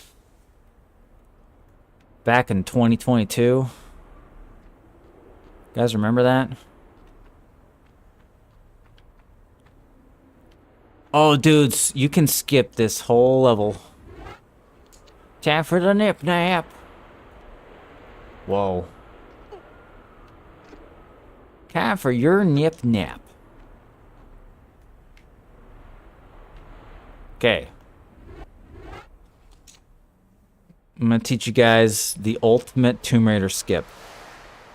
So, when you have a ledge that's directly below you, but it's far away, like that, like you can't drop down and catch that ledge, but you can, like, forward, you can go below it. So you have to press back, then grab, but you don't grab the ledge. So, like, watch. Boom. So it'll go directly under you by doing that.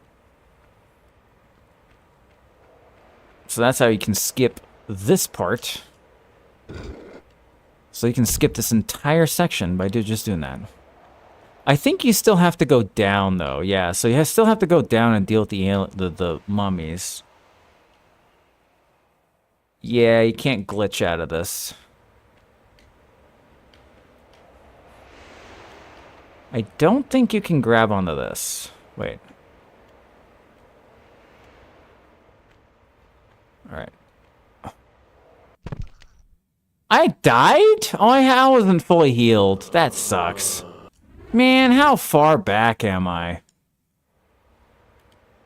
Oh, I had like 1 HP.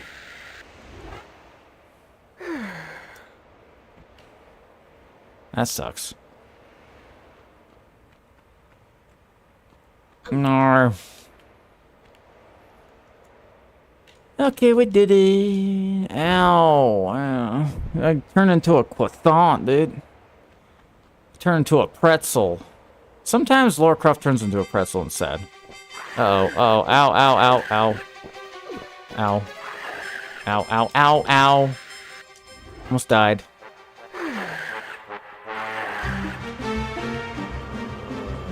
Like, Lara Croft died from tripping. Ow! Dumbass. It's dramatic music. Well...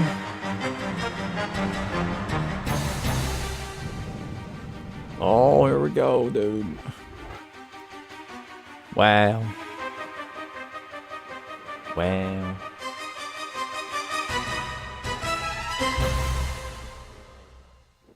Did it. We did it. Alright, here we go. Whee! That was crazy. I did it.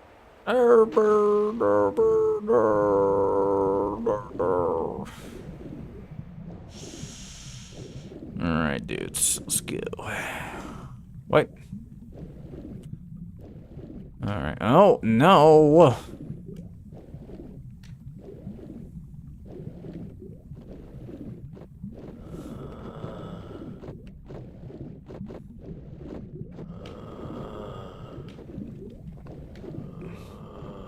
Pointies!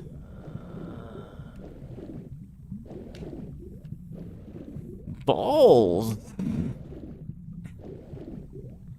Stress intensifies. I know.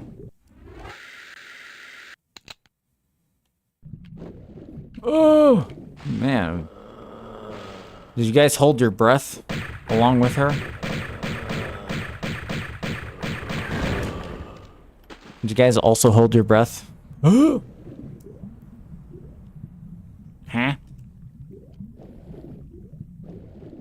You're like, huh? Huh? Oh,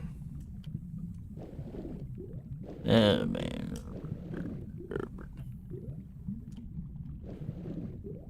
Swim. Swim. Did it.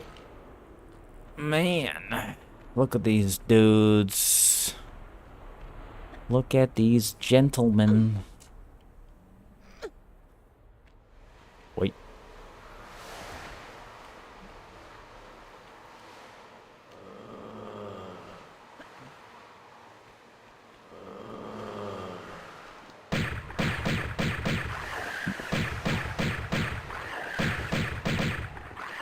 Nar, dude.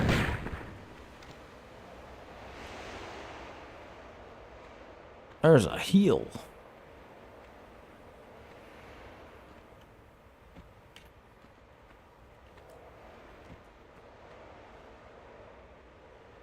Okay, did it. We did it.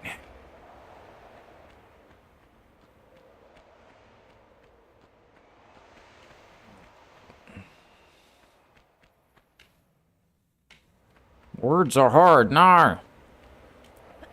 Words are hard.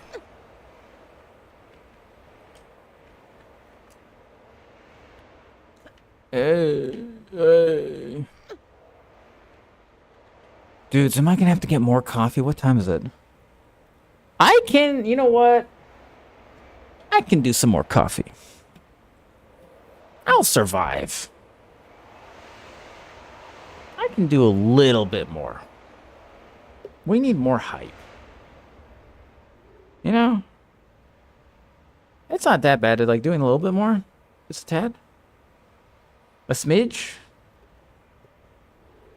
Just a smidge. More. A smidge.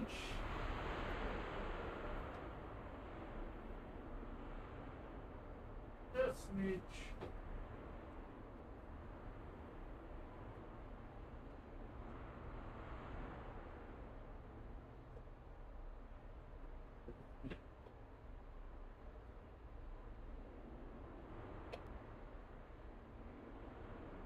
I am the nip.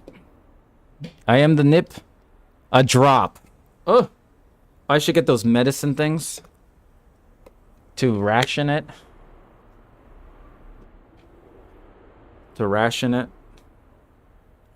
The little drop, the medicine drops.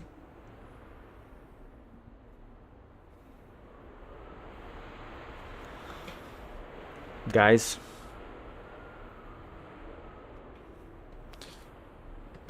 It's 11 p.m. It's later. Nah, it's okay.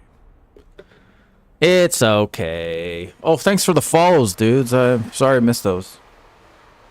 M. Ashley, thank you so much. And Beans, thanks for the share, dude. Appreciate it. Beans. Whoa, that's spicy coffee. I gotta be careful with that. I gotta be careful with that. I got it. That was spicy coffee. Oh boy. You could drink a Monster right now? You know, I have never had a white Monster before in my life. Isn't that crazy? I have never had a white Monster. And that's like the quintessential one, right? For like you're working. You're at work and you need something. It's like the meme. The white Monster. Is the white Monster the sugar-free one?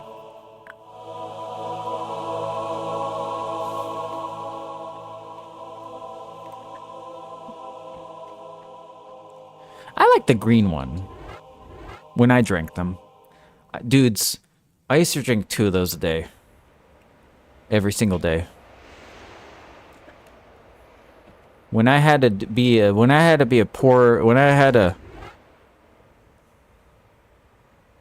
in my Earth existence of a while ago, I remember drinking 2 of those plus a Hot and Ready every day.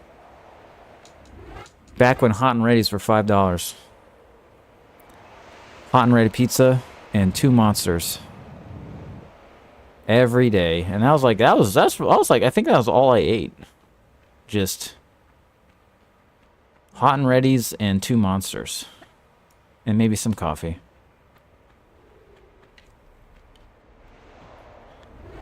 Just living the life. I can't do energy drinks anymore. I do not. It's coffee only. Can't go back. This little alien heart can't handle it anymore. My heart is fragile now.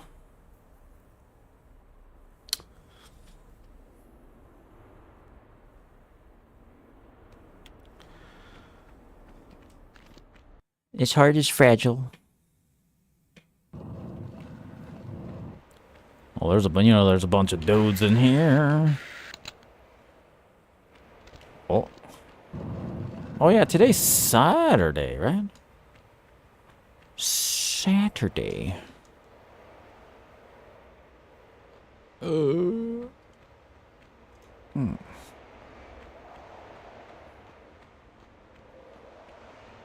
Okay.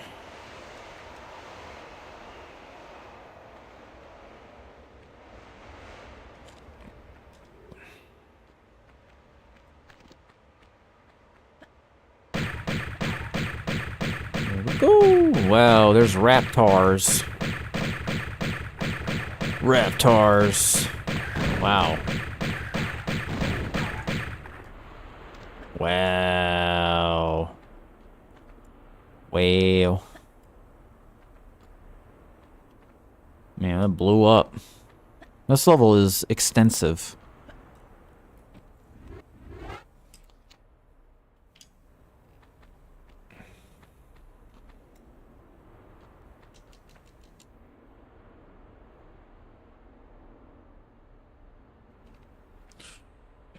Okay.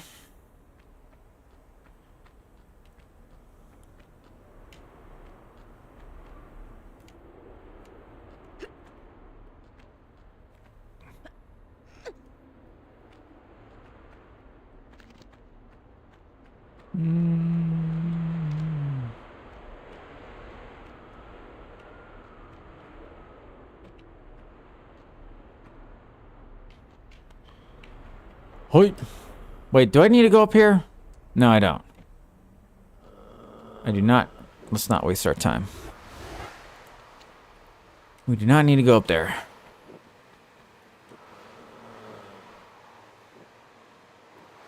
Can I get up there? Wait a minute. Wait a minute.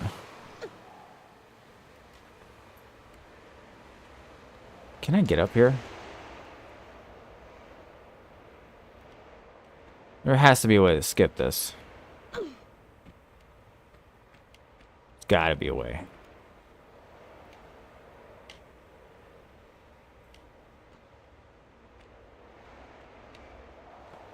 Oh, I don't think you could reach that from here.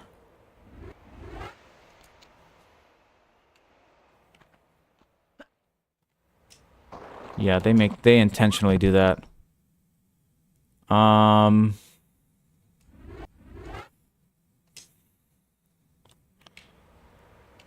They intentionally design it like that. Oh, we can go up. Wait. Is that a flat platform? If that's flat down there, I think I can actually do that. I think I could do a skip here. Alright, here we go. Is this flat? No, I don't think I could do this. So, if it's flat, you can just do this. Unless this will work. No, I think because it's not flat, it won't work. In the bottom. I don't think this will work. You're just gonna go through it. Yeah.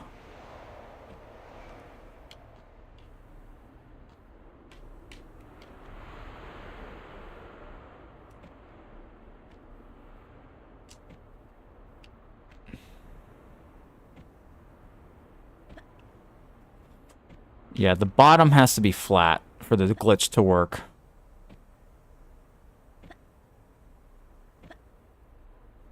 Yeah. You can only do that if the bottom and the top are both flat. Then you can do the glitch.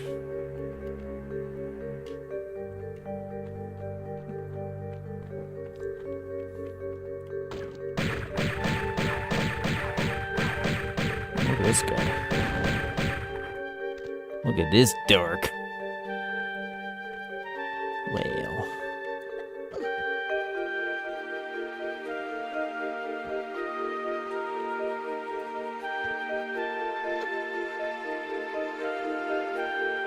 What's the best route here? I think it's this one first, right?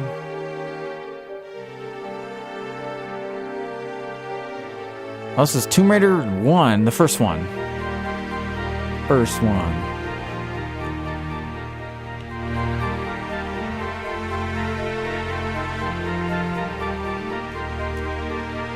Yeah. First Tomb Raider. First one's good.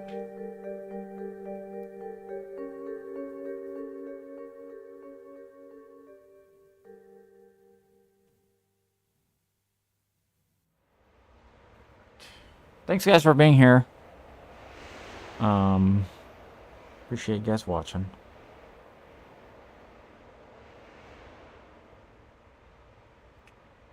Appreciate it.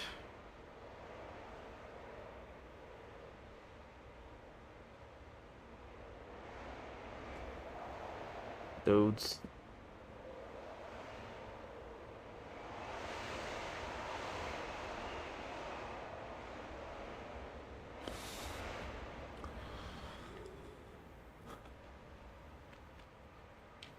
Dudes. Dudes. Okay, here we go. Huh? Stop.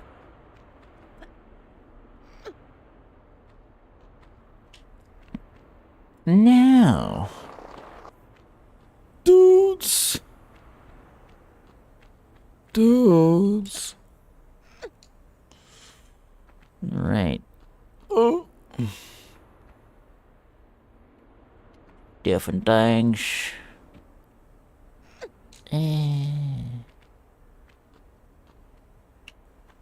Oh. Oh, wow. Ow. That was rude.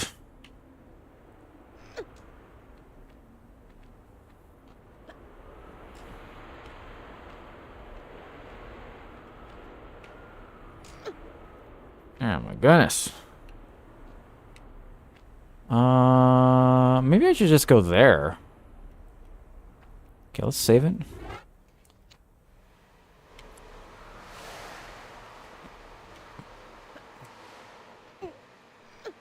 Yes, it's better. So what was the... did you guys watch the Summer Games Fest? What are you guys the most excited about? For those that watched it.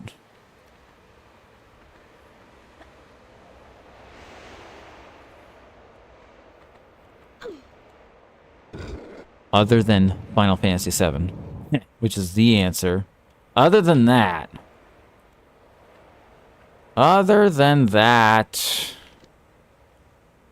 we've been watching the shorts.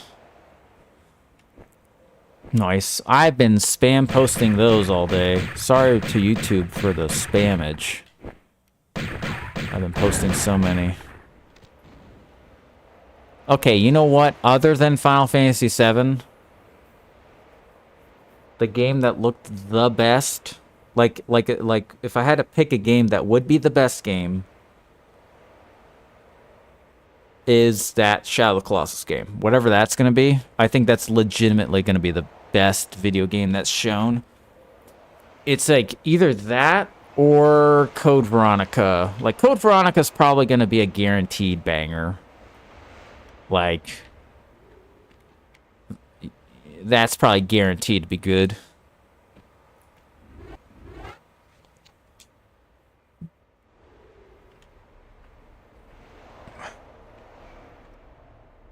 Shadow of the Colossus. Well, the developer who made Shadow of the Colossus is making another game.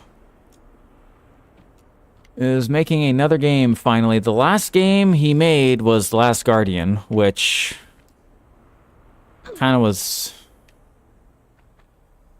received oddly. Like, I haven't played it, but it does seem like it's not the greatest between all the games that he's made. Or he's directed.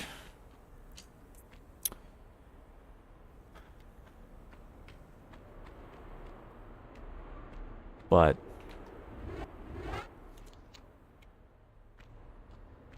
yeah, Shadow of the Colossus is it. Shadow of the Colossus was worth playing for the ending. Like, both Eco and Shadow of the Colossus have like incredible endings. Both are very much worth playing just to get to the end. Eco is, I don't know, man. I think Eco is like one of the best games ever. It is so good. Is this how I do it? I forget how I do this. I think I just do this. I think I just do this, actually.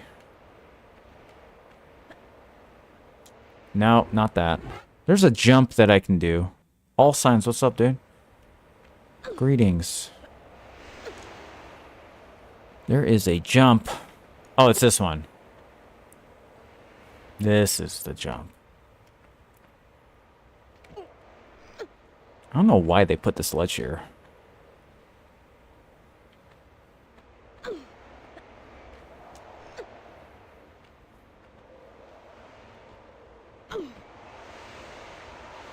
Ooh, you see that little bump? Intentional bump. Alright, and then we do that.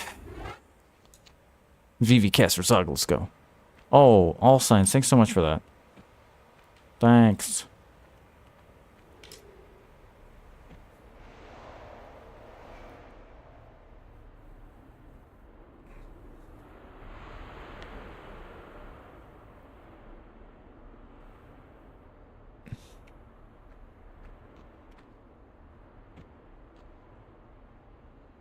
Did a Mario 64 side jump? Yes.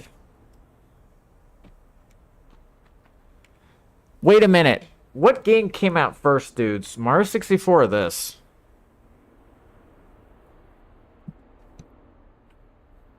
Both came out the same year.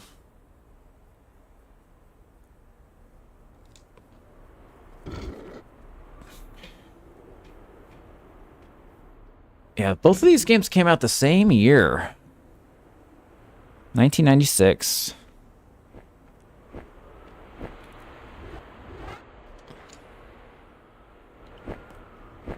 Oh no, it's a dude. Chill. Oh, this guy's rude. Ow. Ow, dude. Hey. Ah. Nightmare fuel. Nightmare fuel. Okay. Whoa, pointies.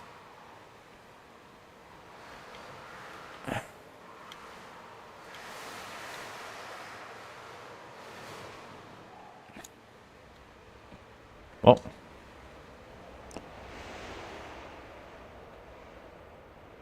Did it. And jump this here. Wow. The Croft Pyramids. Balls. Oh, there's us, right? Oh yeah, we're gonna lose all our ammo anyway. That's right. We'll lose our ammo. Ow. Oi.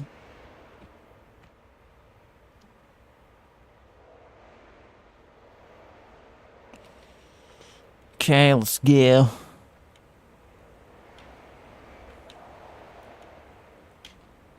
Oh. This is the secret. It took me forever to figure. Someone had to tell me that this existed, and I was like, "What?"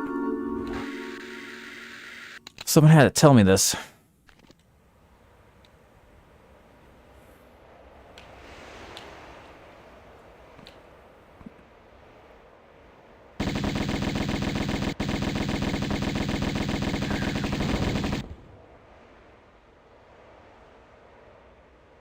Get him.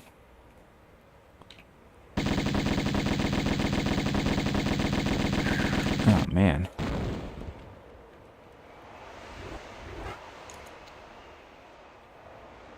Dude, and then in the PlayStation version, you have to do this with save crystals, which is really stressful. You have to deal with this part with save crystals, dude. Just... Oh, no. Oh, wait, I'm good. I'm good. I just can't fall down.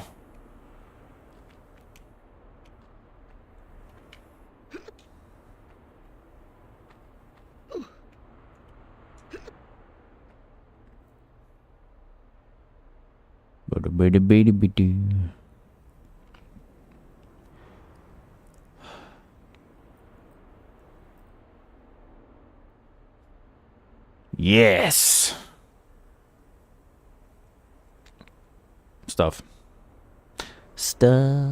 and things. Balls. Right. Hey. Wait.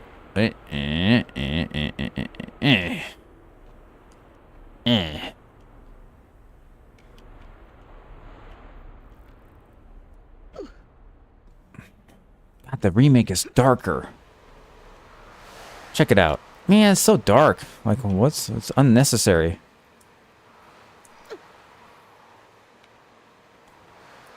Maybe get a lantern. You know, they should actually add that. If they're not going to make the game brighter, just have it be a lantern. Ever carry some... Yeah, because they don't have flares in the first game, right? Yeah, no flares. Flares are in the second game.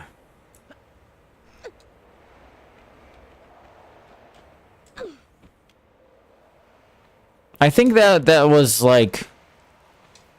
Here's one thing about CRTVs, the CRTV era. One big issue is, like, since TVs are so... Because for the most part, like, a monitor's a monitor. But, dude, TVs were so wildly different from each other that if you played a video game with a dark room, you could barely see anything. That's the dark side. The dark side of CRT gaming is playing a game where they designed the game too dark is torture. Like, man, it's impossible to see. Because, like, I think blacks are different, like, feel different. How do you win this game? What, win? Like, Call of Duty? Like, huh?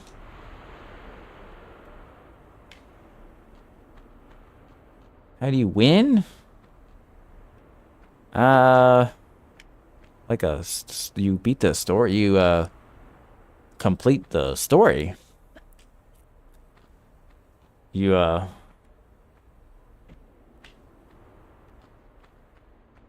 get to the end.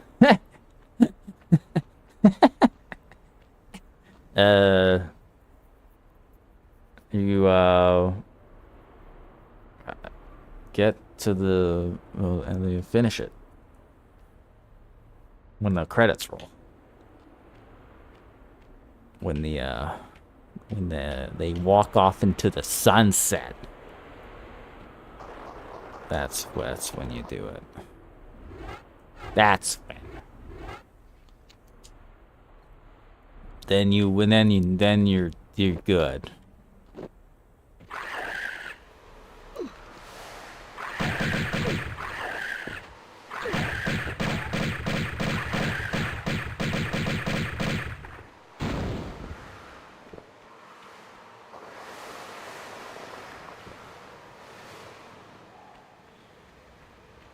Captain. Oh wow. The farm life has hit. Farm life. Wow. Alright, what do I do here? Okay, this way. We go this way. Hey, how many of you guys watched me play Myst? You guys remember that? How many of you guys remember Myst? I've been thinking about Myst recently. Pissed. You guys remember Pissed? I played a Myst playthrough at one point.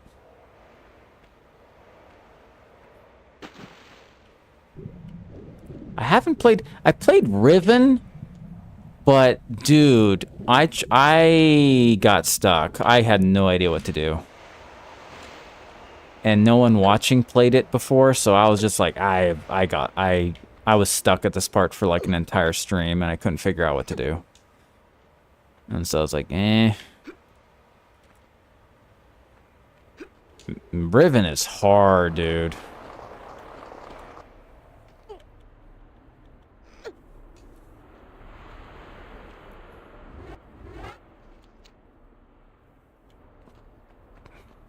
I think Mist is doable. Mist is definitely doable, but Riven feels kind of impossible. Because I was kind of able to do Mist without a guide, for the most part.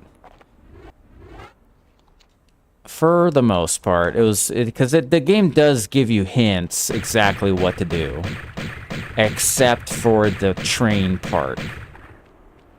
The train part is so idiotic. That kind of ruined the train section to me is like, okay, that literally bumped. It went like the game went from a 10 to an 8 because of that game, because of that one part. If that part wasn't in the game, I could easily say that Myst is like a 10 out of 10 video game. But I think it's like a 8.5.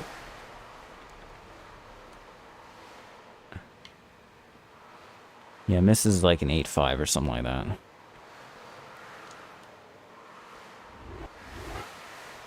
But it's really cool. It's really cool figuring out certain puzzles in that game. Like, it's really cool to figure it out.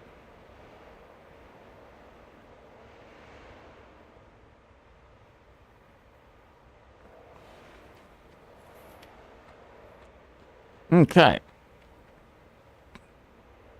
Oh yeah, Heart of Darkness. Oh yeah, that's right. I forgot about that.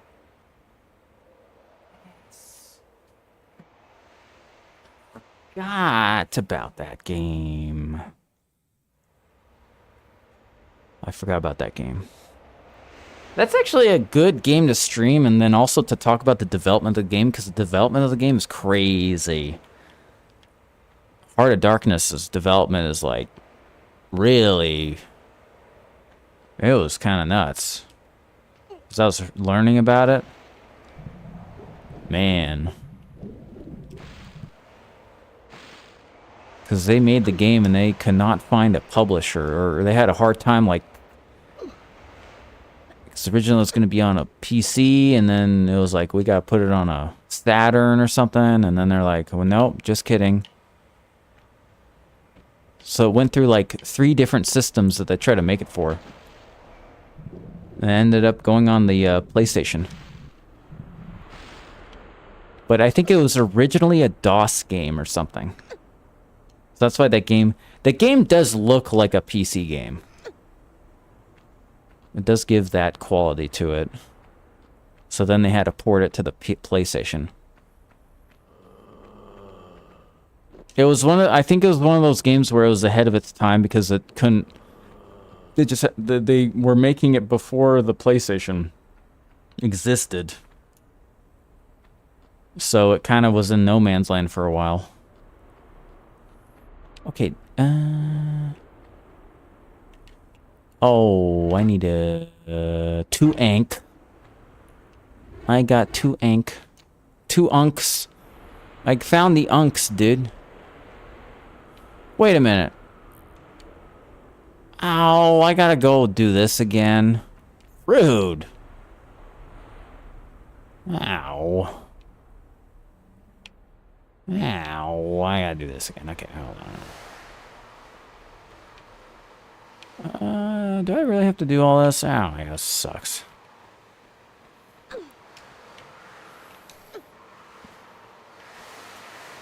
Yeah, the game was... Yeah, I remember Heart of Darkness being hard. Kind of similar to Oddworld. Oddworld is very hard. You have to do... Because Oddworld, you have to do rooms exactly the way they intend you to do them. Each room is a puzzle to figure out.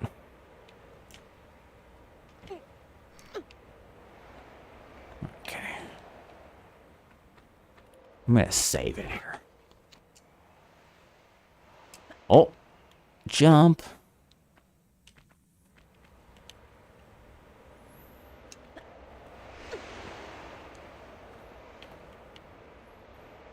Oddworld. Yeah, I gotta play a full playthrough of Oddworld at some point. Man, I hate going over here. Yo, Medusa, thanks for following, dude. Thanks. I appreciate it. Oh. Yes. We're just playing Lara Croft. AKA Tomb Raider. AKA Pointies. AKA 1996 Cybertruck.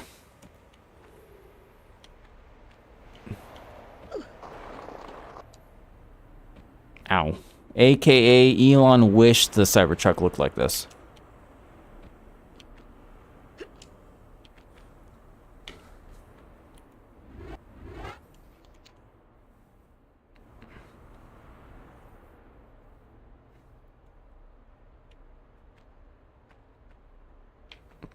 No, I'm awesome. Thanks.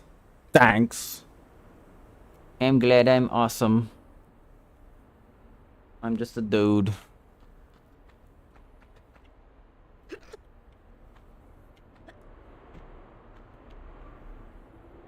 Right. I'm just a dude who dudes. We're duding. Oh. Man, I hate how you have to go all the way over here to get over here. Oh, Caribbean, thanks for the gifts, dude. Thank you. Oh, look at this guy spitting. Oh, thanks for the hearts. Meow. Well, thank you. I'm a Tomb Raider. I'm a tomb dude. Whoa. Did this guy die? Where'd that guy go? Thank you, Caribbean Bay, for the hearts, dude. Let's go. Thank you guys for spending your... I forget it's Saturday, dude. Saturday. Let's ski. Let's ski. Oh. It's a Saturday.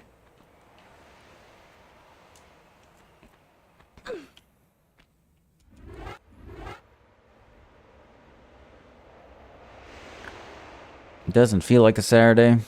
It does not. I agree. It doesn't. It feels like a day. Feels like a day. In my opinion. Whoa, look at this. Dude big.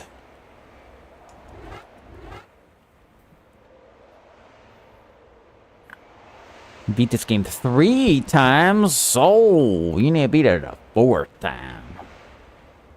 You need to do a 4th time. And then you're 1 step closer to 69 times. 1 step closer. I wonder how many times, guys, how many times do you think I beat this? What number are we at?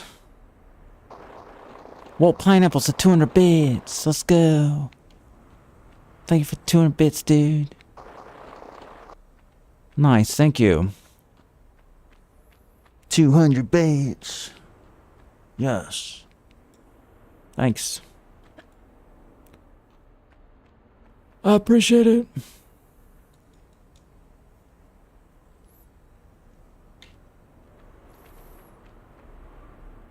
Okay, so let's look here. Where's my hours played? Well, it doesn't show it. Oh, it doesn't show it. Where is it? Okay.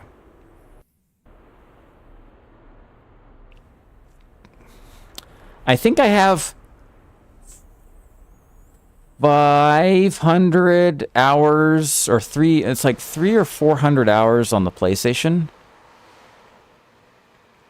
Like the PlayStation 1 version of this, maybe 300 or 200 or something like that.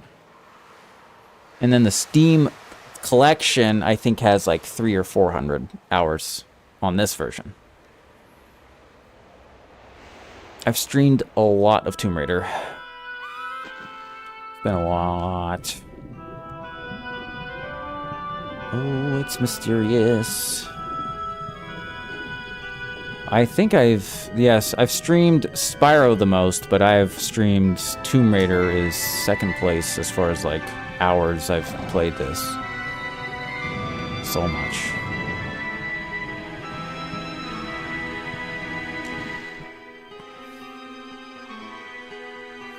It's been a lot.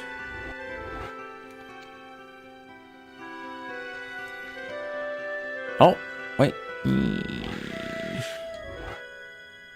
Okay.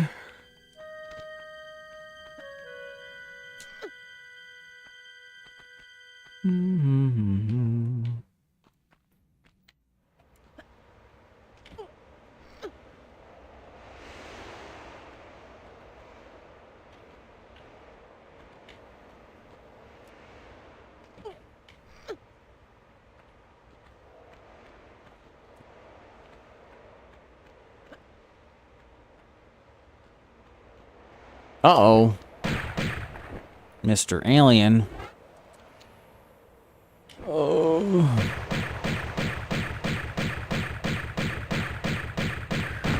Alright, that's good. Okay, that's good news. Okay, so we need to go this way. Oh, ow. Ow. Oh, that's death. That is death.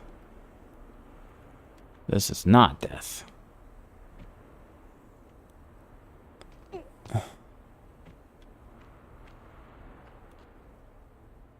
Okay.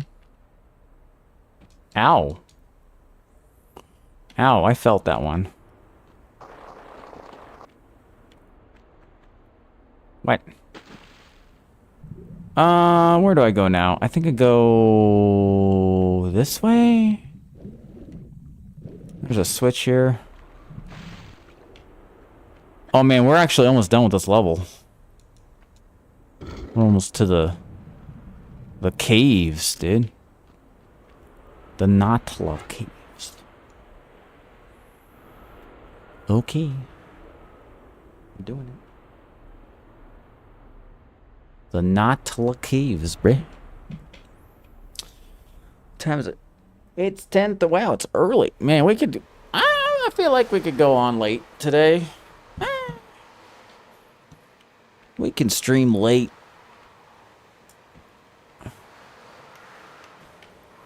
I don't need to worry about, like... Wait a minute, dudes. Oh, God, I just remembered. You guys, you know what tomorrow do? Oh, my God, dude. I can't wait a minute. Time out. Oh, no. Okay, you know what tomorrow morning is at noon? Tomorrow morning at noon is the Xbox showcase. Oh, man. It's at noon. I did wake up at noon today. I rarely... It was a very rare day. I actually woke up refreshed. I went to bed at like 7 in the morning. I woke up at noon. It was very rare. I was like, wow, I feel refreshed. I wasn't anticipating it. But the only reason I would want to stream that is because of Spyro. The potential shart. Hella shart. Big shart. If Spyro, like the biggest, like, dudes, if Spyro is ever announced in any presentation, I will shart the hardest. Everyone's. I already know what's gonna happen. I'm gonna freak out, and then everyone else that's gonna stream it is gonna go like, "Oh, Spyro, oh cool," and I'm gonna be the only guy that's sharding to the audience, going, "Dudes, this Spyro's come back." It's gonna be like Tifa in Street Fighter, and I'm gonna be just on. I'm the only person. It's gonna happen. My stream will be the only sharded stream. So, I might have to wake up for that. No sleep tonight. Maybe I should just stay up, honestly. Maybe I should just do that instead. I'll just stay up. If I can't sleep. I'll just be like, So, we'll see. I will not, like... If I happen to wake up, I'll do it. But I'm not going to stress too much. And if I wake up, what I'll do is I think I'll just maybe record myself watching it and not stream it. Maybe I'll like go into sub-only mode. Or like maybe emote-only mode. And then just stream it. Without getting spoiled. Maybe I'll do that. Maybe I'll wake up late. Because, dude, getting up at like 11:30 is a problem. Oh, God. So I might just do that. I might just like try to not get... I'll just have to not go on the internet. And just go directly to the computer and not just try to ignore just no messages, no looking at the phone. Just go directly into streaming. Or just record. Oh my God, there's so many of them. I'm just getting... What? Like... Dude. Like, nightmare fuel, dude. Like, come on. Lara Croft is just pained. Oh, God. Oh, my goodness.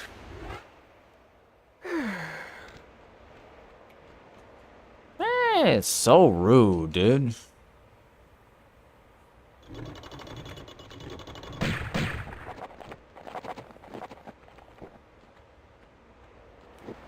Alright, we go. Where is this dude? Ah! They're so fast.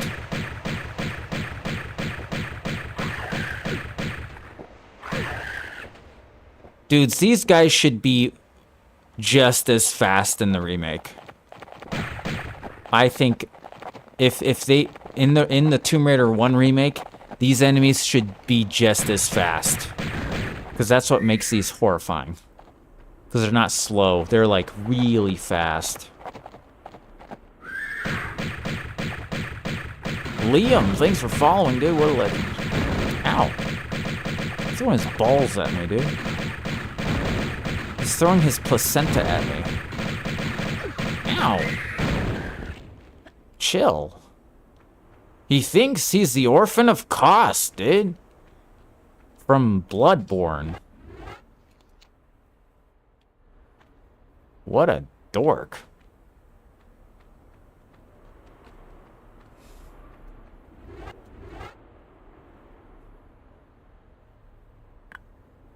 The Orphan of Kos. Disruptor. That sounds familiar. Piss one.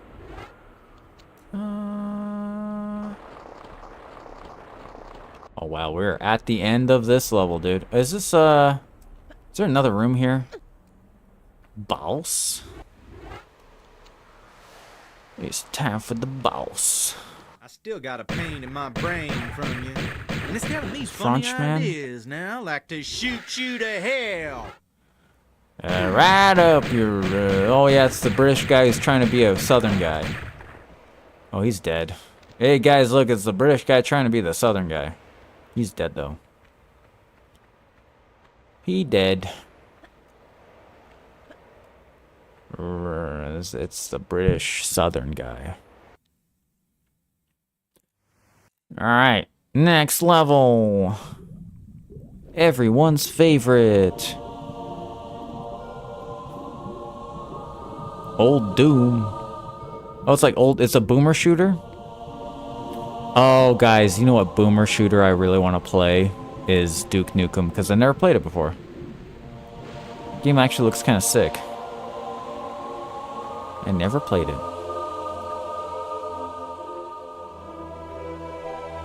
Wait a minute. I forget what I do first. Do I go this way? Wait. It's Megan. What's up, dude? Greetings. Oh, boy. Take a little coffee breather. What time is it? Coffee before 11. Let's go. Oh, man, that cold brew is actually really powerful. Let's go. How's Vivi doing? Oh, he's sleeping. Maybe sleeping. He's chilling. He be chilling.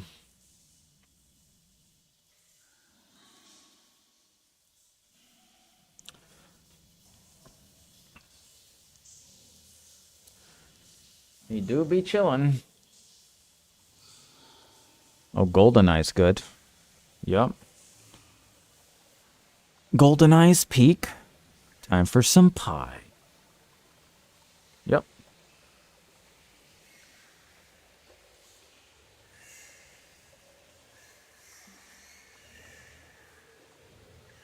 Indeed.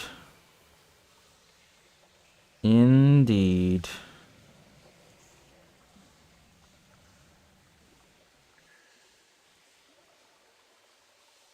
Okay. Let's see. Well, we got some activity. Man, I posted so many videos today. I posted so many clips.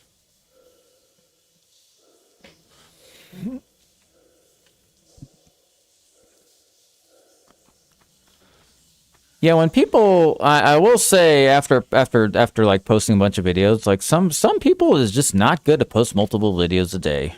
It just depends. It depends on the account. I kind of feel like some people should just literally do one a day, depending on the platform. It's actually not a good idea to. Oh, you subbed on the tube. Let's go, dude. Thanks for subbing to my YouTube channel. I appreciate it. Get the tubes going. Okay, I need to figure out what to do. Pool day, dude. I wish I had a pool. That'd be cool. A poo? I had a good poo.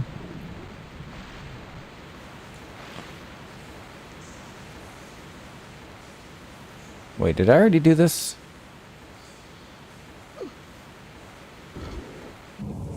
Oh. Have a pool?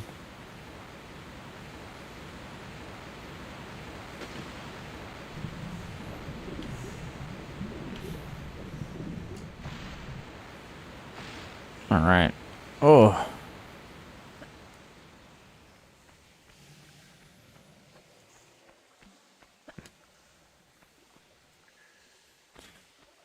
Oh. Wait. Pull it. Oh. Pull it.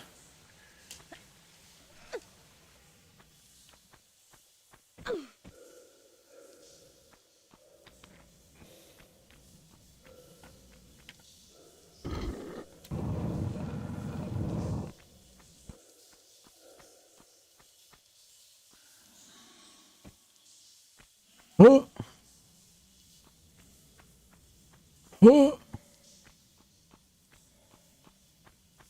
Oh. Okay. We're just in a flow state with progress. In an absolute flow state. Yep. absolute flow state.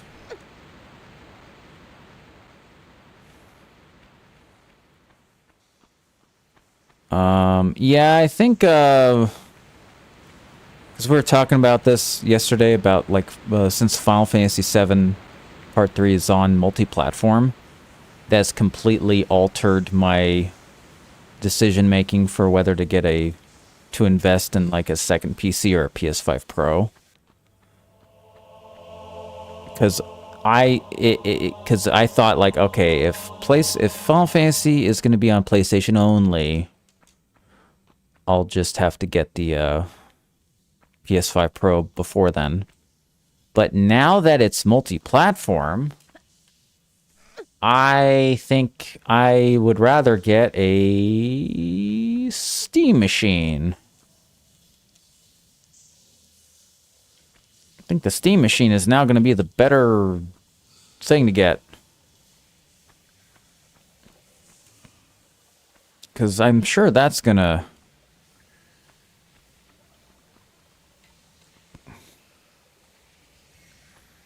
Oh, they've been on Game Pass? That's cool. Oh, yeah. Wait, yes, do they have Final Fantasy, like, 13 on Game Pass?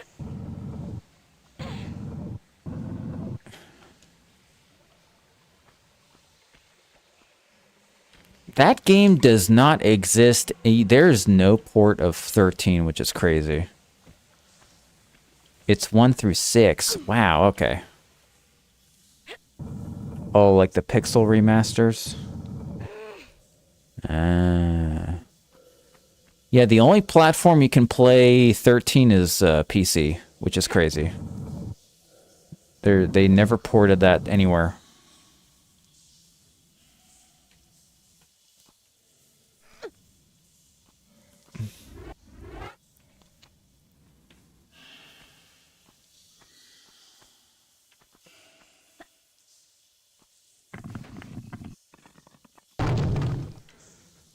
All right. Did it. Yeah, 13 has lightning. And what's crazy is that game was multi-platform too. That was an Xbox and PlayStation game. And for some reason, it just only ever went on PC. I think a big reason for that is that PlayStation 3 games were coded weird. So it's much harder to port anything on new platforms from the PS3, apparently. Like, you have to, like, alter the original source code. What's up, Leon? What's up, dude? Doing good. Playing Tomb Raider. Tomb Raider. The old Cybertruck edition. Cybertruck edition of Tomb Raider. Hydrate. Oh, I'm thirsty.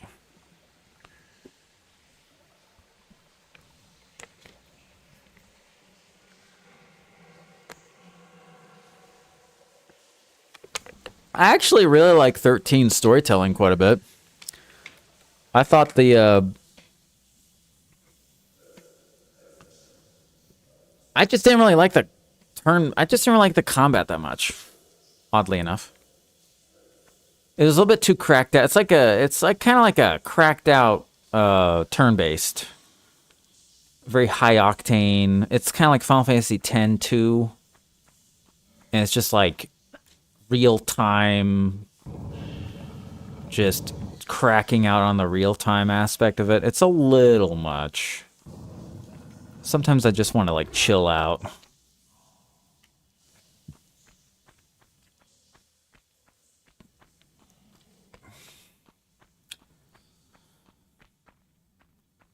But I actually did like the narrative a lot. The characters were actually really interesting. Yeah, you cannot think about your turns. Final Fantasy 13 is like, you have to just do your strat and just commit, and then if you start dying, you gotta make sure you heal lightning, because if lightning dies, it's game over, which is kind of weird. So you can't let lightning die.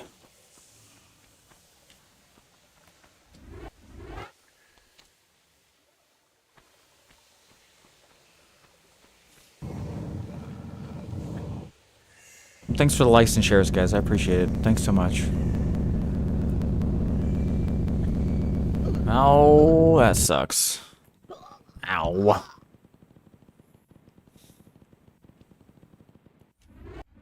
Nar. Well, that's too bad. No, I gotta reload this. Alright. This one's kind of weird. Not gonna lie. If to time this so correctly.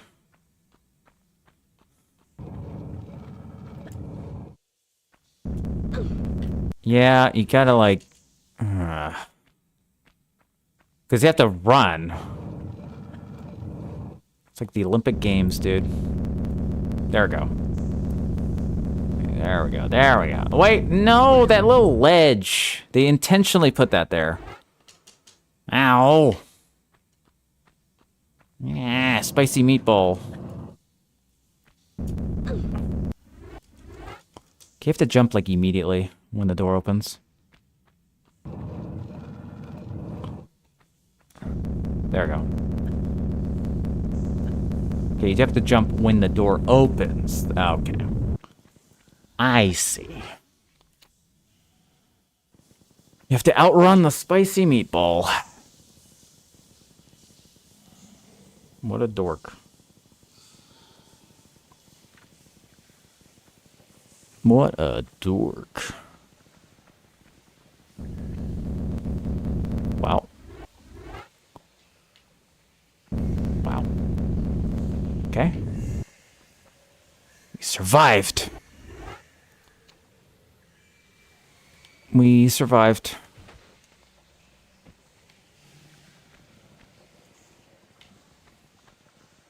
Did it.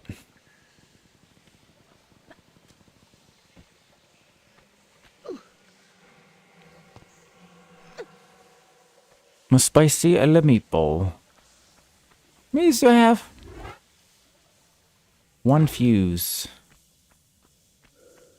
Wait a minute.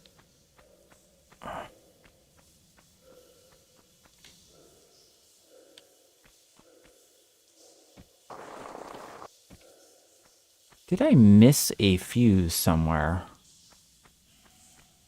Oh, I moved the boat. That's right. Okay. I moved the boat. I moved the boat.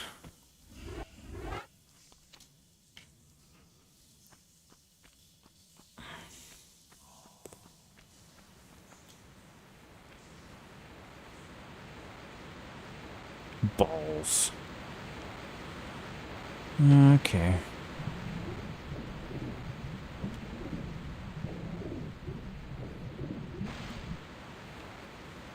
Now, big shout out to everybody who's watching. Thanks, guys, for hanging.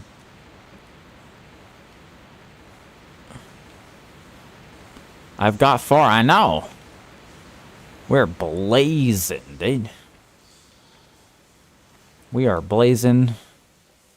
Professional Tomb Raiding. I'm professional.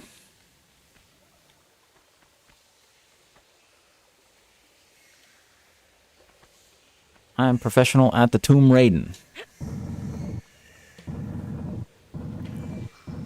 You see,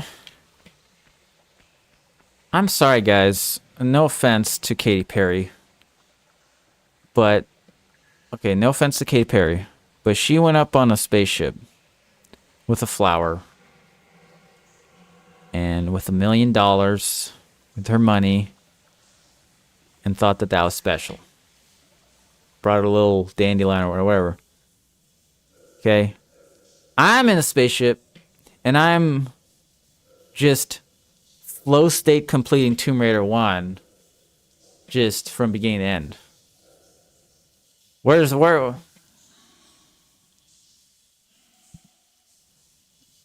my fanfare? for that. Right? Look, why does Katy Perry get all that attention and I get... You guys are here. You know? You guys appreciate it. I think that's more important. I think it's more cool. Playing Tomb Raider in a flow state to completion than Katy Perry with a flower. I think that's a little bit more important for the world. Is that my ego talking? I don't know. Am I salty? Is that my jealousy? I think that's more cool. I don't know. Katy Perry ignored you at Disneyland. Oh, she should get canceled for that. No way. Canceled. He ignored you?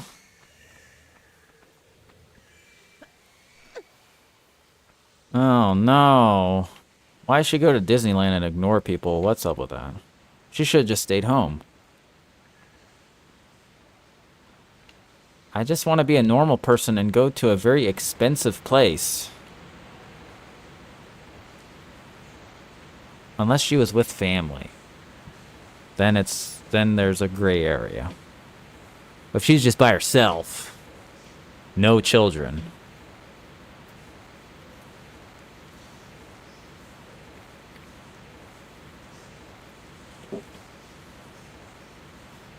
She was alone getting ice cream. Ow, what? Okay. See, it's one thing if, like, a celebrity has kids, then it's kind of weird. I fully agree with the idea that it is a little weird to approach a celebrity if their kids are there. I think that's a little weird. But if they're by themselves... I do think it's a little weird to approach someone with kids, though. That is a little... that starts to become like, okay. Then you gotta kind of back off. You just maybe be like... You just tell people you saw them. You know, you don't have to say hi. You just be like, dude, I saw a dude with the kids. You can just say it.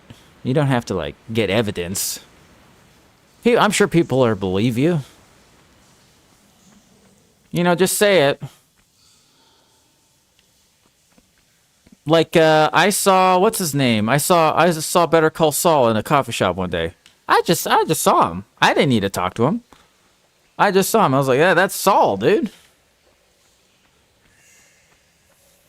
I didn't be like, hey, what's up, dude? I just saw him. I thought, oh, that's it. That's Saul. Then I told everyone I knew, it's Saul, dude. He walked briskly. You could tell he didn't want to talk to anybody because he was kind of briskly moving. Sometimes if you see celebrities in the wild, they walk very briskly. It's because you can tell, like, okay, this gentleman is taking, like, a step is like 3 steps. They kind of don't want to talk to anybody. So just kind of be like, okay. If they're walking slowly...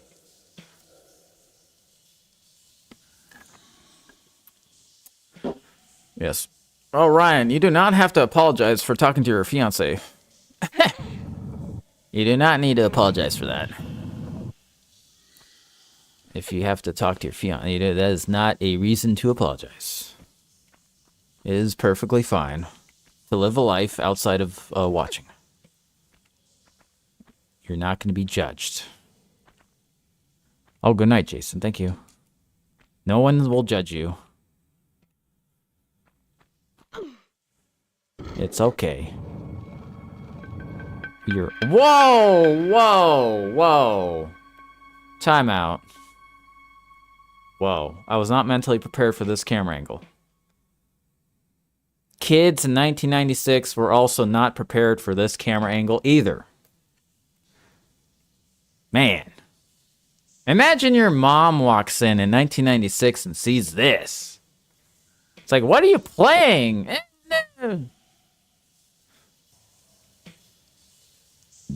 Just rushing to turn the game off. pretending like if I turn the game off, then she'll unsee what that I saw. Might as well just leave it up. You know?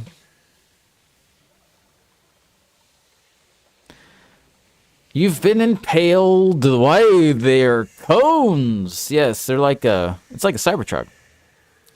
You know what's funny? You can tell it's a literal square that they chopped off. It's actually a square. It looks like a triangle. I mean, it kind of is. But you can kind of like, you know, it's like. But you know what they did, dude? Check this out. Okay, this is the original, and then check what they did. Check out what they did to my boy Laura. When you do the new graphics. Ah. Look at this. Hey. What's up with this? They moved the camera angle. What's up with that, dude? Hey. Hey, wait a minute. Where's my red flag, dude? Red flag on the field. Come on. You can have the old camera angle. Justice for pointies. Hey, a girl texted that. I didn't say it. A girl said it. A very respectful lady said that. Justice for pointies. Whoa, we got raided at a very opportune time. Whoa, this is embarrassing. I can explain. I got raided at a very peculiar moment. Oh no. Thanks for the raid. What's up, GameCube? Might as well just leave it here. Sorry. You raided at a very opportune time, dude. Ow, my eye got poked. I can't believe they did this. I'd like to come on. Just come on.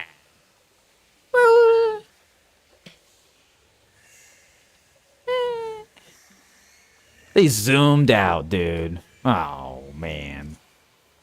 Canceled. Cancel. Some chuds on the internet going, I'm returning.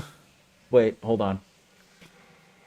Some chud is looking at this going, I'm refunding the game. Listen, it's serious, but not that serious. It's at the same time. It's not that serious, but it's serious. But at the same time, anyway, what's up, Raiders? GameCube, what were you playing? Oh, what's up, Willows? Sorry, we were going through a. What were you playing, dude? Thank you so much for the raid. I appreciate it. I'm in the spaceship. I'm in space. Resident Evil 9 and Tomodachi Life? Sounds like a stream I would do. That sounds like a combination that I would do. Be like, we're playing Resident Evil 9 and then Tomodachi. Wow. That's sick, though. I bet I want to play Tomodachi Life. Dude. Sounds cool.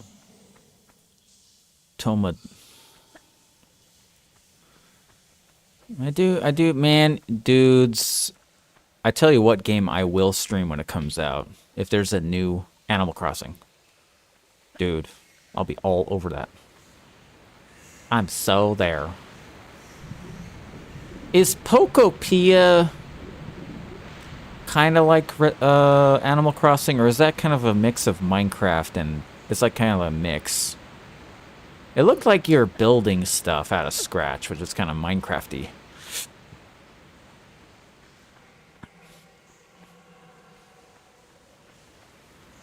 Felt like more Minecraft than Animal Crossing. What part of Resident Evil 9 are you at?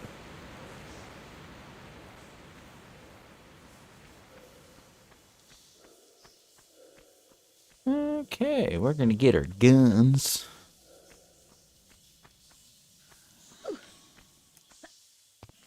Oi, oi, oi, oi.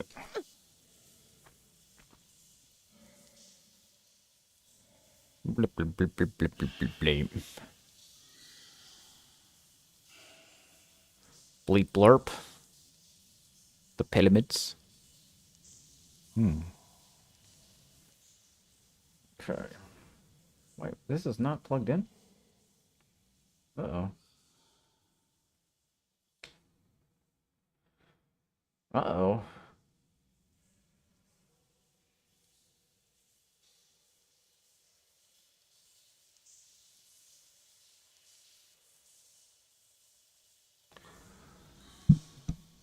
Okay. Time is it? 11.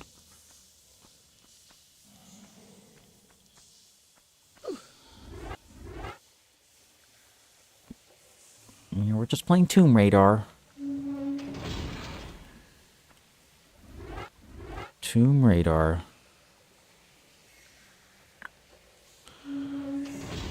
Badoink.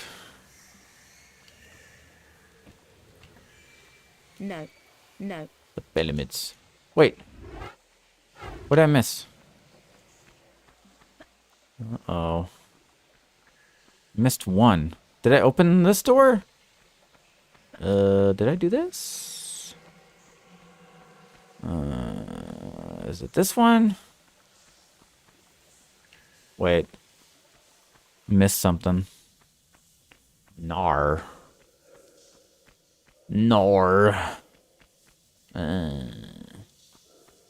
Where's the... It is this way, isn't it? Oh, I forgot something.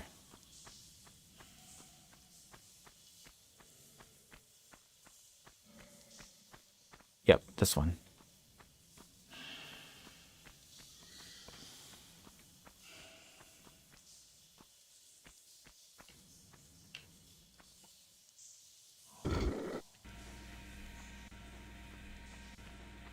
Okay.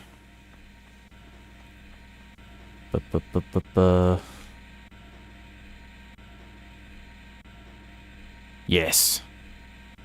Doing stuff.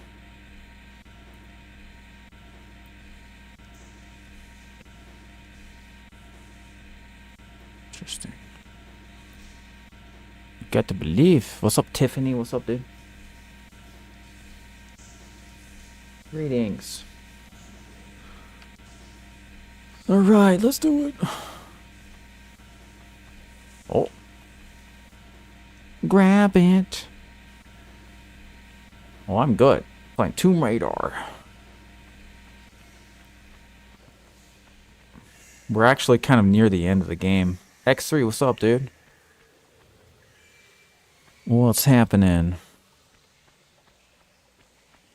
Popcorn. Yes. Yeah, we're actually at the, we're almost at Atlantis. Well, this is a long one, but...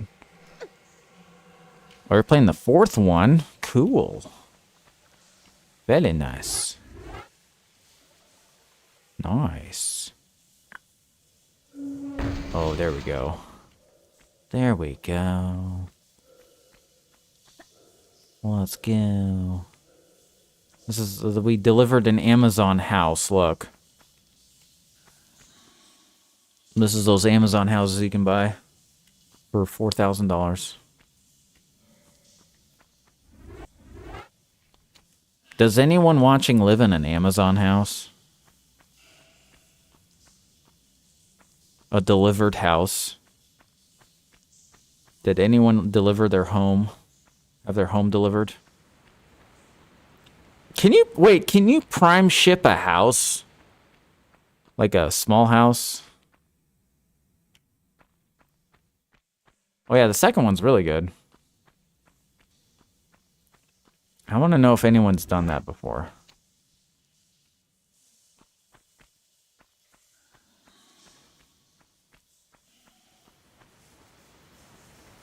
You can actually, can you, because is it like Prime Day shipping?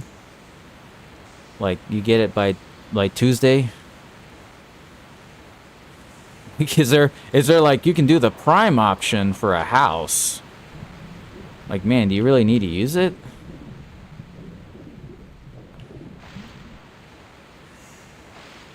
Oh, that is also it is crazy to me.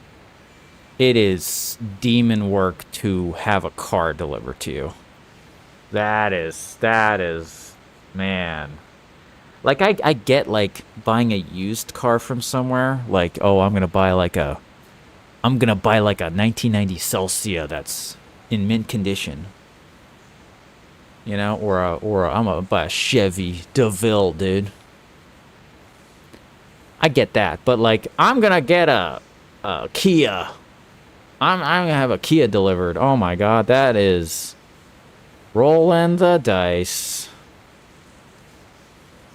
Rolling the dice, dude. You know, more power if you done it. You know, I get it. But man, you know them cars be rentals. Well, you know, they'd be like, sneaky a rental. We'll just ship them the rental. Or leased car. Yeah, this was leased. We'll just ship him that one. Even though we'll straight up lie.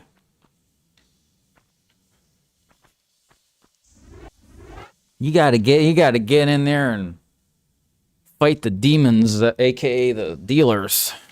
You gotta fight the demons. Get them to submit. Ain't nothing personal.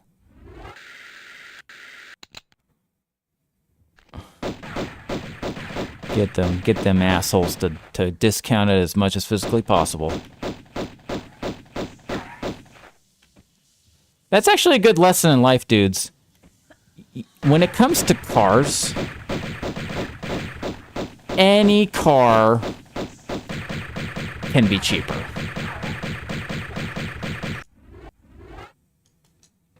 That's the life lesson that I'll give to you guys. If you go to a dealership that's not CarMax, any price you see can go lower. And it doesn't matter what, I don't care what it is. If you see unless you're going to CarMax, that's the only place that does not. But if you're going anywhere, it can go lower, and if they refuse to go lower, go somewhere else. Someone's desperate enough to sell that car that day. Maybe you'll get lucky and someone's about to get fired. They need that sale, dude. They don't care how much it is. They'll lose money if it means to make a sale that day.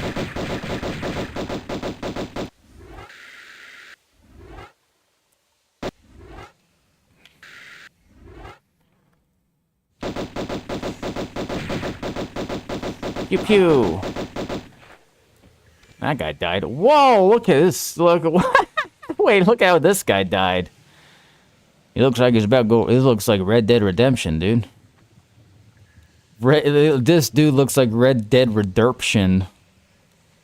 Whoa. Red Dead Rederp. That's what he looks like. Look at that guy. Man. It looks like this guy looks like all he does is ride horses. And he just doesn't know how to stand up. Man, look at him. Look at that pose. I've never seen a pose like that before. That's like that. He kind of does a different version of like the Stellar Blade 2 trailer. You know the video, my video of the Stellar Blade with the booty. It's kind of different. It's kind of similar. You know, doing a squat. By the way, Stellar Blade 2 trailer, crazy trailer, dude. Oh my god. My word. What? They're going full meme on that game. That game's a meme.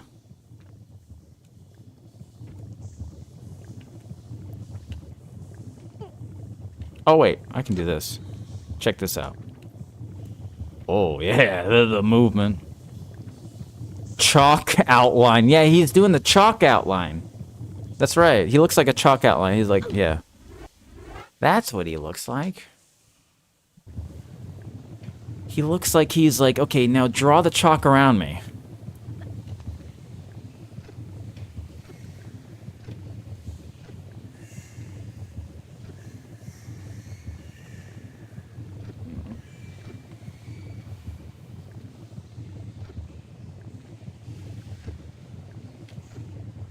Okay.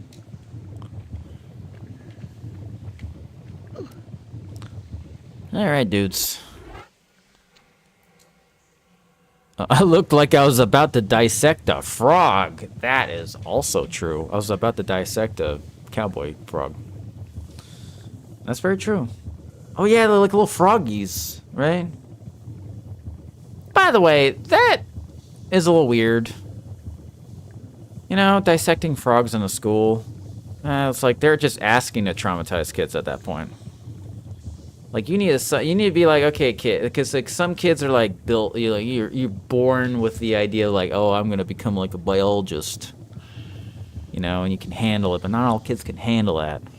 They're just throwing kids. I don't think they probably do that anymore. I don't know how school is. You know, they probably don't do that anymore. They're just like, hey, kids, today is biology. All right, biology. And then they just, without warning, here's a frog. Just like, chill.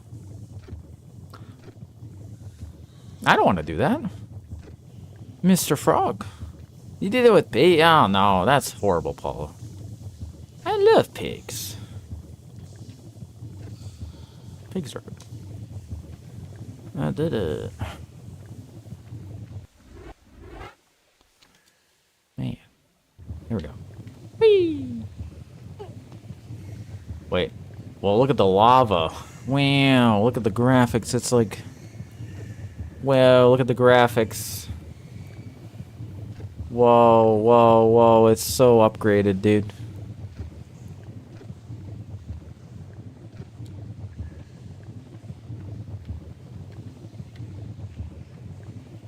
That sounds horrible.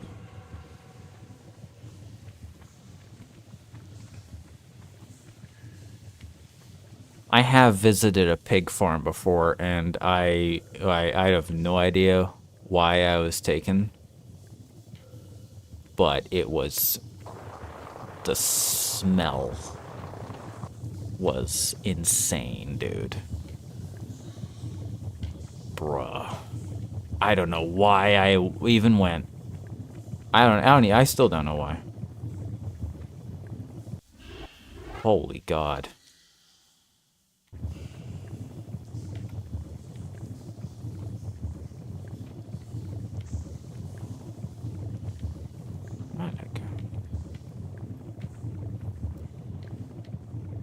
Wow, I almost died. Okay, let's die. Alright, guys. We're doing it. We're doing it. Beer, beer. We're also streaming on Twitch, guys. If you guys would like to join the main community on Twitch, that's where the majority of the dudes are. So if you haven't joined Twitch yet, please do so. Nifun Gaming is my username.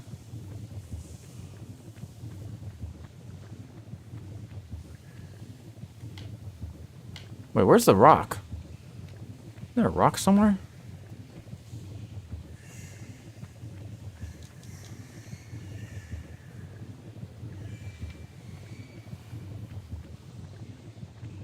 Did this glitch out?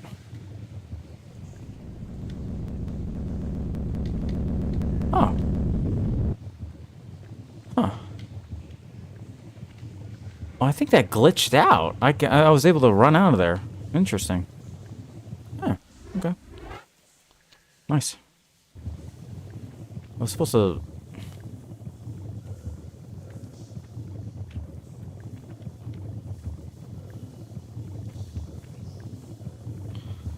Alright, dudes. Wait. Thanks everyone again for watching today. I really appreciate you guys being here. Thanks for being a bunch of dudes. I appreciate it.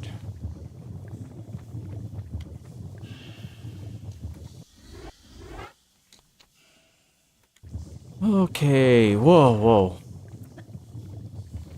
This requires dexterity of movement.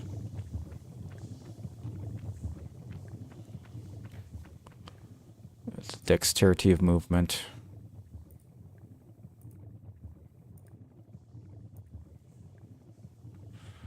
Okay.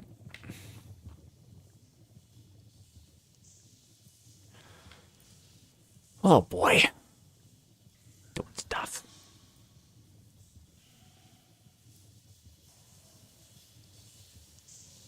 Doing stuff and things.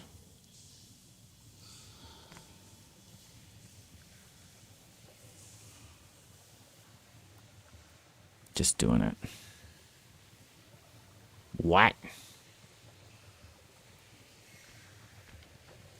The TNT dynamite.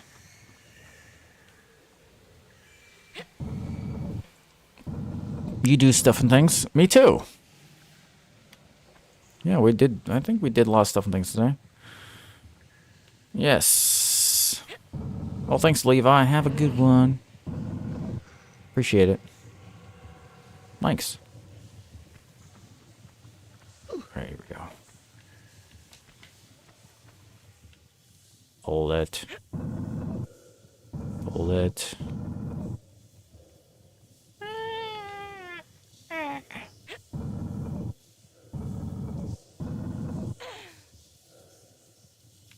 Pull it. Am I referencing The Walking Dead? Me? I was referencing AC/DC.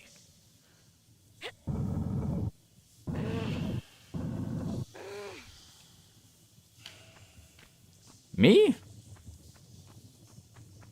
Maybe. Man. She's so strong. She is so strong.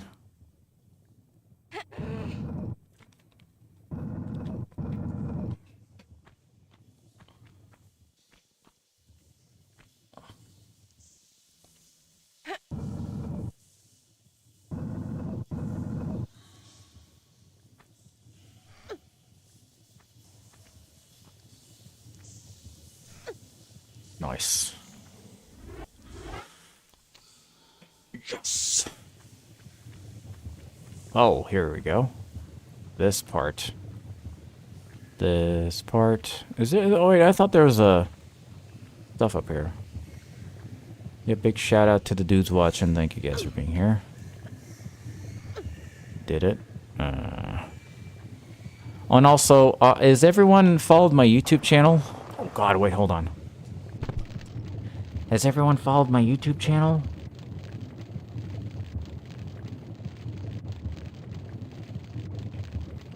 While I get burned alive? Who hasn't followed my YouTube yet? Who hasn't? My must share link. Everyone needs to do their due diligence. I'm going to start doing like a daily content. Daily yaps and things.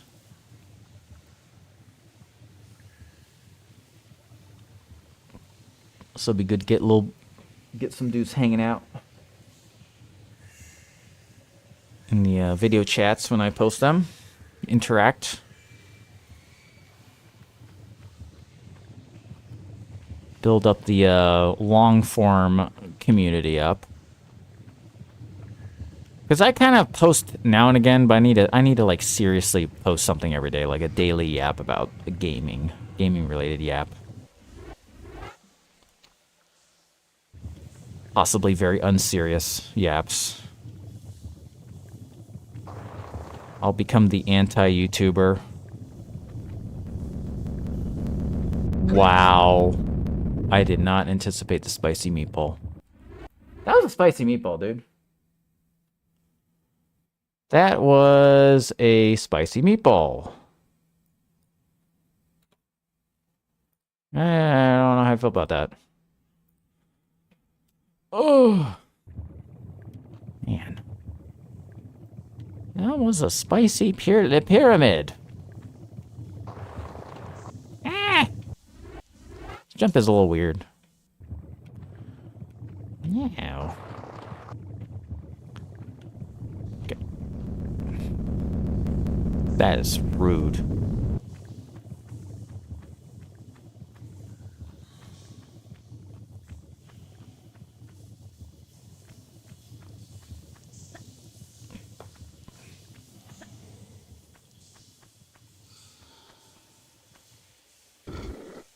Am I tired yet? Nope. Nope.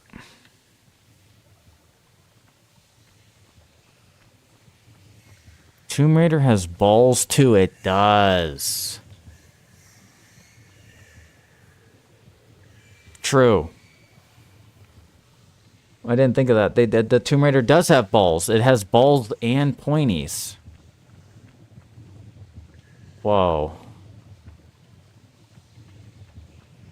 My mind is blown. How did I not realize that? This is such a weird thing because, like, you put the dynamite over there, right? And then you go to the that switch we just pulled, and that switch blew up the dynamite we moved. Right? It's a little odd. Logically, very odd. It's like, okay, this switch that's in this random mine is connected to a box of TNT on the other side of the mine. It doesn't make sense. I can't believe it, dude.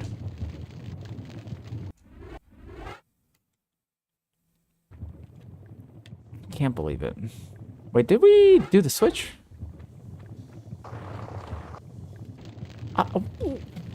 What is this? Huh? What is that? What was that?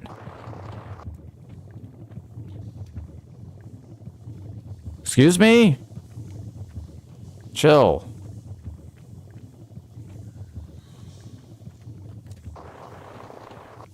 I don't know. I don't understand what happened. I do not understand. That part was indeed balls, I would say.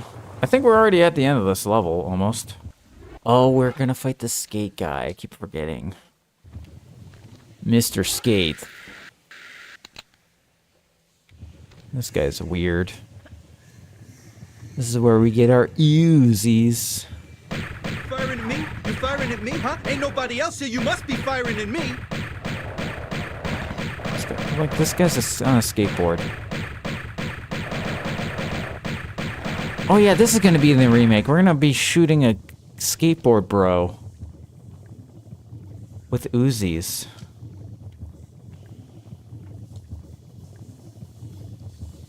He's just dead body. Dude, in the remake they should have Lara Croft ride the skateboard. That'd be sick. They should have Lara Croft take the kid's skateboard and just rip it, do an ollie. Dude, they need to have Tomb Raider do an ollie, dude. Dude, they need to have Tomb Raider do an ollie. That'd be sick.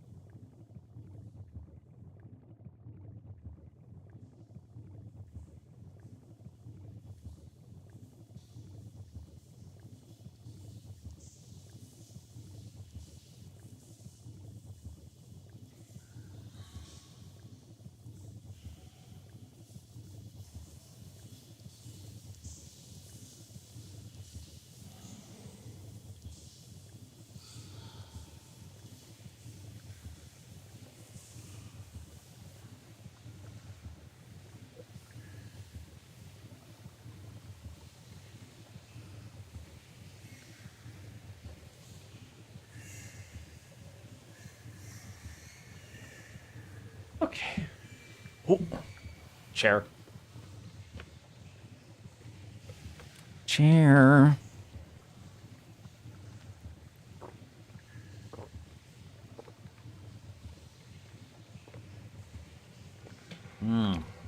Need to get some water. Replenish. Stuff. Good tips. Nice.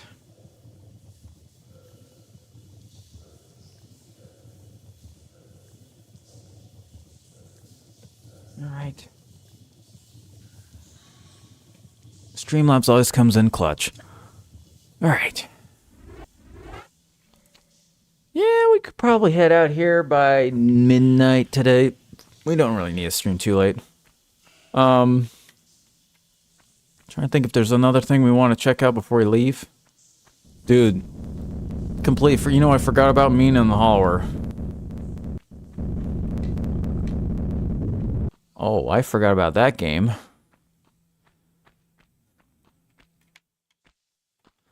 Ah, Mina the Hollower. Oh, that game was really good. Yeah. I kind of feel bad for that game because it doesn't seem like it's catching on that much. And it's like it's really good. It's like it just doesn't feel like it's catching on as much as I thought.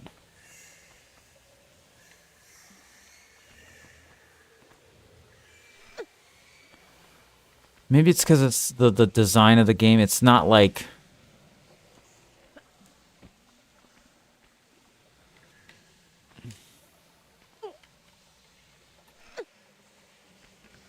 Yeah, it doesn't seem like it's catching on as much.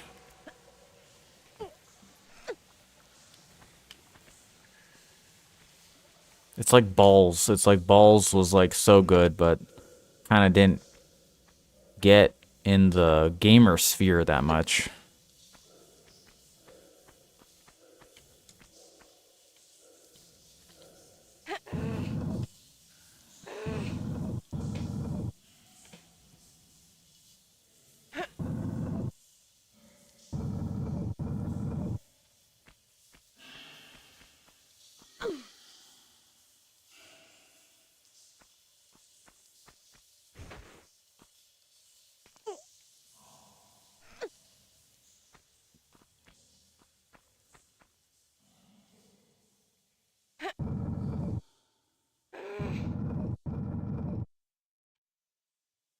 Push the block.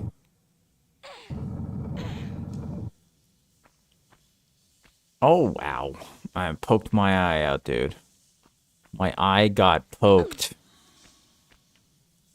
Literal pokage.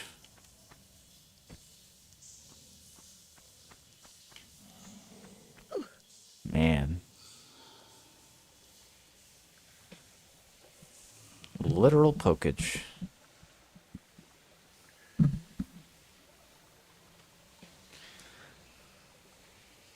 Okay.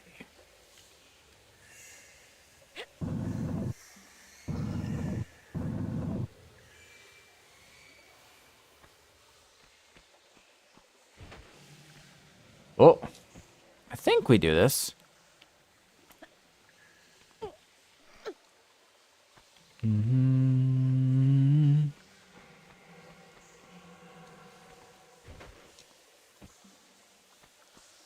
Yes. Good job. Push it. Push it, dude. Push it. Okay. Nice. Over this way. Do this. Alright, guys.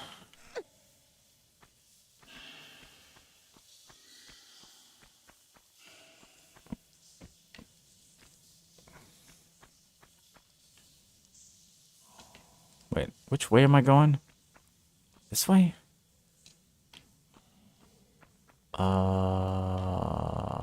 Wait a minute.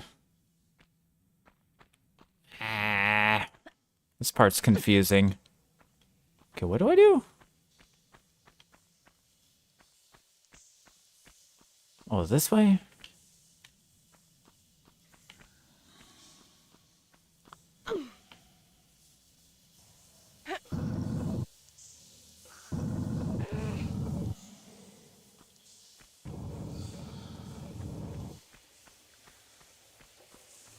I have no idea what that... I still don't know what that door is for. I have no idea what that door is for. Why does it do that? Okay.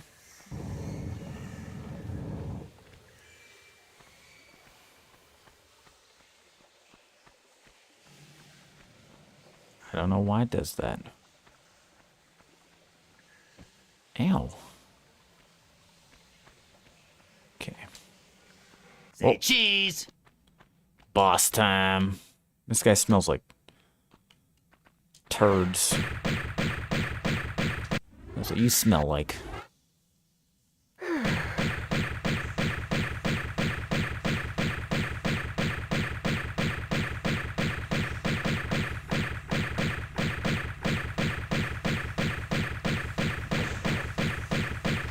Oh, you know, before we go, we should look at Final Fantasy VII stuff before we go. What? Out of ammo. We should look at, maybe look at the website. The page with all the screenshots.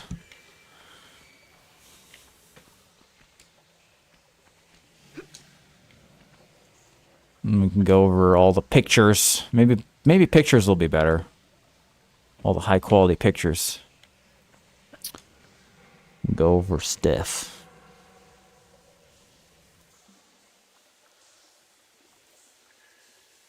Okay. Do it.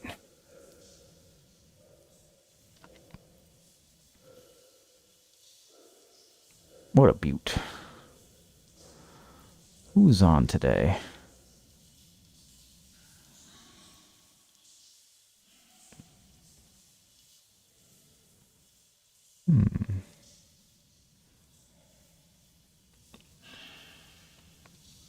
Yeah! Hooray! Hooray, dude! Okay...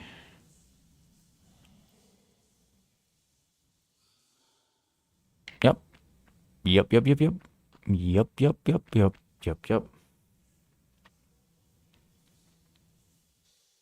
We play a lot of this. All right, let's go ahead and close our night by putting Winston in the freezer, like a good American. Like a good American, even though she's British.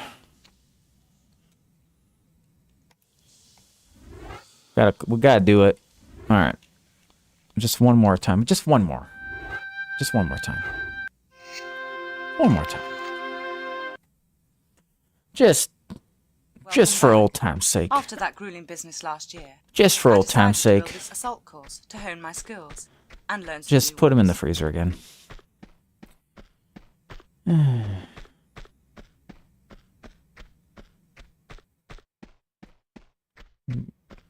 Like, remember it like the young days.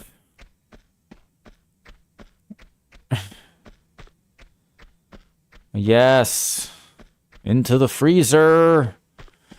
Yes. Into the freezer he goes. Feel free to What explore the the rest of the dude? house and gardens. What a dude. What a dude. Push the button. Man, this outfit though. What the hell? Okay, back to the OG. I'm being distracted. Freeze him. Man. Where's this gentleman?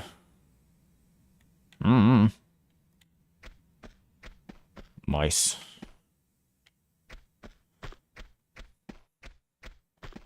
Oh dear. Back to the start if I want to beat my best time.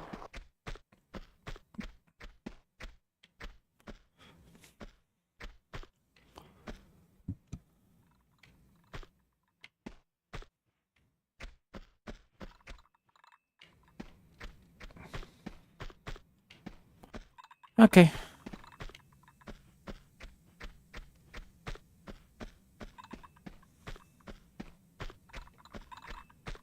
Let's go.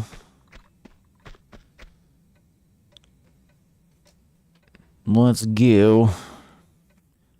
This dude this dude freaked you out. That's why I gotta put him in the freezer. That's why you gotta put him in here.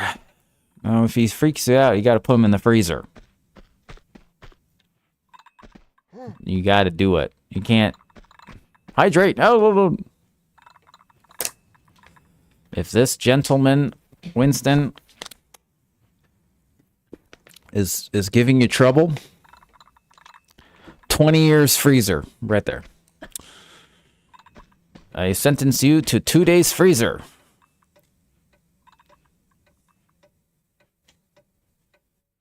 And he's going to take a couple centuries to get there.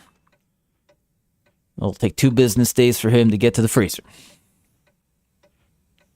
We'll have to wait. We have to wait.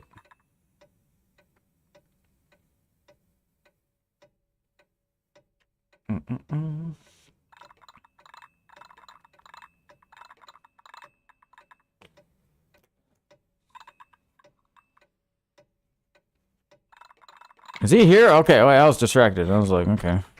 Checking my phone. Good opportune time to check on business.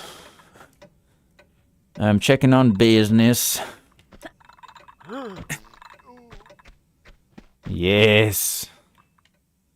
It's just, this does the, okay, am I a bad person by never thinking this gets old? Right? Am I a bad person for, like, never getting tired of doing this? Does that make me a bad person? I highly enjoy doing this every single time. This has not gotten repetitive for me. Am I weird? I don't know. It's just pleasant. I don't know.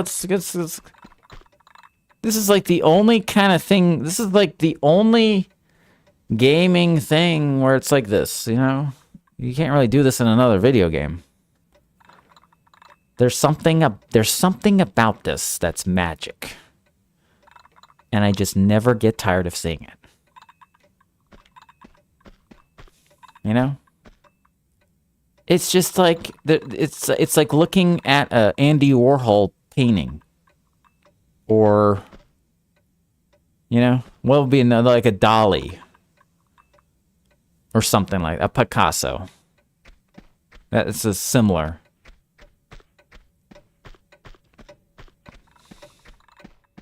It's calming. Yeah. I think so. I think so. Yeah. There's something about it. I don't know. It's very calming.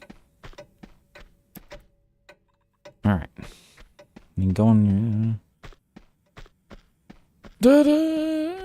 Alright. Okay, we did it. Maybe we can, oh, I know what we'll do. We'll look at Final Fantasy VII stuff right now. Before we head out. Yay. Final Fantasy VII things. Should be good. Let's go to the Square Enix website. And then check it out. Alright. Exit game. Lara Croft was sick. That was sick, dude. That was everything I dreamed of. Back to Final Fantasy VII. Back to it. Okay, let's go right on a chicken. Let's go right on a chicken. Where's that? Where's that at? Let's go ride a chicken. Yeah. Time to ride the chicken. Ride the chicken.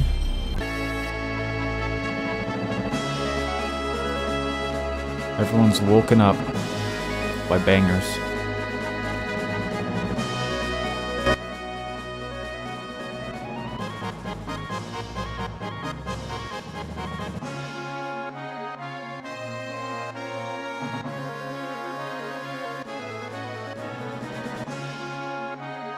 Bach.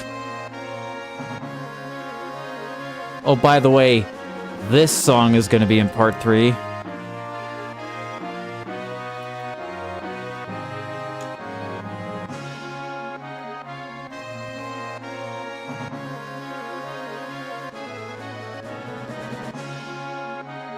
This song's gonna be in part 3.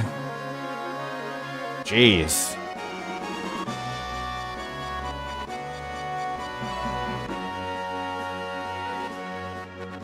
Where's my chicken? Was the chicken in the... Wait, where's my chicken at? Is it in here? Why is my chicken not in the map? Wait a minute. Where's my chicken? Oh, here it is. There we go. There. Yes. There we go.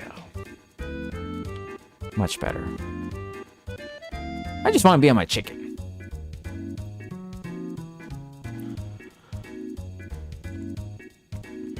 Bait.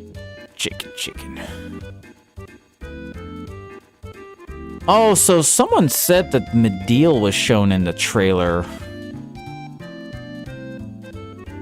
Oh, I know where Medeal is now in the trailer. It's that where that weapon was. It's the first weapon fight they showed. That's Medeal. This song's so good, dude.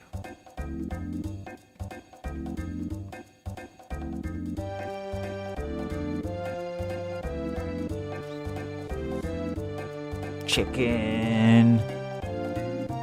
Riding a chicken. Hope everyone's doing good. Saturday night. Riding a chicken.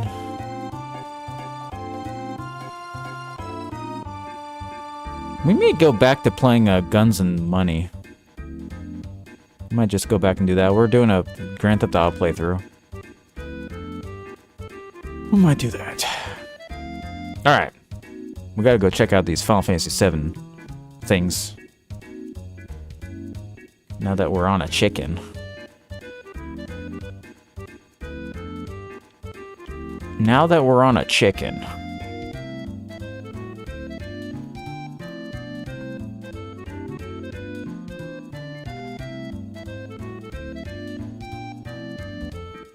Okay.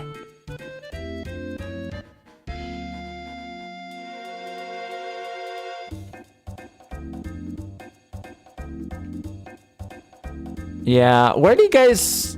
Man, where do you guys think Final Fantasy VII's... When is Revelation gonna start? Like, where is it gonna start? Because when Rebirth ends is where you're going here to the Icicle Inn. But I think it's actually gonna start at Wutai. I think that's gonna be the first part. It's gonna be like Rocket Town to Wutai. I think what... This is what I think they're going to do. I think it's going to start in Rocket Town. You're going to go on the Bronco to escape, and it's going to break down at Wutai. So you're forced to go to Wutai on foot. And then from there, maybe then we go to the Icicle Inn. Maybe that's where we'll do it. Unless they go from Rocket Town directly to the Icicle Inn. It's just kind of weird because they didn't have Rocket Town in the Rebirth. That whole section was cut. So it'll be interesting to see what they do. I think they're gonna do either Wutai Rocket Town, then Northern Crater, or Rocket Town, then Wutai, the Bronco breaks, then Northern Crater. That'd make the most sense. You want to see snowboarding? Oh, dude.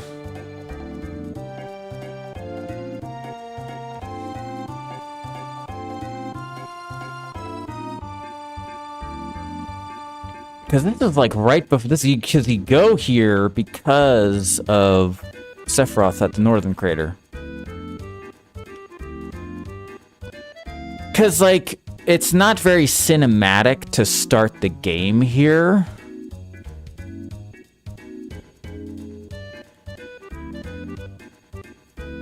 Because this is a long section of the... This is like a really long section of the game. Unless... I mean, it depends on what they want to do.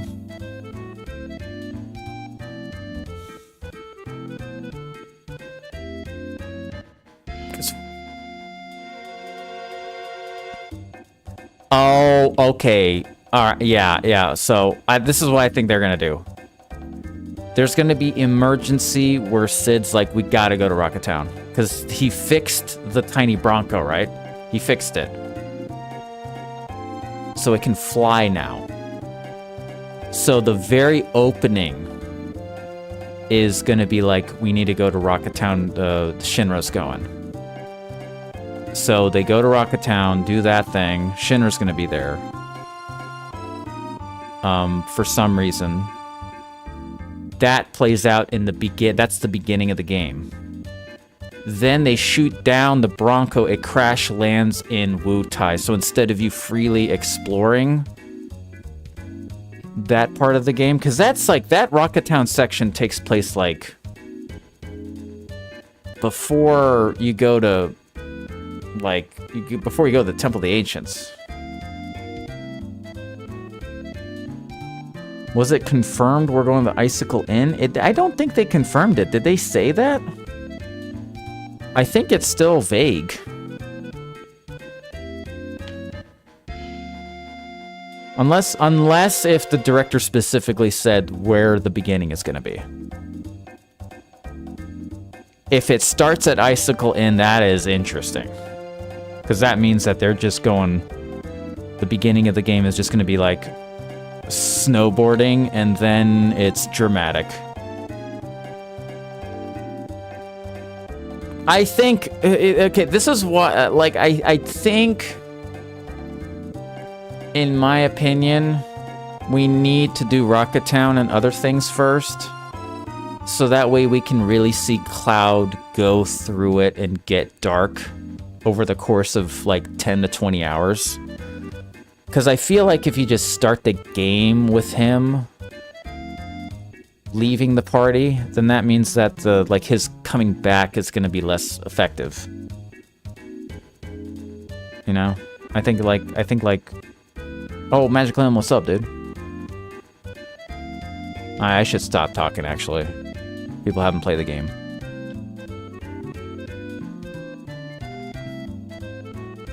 Glove, thanks for the raid. What's up, M? Yeah, Cid's part was skipped.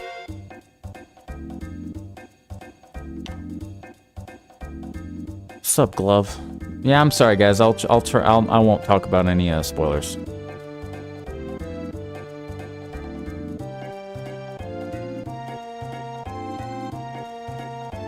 Since I know a lot of people have only played the remakes and not the original game. Chicken. Oh, I'm good. We're on chicken. What's up, Glove? What were you playing today?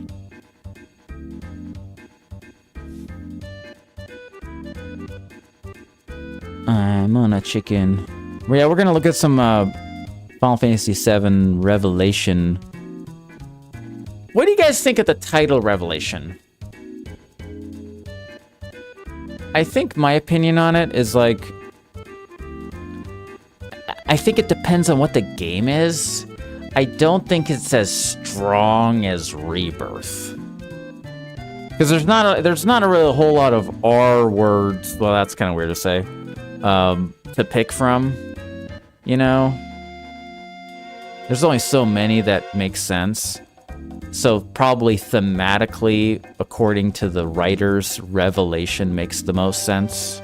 Because there's a revelation that will take place on the plot. It's like, what is the game even about? And so, maybe when we...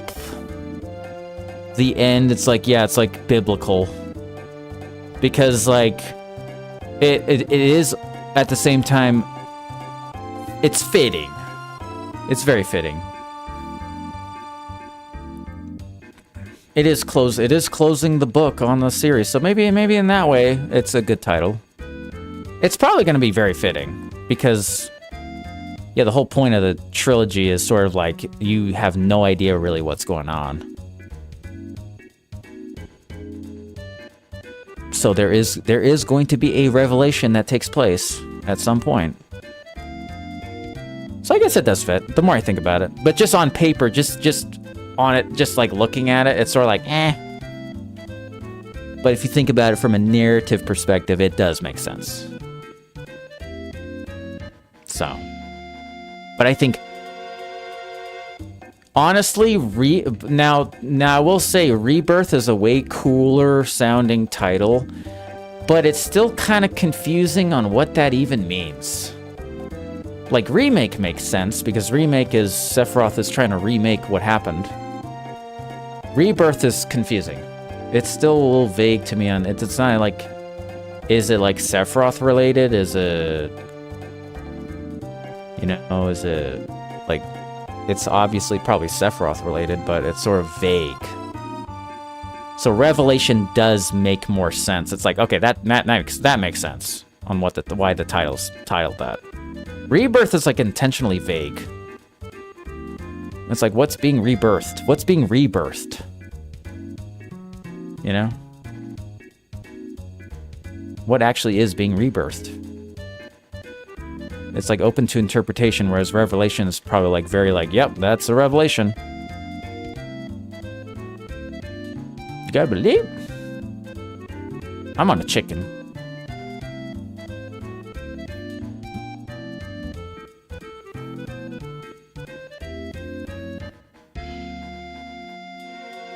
Final Fantasy VII Remake's too straightforward.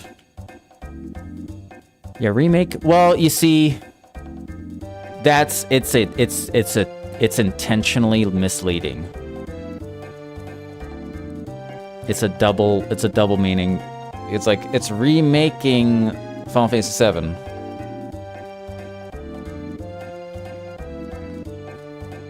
But in actuality, it's a part of the story. It's a story. So people didn't realize it was, because on paper it's just like, oh, it's just remake. It's just like remaking it's like a remake of the game, but it's actually, the name is Sephiroth plot related. It's a meta title. It just means that Sephiroth is trying to basically essentially remake existence differently than what happened in the original game, is what remake means. He's trying to alter what happened to him in the original game. So on paper, it's like, oh, it's a remake, but it's just, yeah, because he's using the whispers to alter fate. He's figured out how to get these whispers to be on his command. And then, yeah, so that's kind of like what... But it's sort of like a gray area whether the whispers were in total control by Sephiroth, but it kind of feels like it was. My favorite game. It's my favorite game.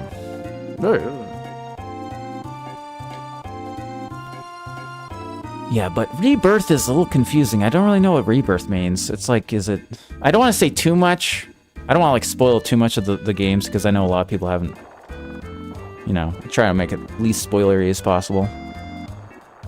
But I think, like, you know, saying what the first game is fine.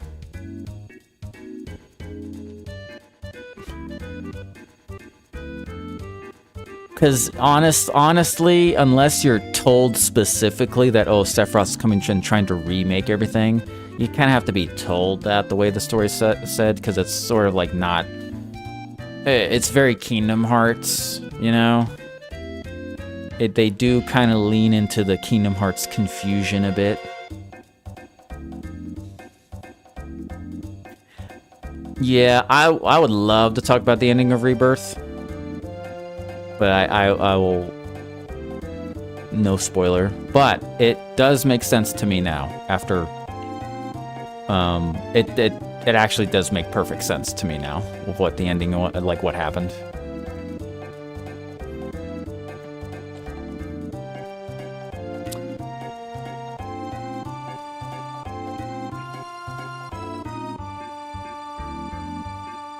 Reimagined.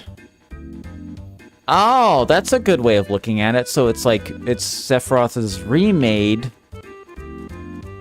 reality, or whatever, and rebirth is what it's like the... Okay, so the end of remake, you fight the dudes, and this is what the new reborn world is.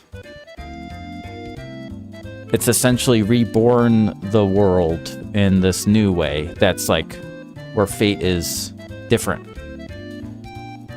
Maybe that's what it means. Perhaps.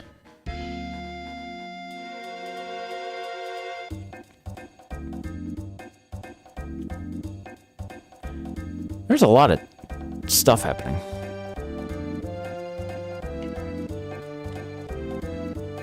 Yeah.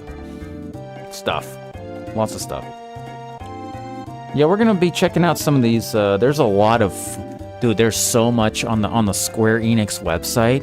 There are so many still images that you can look at. Like, they have like 4K images from the game. It looks so good. They look so good, dude. We're gonna check them out. Oh, Boss Panda, thanks for following, dude. I hope you guys are doing good. Hope you guys are enjoying the yaps. You know I be yapping. I don't know. We be yapping. And hope you guys like the yaps. Yeah, let's go check out the Square Enix website. There's some photos, dude. Okay. I'll probably turn down the game a little bit.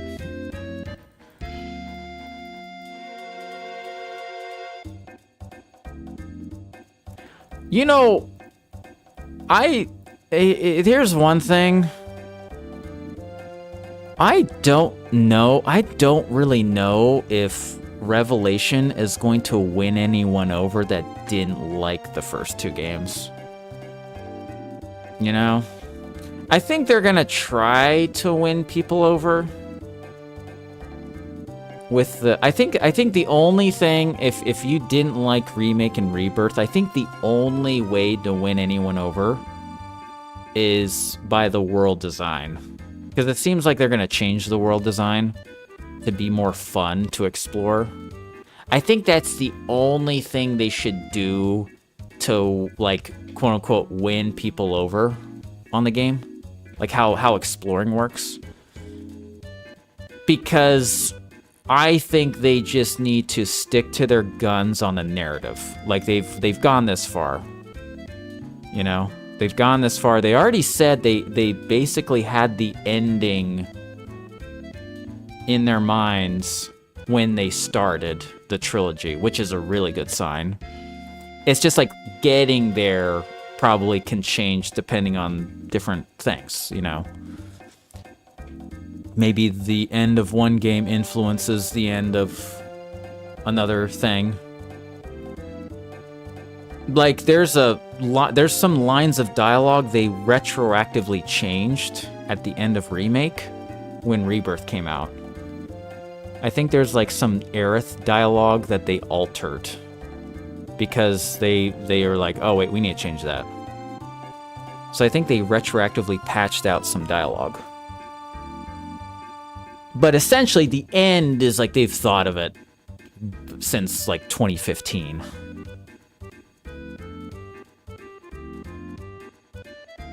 Oh, thanks for the potatoes, dude. Thank you. So, I hope they stick to their guns with the narrative.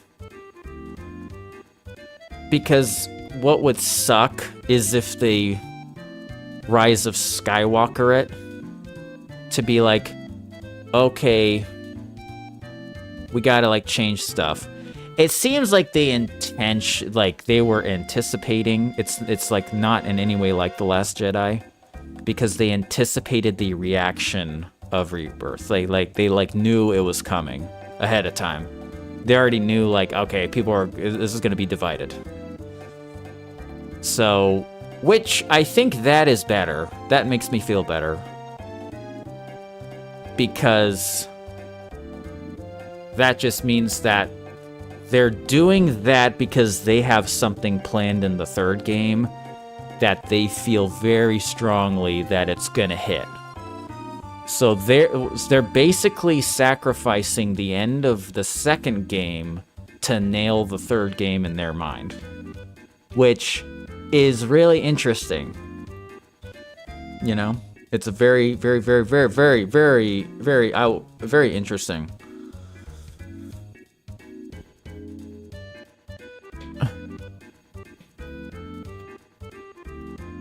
So the third game may make the second game's ending way better. But I like it. I like the second game's ending. Like the last 8 hours is insane. I do like how crazy it is. But not everyone does. I won't say anything else. Just you have to play it. Yeah, I gotta play the games. Gotta play them. Everyone can play them. Well, except for people, they have to get Switch 2 at least. That is crazy to think about, guys. The most affordable. I like. Dudes, how crazy is it to say these words? That the most affordable way to play the most affordable way to play Final Fantasy VII remakes are on the Switch 2. Like, you could not say those words 6 months ago. Like, oh yeah, the most affordable option is the Switch 2. Right? Because the PS5s were cheaper at, PS5s were still like $500. Now it's like, how much are PS5s now? Are they like 600 now? Like a base PS5. How much is a base PS5 brand new? Is that like 600? So it's so crazy to say that the Switch 2 ended up being the most... Well, they raised the prices by $100. They used to be 500, so I'm wondering, are they now 600? Like for a regular one, like brand new. Let's go look it up. Like not on eBay, like you go to a Best Buy. Just a regular one. Okay, so a regular one is 500. Actually, I think these are on... I don't think this is accurate. I think it's actually $600. I think it's 600. That's the digital version. That's the one without the disc. Okay, yeah. Okay, so yeah, the discless. Dude, that's crazy. A discless PS5 is 500. That is crazy, dude.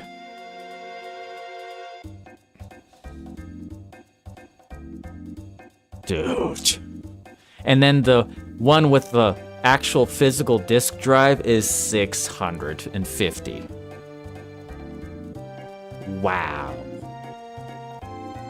$650 for my PS5 is $6. That is crazy, dude. I paid like $400 for mine, dude. I swear, I think I paid like I think it was like $400 when I bought mine or something like that. Oh my god. I bought mine in like 2021 for $500. $500 for a discless PS5 is crazy. I think getting a Switch 2 for $450 is way better. Like if you had to pick. Balls, I agree, Streamlabs. Isn't it crazy?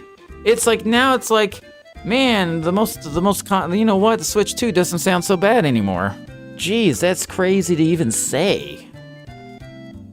I can't believe I'm even saying that. Because the Steam Deck was like $500, so it'd be like, well, you could just get a Steam Deck, play some PC games, but then they raised the price by $300 for those. So now the Steam Deck is like pushing 1,000. What do I think of the final chapter? Oh man, I'm excited. I'm very excited. Oh, thanks, Huskin. No problem, dude. Now we're just yapping. Can't believe I'll be telling you guys, man. I told you guys a year ago I thought that the Switch 2 was a ripoff. But now I'm like, you know what? Like if you have like a Switch and a PS4, if you've gone this long without getting a PS5, if you literally just have a PS4 and if you have a Switch and a PS4, and you've gone this long, it doesn't, in my personal opinion, it doesn't really make sense to buy a PS5 anymore. It doesn't make sense. Unless you want to play GTA 6. But if you're like, I'm good, it kind of doesn't make sense to get a PS5 right now, in my opinion.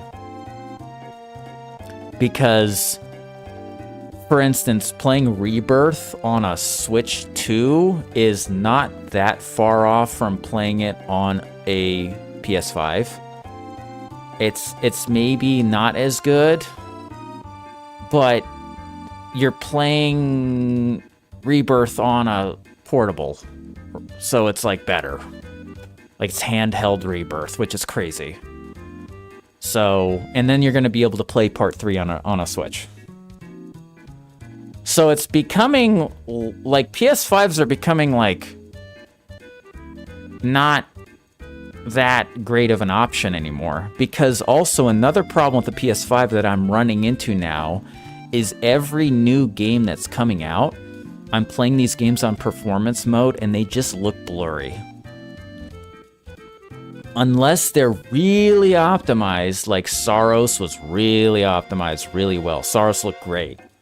But some games, like third-party games, just sort of have that like washed out performance mode feel when you're playing at 60 FPS or try to get a high frame rate.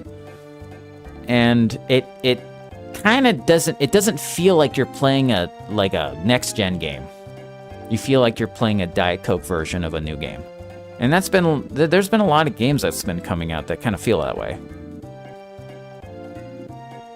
And I don't know, it just feels like the Switch is, it's odd, I hate to say it, it's like the best option right now is just getting a Switch 2 if you don't have anything. Yeah, they changed the voice actor for Sephiroth, dude.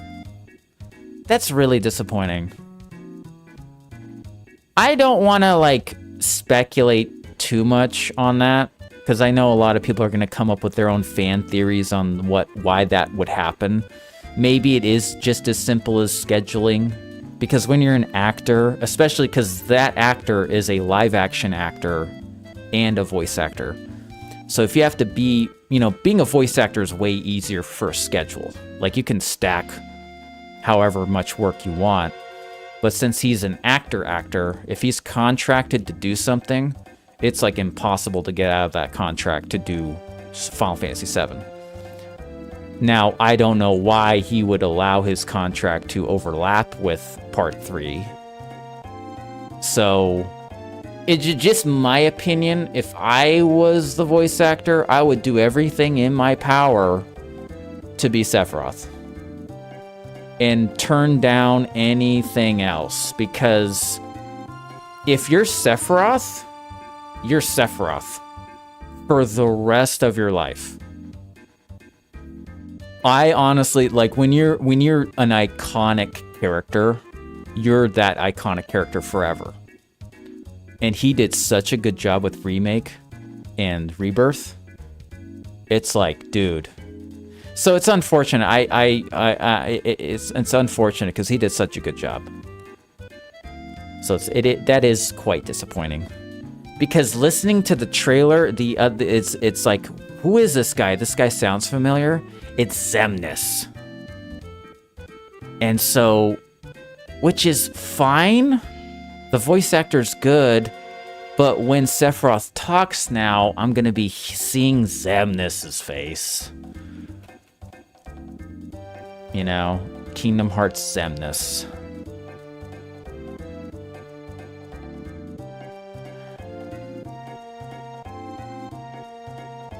Oh, Ethan Hawke? Oh, man. Oh, wrong chat. Wait, Ethan. Wrong chat. That's okay. That's funny. Ethan Hawke. What is Ethan? Ethan Hawke should be Sephiroth. That's what I think. Oh, it's not Xemnas? Oh. Why are people saying it was Xemnas? Oh, that's completely wrong. Okay. Well, good thing I didn't make a video about that. I should do my research. Who is the voice actor? What was, like, the voice actor done?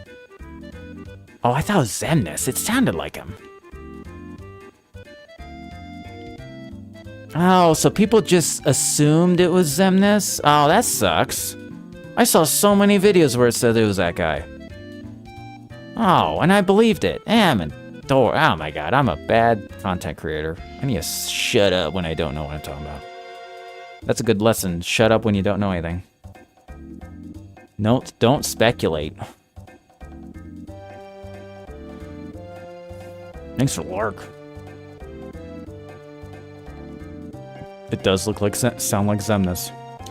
Oh, I think I know why people are thrown off. The voice actor that does the narration, which is probably old Nanaki, is Xemnas, if I'm not mistaken. So people are thrown off because Sephiroth sounds like the main narrator of the trailer. And that's the voice actor that was in the first reveal trailer. Like the guy who does the Gi. So, this is actually some trivia. When you go in Rebirth and meet the Gi, that guy that's talking to the party is the same voice actor that announced Final Fantasy VII Remake in the announcement trailer. It's the same guy. Same voice actor. And people figured out that, wait a minute, since it's the same voice actor, that is the character that is narrating the trailer. And then when you listen to what the guy's saying in the trailer, it's a narrative that the guy is saying. So it's not like, because it sounds like the narrator's talking to the audience, like about like, hey, we're remaking Final Fantasy VII. When in reality, it's the Gi guy explaining to the plot to somebody, explaining what is happening, because it's like the same guy. And Literally the same voice actor. So I think that guy might be Xemnas, so that's why people are getting thrown off. I could be wrong. I think that's why people are getting confused. Ethan Hawke should be Xemnas. Ethan Hawke should be Xemnas. Anyway. We're on a chicken. Well, I thought Xemnas was coming back. You can't believe he did that. That's okay, you know, Ethan Hawke. I mean, he's Ethan Hawke, man. He's kind of cool. I don't know. I gotta be honest, I haven't seen a whole lot of Ethan Hawke movies. I've only seen a few. I'm not I haven't seen a lot of his work. As a matter of fact, I may have only seen him in Training Day only, and that's the only movie I've ever seen of him. If I think of... You know what? I think I've only seen Training Day. I don't think I've seen any other Ethan Hawke movie. Boyhood, never seen it. I've never seen any of the Reality Bites. The Before Sunset trilogy. Dude, I don't think I've ever seen an Ethan Hawke movie. You haven't seen Training Day? Dude, Training Day is so good. There's only one part of Training Day I think is bad. Okay, Training Day is a perfect film until, like, they meet the three other crooked cops, and then then it kind of becomes like a cartoon.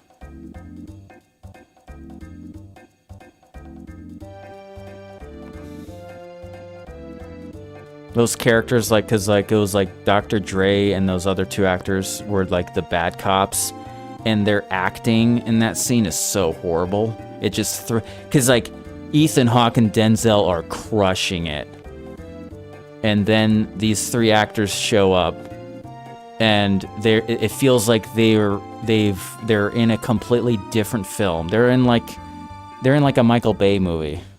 That's their like acting. It's like, dude, why are these guys not acting like Ethan Hawke and Denzel in this scene? They're like action movie characters.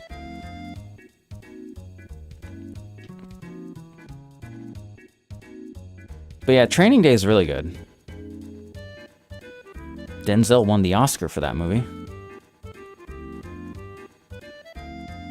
Ethan Hawke is really good in that movie too. He's really good.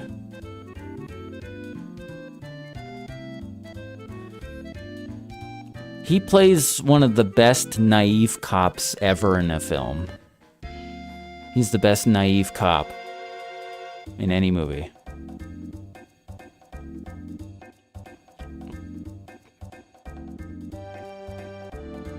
We're on a chicken. Alright, we just start yapping about shit. Yeah, we're...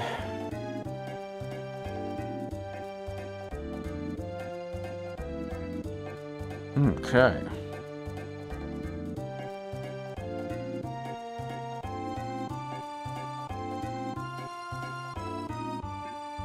We're on a chicken.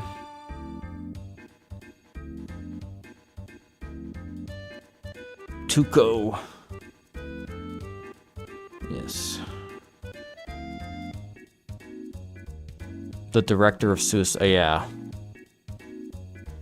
You see, that's the thing about, like, Hollywood movies, like Suicide Squad, is that I don't think it feels like the director doesn't matter. Like, and that's the problem with them. That's like... That movie is exactly the problem with a lot of those, like, big Hollywood movies. It's like, no matter what kind of director you are, it's just gonna fail. It's like, it's not gonna work. You need someone the only way those movies work is if you have a yes man directing it. I think that's literally the only way for it. Like, if there's like a big Hollywood movie like that, like a suit movie. It's like a suit. I call them suit movies. If you're making a suit movie, you can't have like some creative brain, like pretentious director guy try to make that. You have to just get someone to just make it. You just need to get like just some guy, and then because it's like a David Fincher directing Alien 3. You're just asking for trouble at that point. It's like you're having David Fincher make this movie, but you're also trying to control the movie. You know, it's just gonna fail. Because from what I remember, the Alien 4 movie, which is called Alien Revelation, by the way. Is that the name of it? Alien Revelation? That movie has Ron Perlman in it and Winona Ryder. That movie's bad, but that movie is way more entertaining than Alien 3. So that's why when you're making a suit movie, you just gotta full send the suit. And then you just get Alien Revelation. It's like horrible movie, but it's at least kind of fun. Resurrection, sorry. Different R word. Yeah, Alien Resurrection is bad, but it's fun. It's a fun watch, but it's way more fun to watch than Alien 3, dude. Alien 3 is rough. Yeah, Alien Resurrection is at least enjoyable to watch. It's fun. Ron Perlman's cool. But that's an example of like, yeah, you kind of just have to lean in on the suit if like...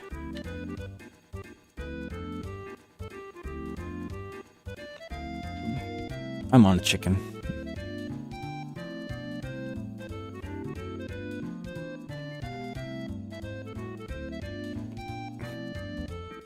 You've only seen aliens singular and pluralians. Oh, that's what I call it. Pluralians. Aliens. We're just on the mountain. Here's the thing, dudes. This is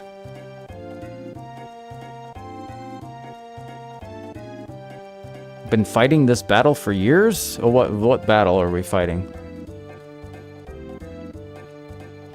Alien 3 sucks? I mean, when I tried watching it, it was just boring. It felt like a downer. Like, I was watching it, it felt like very... I mean, I'll have to maybe watch it again. It felt like the Resurrection was more fun.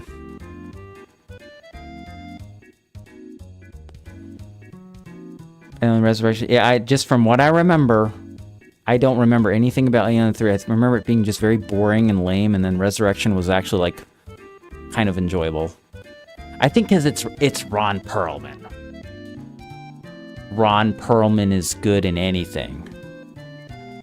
So I think from what I remember, he kind of carried the movie. And Winona Ryder was not bad either. I think the Alien Resurrection is just that what's her name sucked. It just is that Ripley was like the weakest character. It's like the other characters were better. So there's like more from what I remember.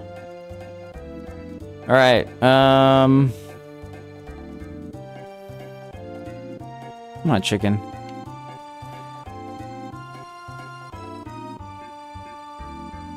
Fight Club, Gone Girl. But that's the thing. It's directed by David Fincher, but David Fincher talks about how horrible it was his worst life experience directing Alien 3 because the studio just got in the way of his movie. So he was trying to make one movie, and the studio was forcing him to make another movie. So they were constantly fighting over the film.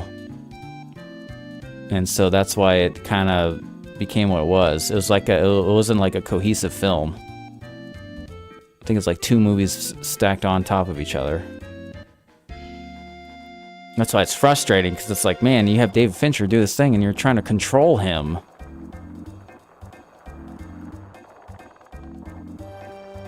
Imagine a creative control free, like free creative control Alien 3. No studio interference. Life would be different.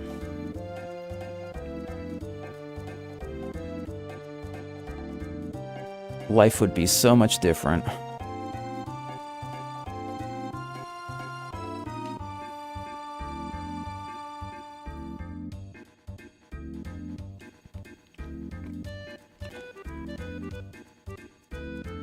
Man, the more I think about Final Fantasy Revelation, dude.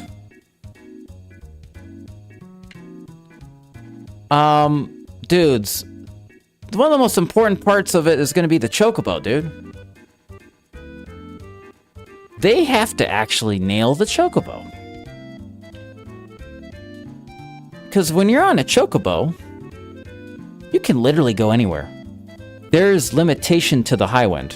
So you can't go everywhere in the Highwind. But the whole idea of the Chocobo is like, hey, there's this mountain here. Do this. So my question is, as far as traversing, is the Chocobo going to be as free roam as Death Stranding 2? Like, let's say 2, because you can get like a bike in Death Stranding 2 that can literally go up mountains and stuff. But when you're on foot, there's a lot of places I say it's very hard to go. So obviously you can't climb everywhere as a person. But are they just going to basically unlock complete free exploration with a Chocobo? Just like the original game? Or is it just going to be like how it kind of is in Rebirth, where there's a mountain, but you're going on the gold Chocobo path up the mountain? Which would, I guess, be fine. I mean, that's a compromise. But, like, at the same time, it would be kind of epic if it's just like, okay, get your gold chicken. And it's just like, oh, there's a mountain. I'm just going this direction, going over it. I don't think they're going to... I would not expect them to go that far. But I won't say I won't be kind of like, ah, man. I wish you could just go wherever you want on this thing. And then you just explore something like this. You're just like walking around and then it's like, oh wait, there's a little cave in this mountain. You know? Let me go in this cave. It would be just a tad disappointing if it's just like, okay, now that I have a gold Chocobo, I'm on this path and there's a gold Chocobo mountain path that I can go on. I think that'd be a little disappointing. You know? It's probably the most realistic option, honestly. But like, I don't know, man. That trailer showed off the Highwind, and it's like full-on Tears of the Kingdom jumping from the air with a parachute. So maybe they are indeed opening the map completely. It could very well be that. That would be the best option. And they'll just have to kind of technically figure out how that works, because it's possible, because Death Stranding 2 exists. It is possible. Death Stranding 2's map is ginormous. And you can have a bike go anywhere. Like, Death Stranding 2 is huge, dude. It takes forever to go from one end to the other on a car. So, I definitely do think it's possible. It's just depending on if they're able to do it or not. Death Stranding 2 could do it.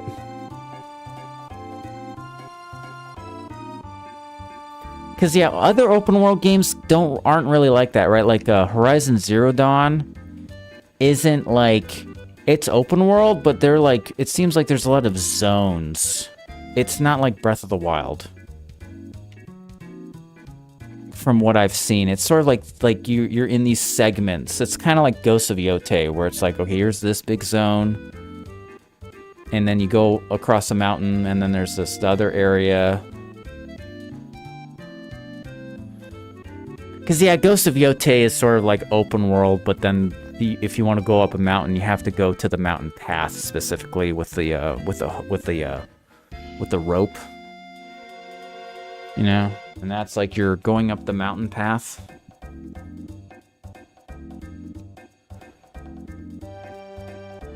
But yeah, I hope a Chocobo's just...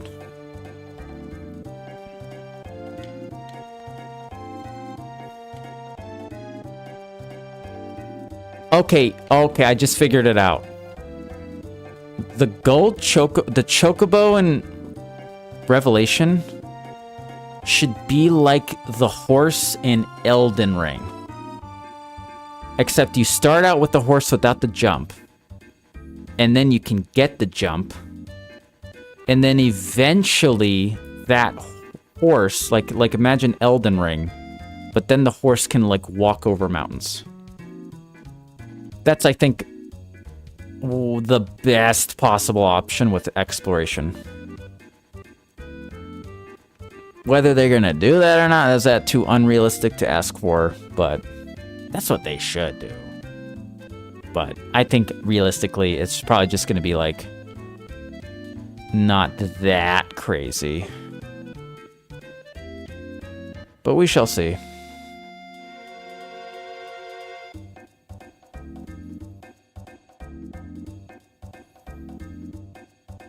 Hello, Derpy. What time is it? Man, it's only 12:40. We've been yapping for an hour and a half. Wow. That's crazy. I might have to go.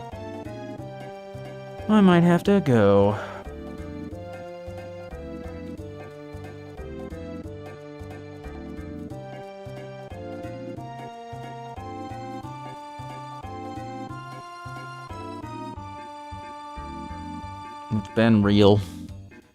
Thanks, guys, for hanging out, though. It's been cool. It's been a joiny.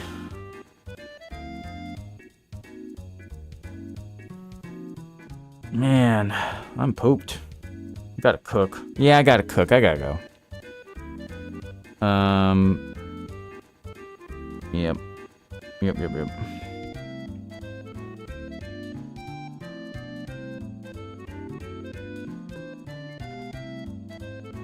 Yup.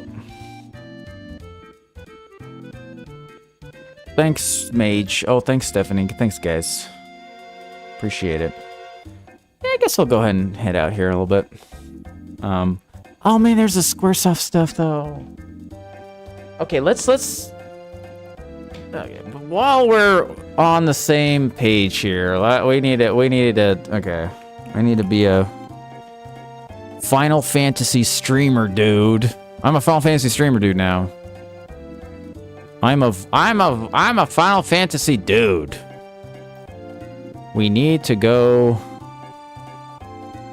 and look at shit.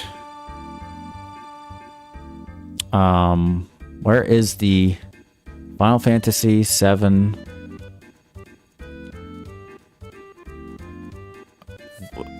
Square Enix website? Where all the pictures are. That was sick. Okay, let's do it. Wait. Revelation.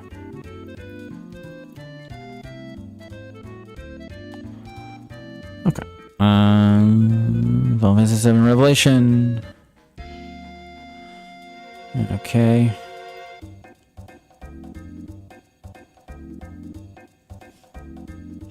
Okay, where's the photos? There's like where's the media?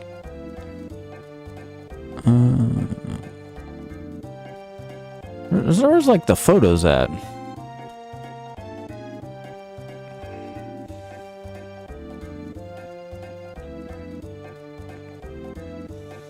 Press release. Screenshots. Can you full screen these? Okay. Oh, there. Okay. Yeah. Yes. Wait.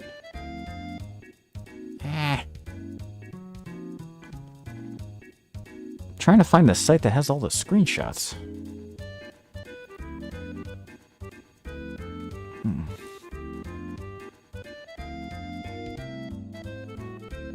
What's on the press release? Wait.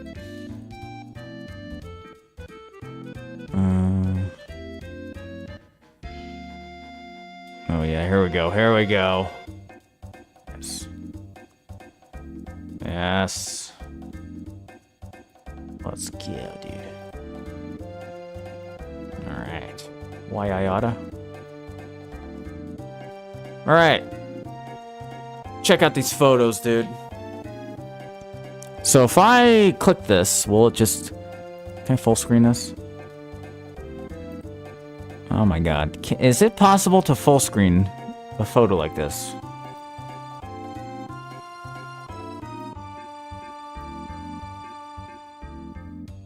Okay. Cloud's face. So if we do this... Okay. Can I zoom in? I don't know how to work. I don't know how to use a computer, guys. I'm just... What's up, Kenny? I do not know how to use a computer. I hate to say it. No, I do not want to open CapCut.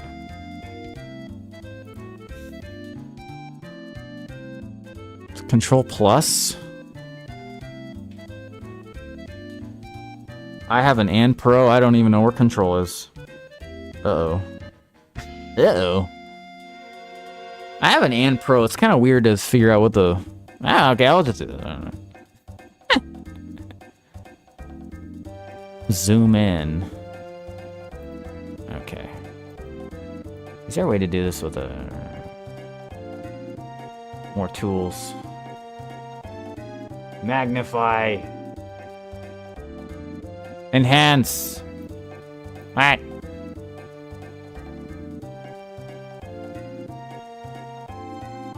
Nah. Enhance. Oh, there we go. Nice. Can I get this shit out of there? There we go. Okay. Enhance. All right, we will enhance the image. So we gotta go get the image, and then enhance. All right, there we go. All right. We should look at all these. So we should just check these out. So the Square website released all these still images. So they have like the screenshots from the trailer, and then also screenshots of the game. They have a bunch of them. There's actually more than this that I found on a different site. There's actually way more than this. I might have downloaded them, but... this is an interesting thing here. You know, what even is this?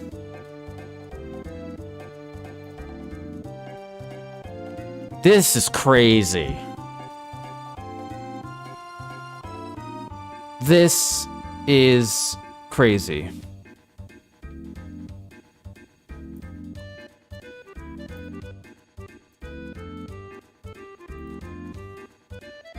What's up, Kenny? So, what part of the game is this? Is this at the Northern Crater? Is this like the Northern Crater?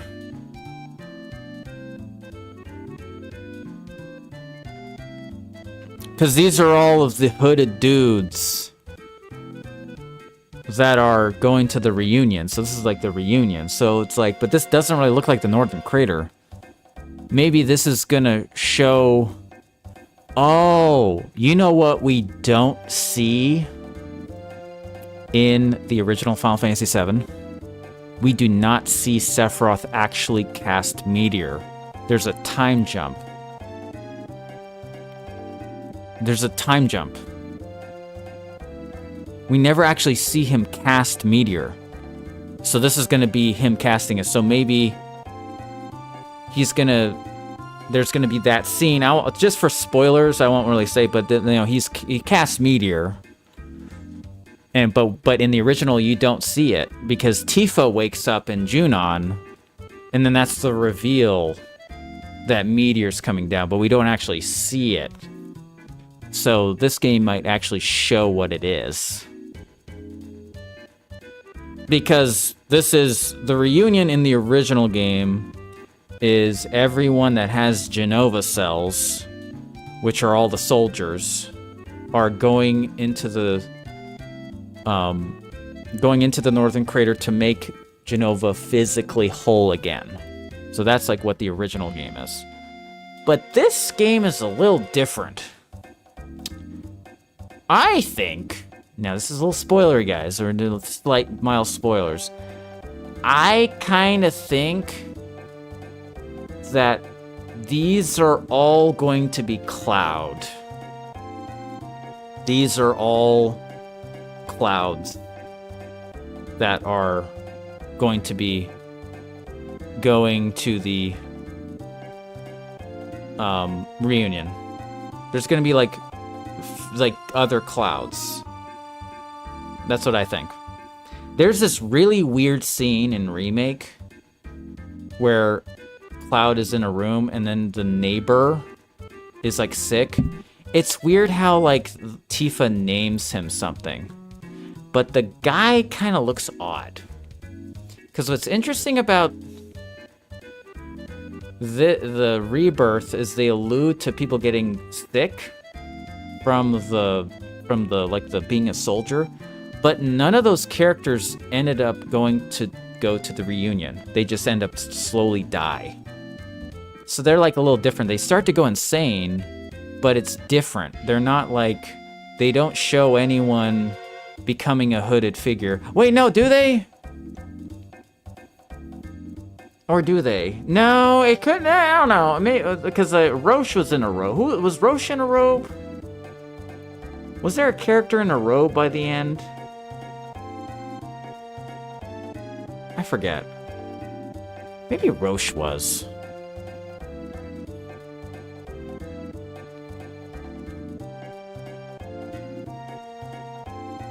But anyway, it's interesting. They're gonna actually show Meteor being cast, which is what this is. Or this could just be a vision. Maybe this is kind of like the cutscene that's like in Remake where you see Meteor coming down on Midgar, where it's sort of like a weird vision. Maybe that's what it is also. Oh, Cloud. Alright, that's cool. Sephora, what's this? What's this image? Wait, no. Open link, new tab. What? No, I want to open this. Oh, here we go. Oh, yeah.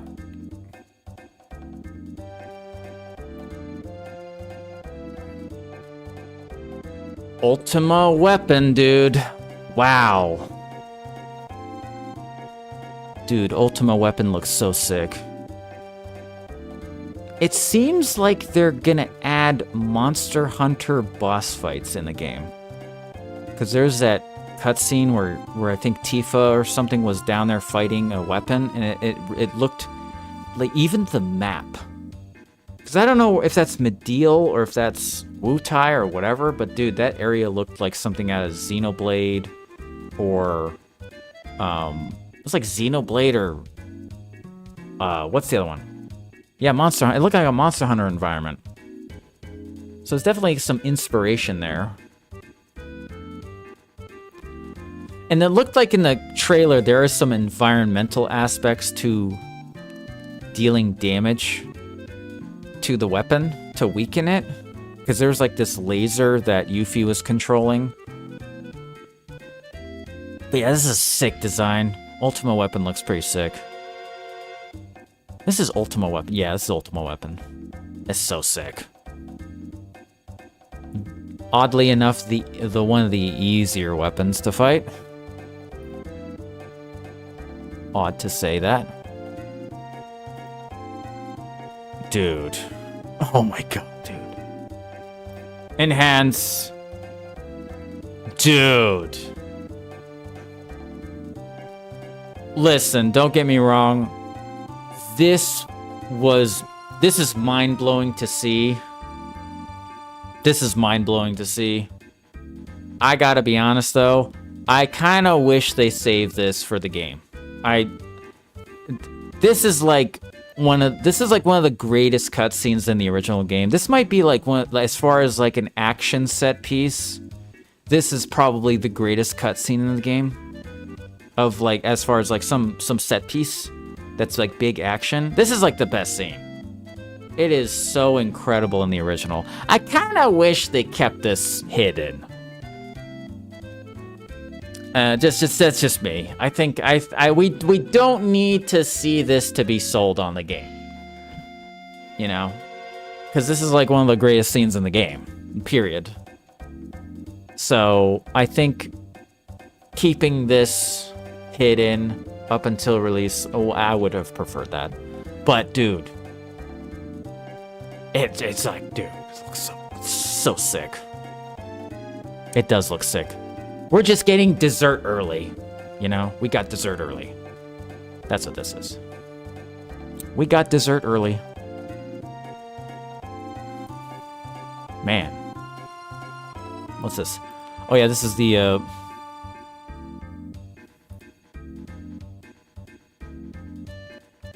Enhance.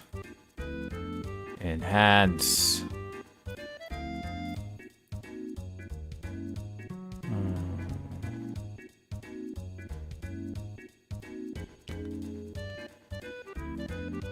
Rar. Rar? I will say, you know, I think I like the original design a little bit more. Just a little bit.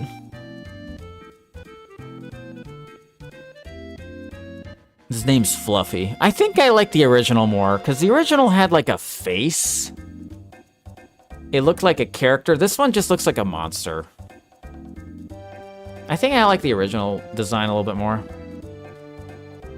I think Ultimate Weapon looked a little better. He's got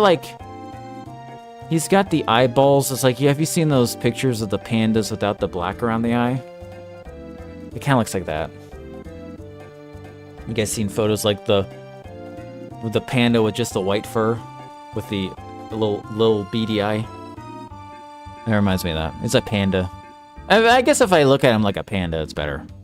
I think I do like the original design more. It felt like a this one looks like this one looks like a monster. The original game looks like, oh, this is like you could name the character almost. Dude, the original design is so good. Yeah, this is pretty good. This is okay. I'm not the biggest fan. He's like, rawr. Oh man, look at Wutai, dude.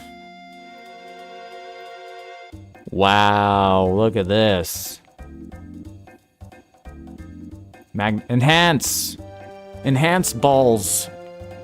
Wow, look at... Oh, you know, they were smart. They put Vincent in this shot because he's red. Because he's got the red, it pops out more. Good art direction.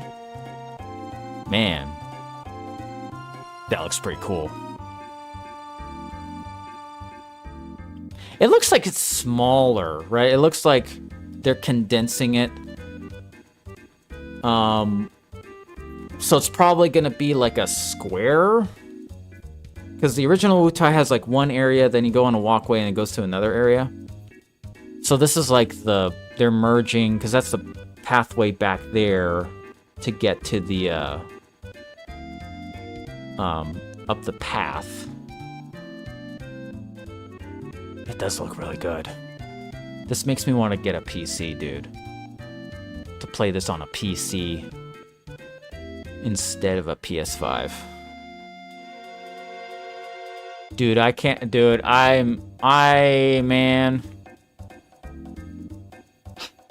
You know what, dudes? This is what I'll say to anyone who only has a PS4 and a Switch. And not a PS5. Because we talked about this like an hour ago. I don't know, dudes. I think the Switch 2 is a better option. Because, for instance, this game on a base PS5 isn't gonna look that good. It's gonna probably look like it does on Rebirth, and it doesn't really look that good on Rebirth on performance mode, like at 60 FPS. If you don't mind 30 FPS, if you're someone who's like, I don't care, I just want the best possible image, and I own a TV, then it's gonna look really good. But like if you want to play something at 60 FPS in performance mode, it's really blurry, and for a lot of people, it's a big turnoff. So because of that, it's not gonna be like, oh man, Revelation's coming out, I'm gonna go buy a PS5 for this. It's like, I don't know, maybe go YouTube gameplay. What I would recommend people do is go YouTube gameplay of Switch 2 games, like Requiem and Rebirth, and see how those look, and Cyberpunk. Like, I think those three other standard, look at how Rebirth, Requiem, and Cyberpunk, how those games look. And if it's like, hell yeah, that looks great, then just get the Switch 2. You know, just get that. The PS5 is becoming way less interesting at this point. Because in reality, what games are you missing out right now on a PS5? Saros, which, yeah, it's such a niche game at this point. Like, I didn't think it was a niche game until it's like, wait, it didn't really sell that well. I love Saros, but it's, I guess, now a niche game. The first Stellar Blade, but that's on PC, so that's like... What's another game? You can play Ragnarok on a PS4. You can play God of War on a PS4. You can play The Last of Us Part 2 on a PS4. You can play The Last of Us Remastered on a PS4, right? I mean, you can play Last of Us PS3 Remastered. Like, there's only, like, maybe 5 or less video games that are still locked to a PS5. Ghosts of Yotei. Okay, you'll have to sacrifice Ghosts of Yotei, Saros, and... yeah. And maybe Death Stranding 2, but even that's on PC now, and I wonder if that's eventually going to be on a Switch. So it's not, like, imperative anymore to get a PS5. So, I would never say this a year ago.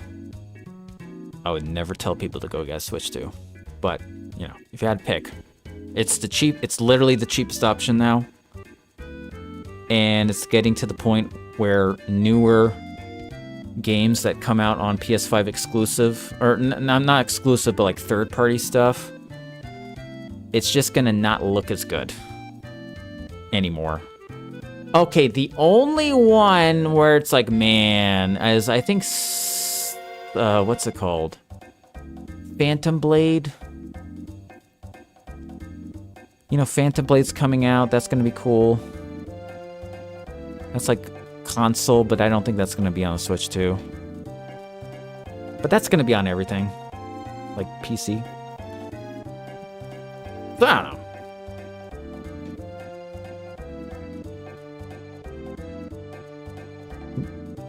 But yeah, this looks really good. Yeah, I do like the look of Wutai a lot. Alright. Ooh, we're getting some bright areas now. Ooh. Okay, we don't need to see it. Oh, wait. No, we do need to see this. Guys, I didn't even see cloud there. Hold on. Open image in new tab. Enhance balls. Enhance the balls. Magnify balls. Oh boy, look at this. Wow. Okay, dudes. So, one really interesting update with... one crazy update with Revelation is that they're adding a job system. And it looks like it's associated with the drip you get. So, what's up, Leon? So it seems like you can turn Cloud into a black mage, white mage, different job system, almost like Final Fantasy XII, maybe? It seems like it's associated with the drip you find, like the armor set, which is pretty sick. So you can get like a kind of a custom build for your character. So instead of like how it has been before, where it's like, okay, Aerith is doing this one thing, and these characters are doing these things, it's going to be a job system instead. Which makes sense given what Materia is. Like, Materia is sort of like, you know, you have all these different options. Like, everyone can cast magic. So how do you incentivize different magic being used or different materia being used? So then materia could be beneficial to the job you're doing, which would be cool. So maybe like the purple and the purple materia is going to be beneficial to like the mage and all the stuff. So it's not like, okay, you just put MP up on Barret and that's your quote-unquote mage.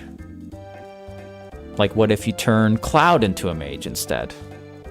Like, that's pretty cool. They kind of did that with the different weapons in Remake and Rebirth, but it's sort of like there wasn't enough incentive to turn a character into like a magic character rather than just a fighting character. It's like it doesn't make sense to turn Cloud into a magic character just because he's so strong. So it's interesting how they're doing a job system now. That's pretty crazy. Oh, and you can also see, guys, check it out. Cloud with the red. This is like the dark materia. What's up, Brando? What's up, dude? Howdy. What's going on?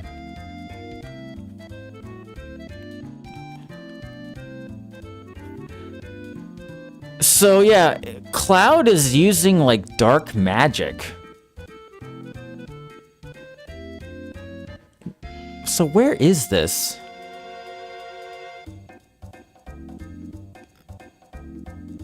This looks like Medial. Interesting. I'm doing pretty good, yeah. Oh, that's a Uchi monster.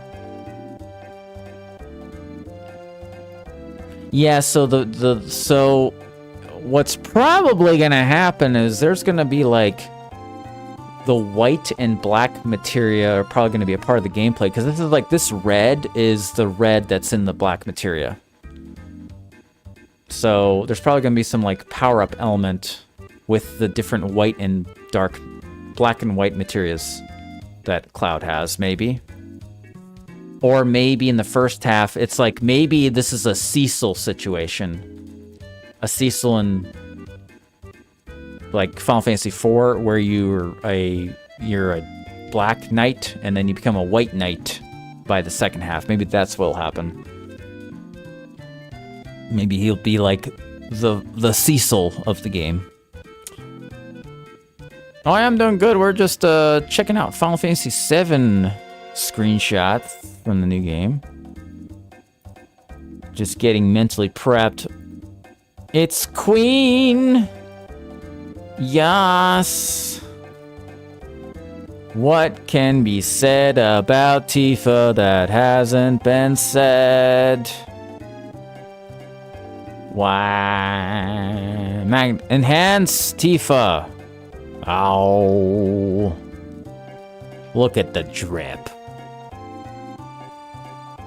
She looks very magical.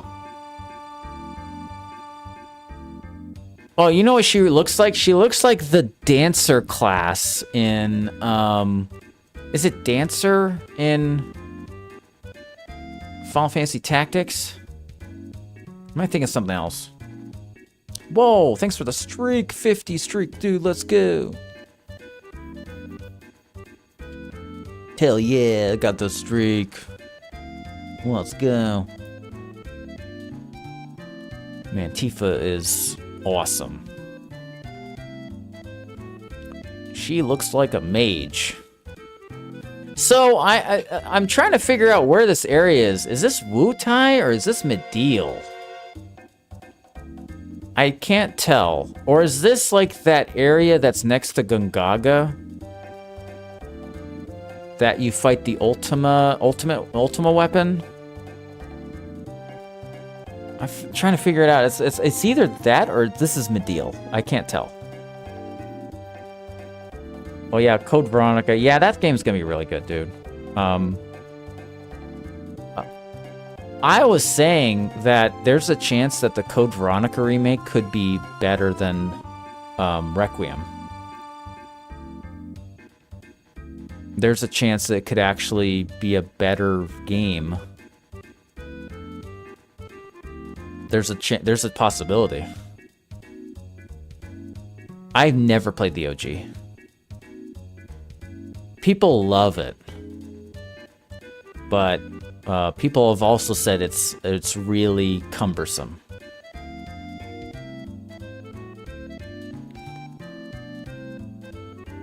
Like, there's something about it that people like, and so it's the best story.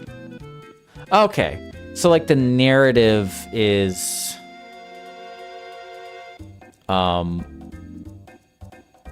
that, because, like, the dude, I don't want to spoil, I'm not going to spoil Requiem, but, dude, that last 8 hours, that last half of the game is ridiculous.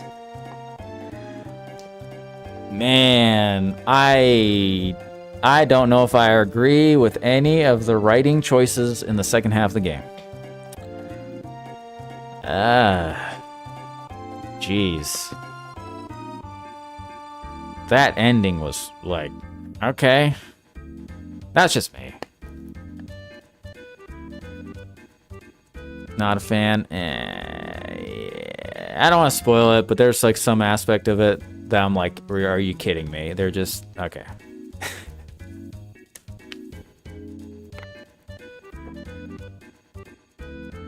Oh, have you not played it yet?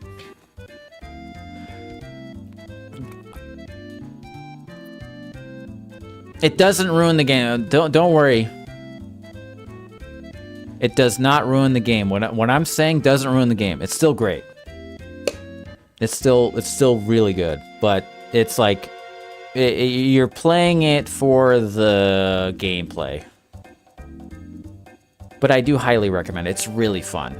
But I just think the plot ends up not being good.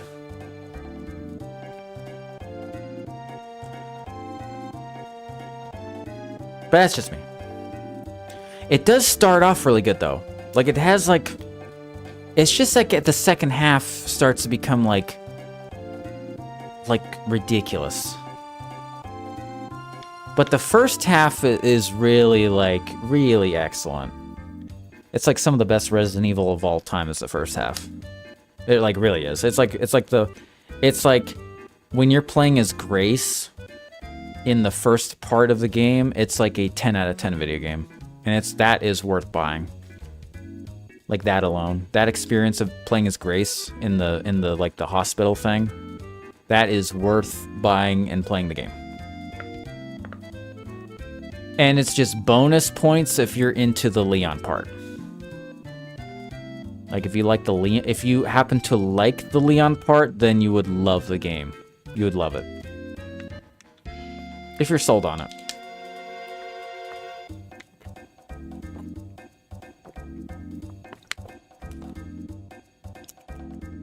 Anyway. Tifa. What a dude. What a dude. Look at the dude. That's a dude right there, dude. That's a dude. Hey guys, all the way, wait, guys, dude. Wait a minute. Enhance. We gotta enhance again. Wait, hold on.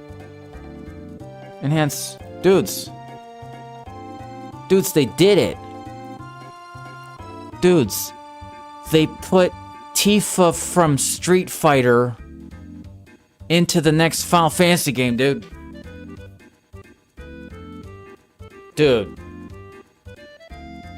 How did they do it? I can't believe they added Tifa from Street Fighter and put her in Final Fantasy VII Revelation, dude. That's why it's called Revelation. It's a revelation. Tifa from Street Fighter is in the game. I can't believe it. You know what that means, dudes? Do you know what that means? Is that Tifa is gonna be in Fortnite. And that's just it. That's just the reality. That's the world we live in. She's gonna be in Fortnite 67 days from now. Mark my words. Okay. Next image to enhance. Oh my god. Next image to enhance. Let's look at this shit. Oh my god. Look at magnify. Oh my god. I can't get over this, dudes. Man, look at the Highwind, dude.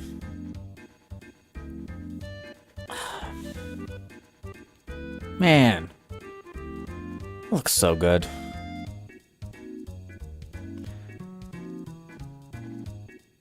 Man, they really made the Highwind look good. They really did. Like, just the color palette of the Highwind, and like the gold and the silver, and just the way, like they're showing a really nice daylight in the trailer, right? Like the lighting of this game looks way better than Rebirth. Like the lighting of everything just looks so good. The water looks better. It just looks so good. They did such a good job with this Highwind, dude.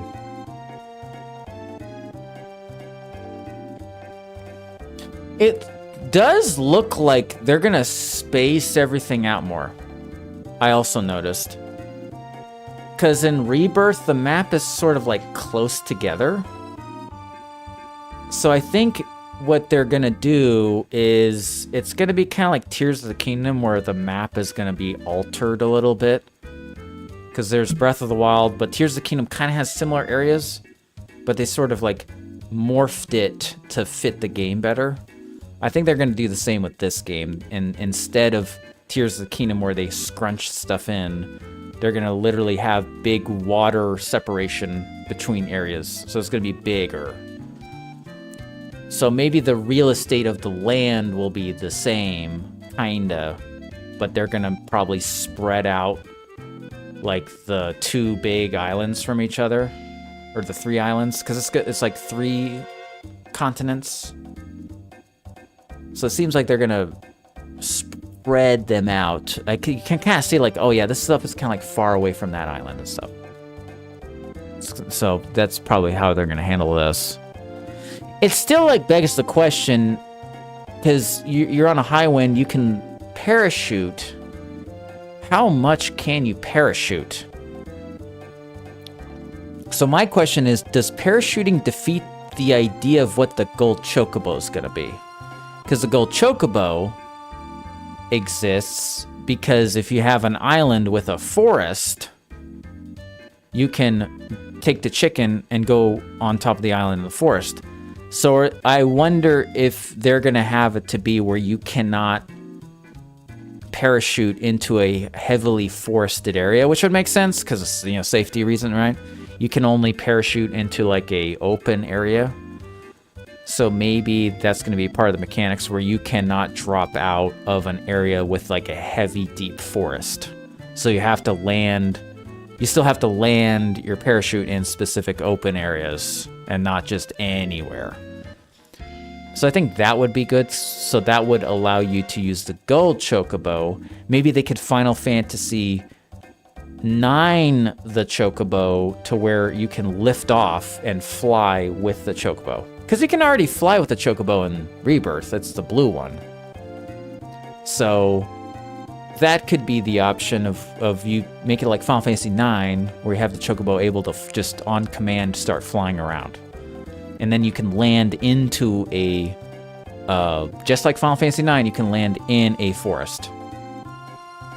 And that's the thing you can do that the parachute can't. So I think that would be probably the best way to handle that.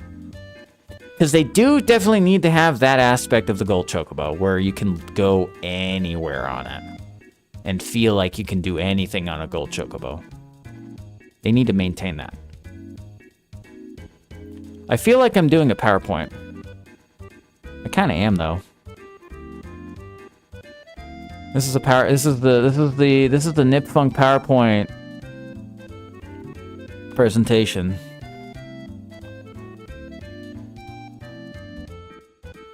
Yeah, where's this? I don't know where this is. Is this Mideel?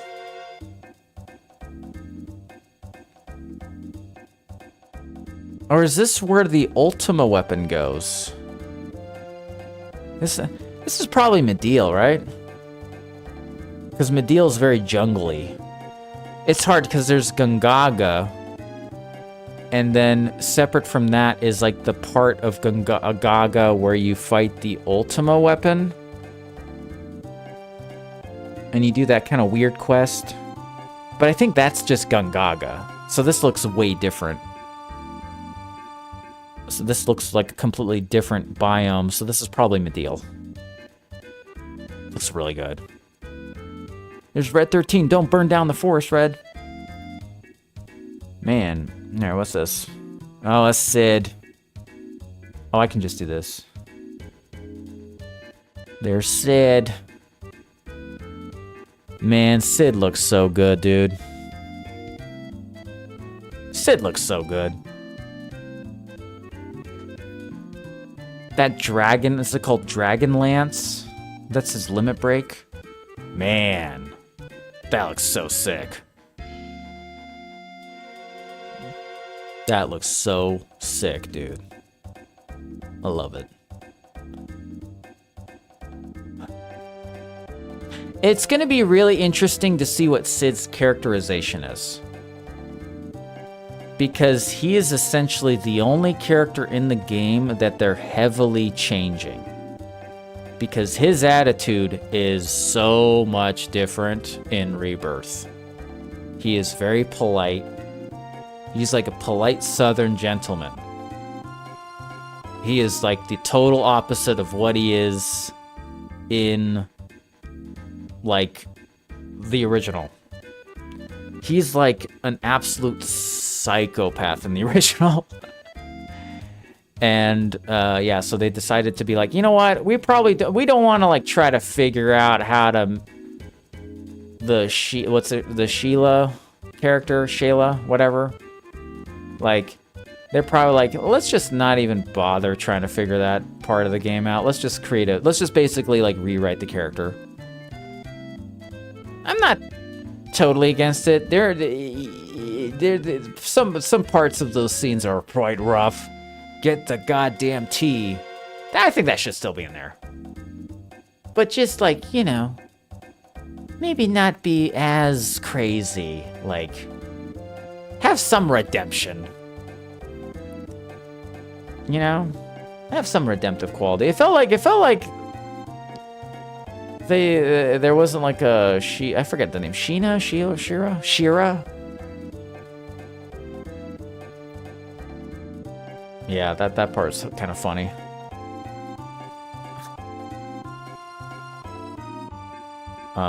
What's this one? Oh wait, we can just do this. Whoa, technology.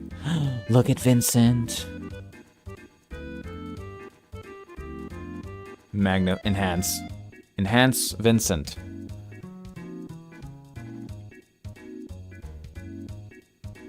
It's like dark magic. Wait, that's the same kind of looking thing than Cloud's magic. Interesting. It's a kind of the same.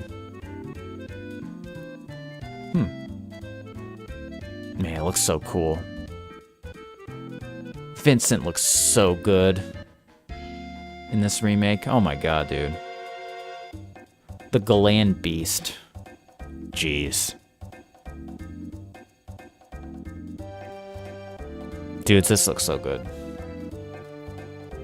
This is 10 out of 10 design right here, dude. 10 out of 10 design on Vincent. You can't get there's nothing to be improved. This nailed the image. So epic. Yeah, this is sick. What's this at?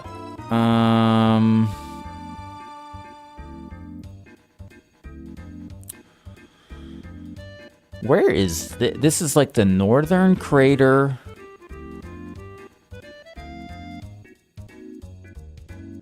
Oh no, you know where this is? Oh, there's whispers. There's whispers flying around. Which part of the game is this? Is this like them in the northern crater, maybe? Maybe that's what it is. Oh, so there's white and black whispers flying around. This could be where they go and figure out what, like the Guggenheim scene in the ancient capital. That could be what this is.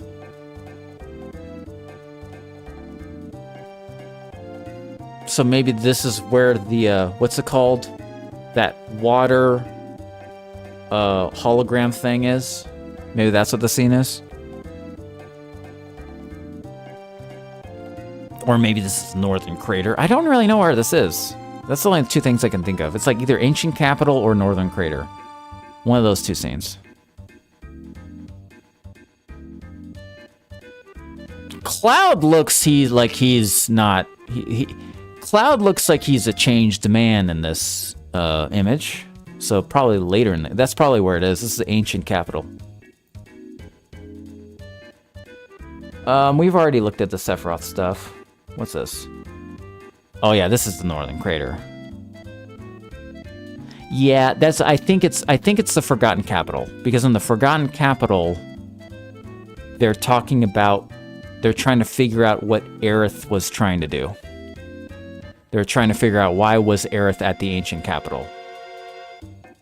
So that's probably what that is. And Guggenheim is there studying the hieroglyphics. And so that's when you go to the submarine to get the key. And then you go back and then it turns on like an image. So it's like a video, this like live stream video plays of what Aerith was trying to do at the ancient city.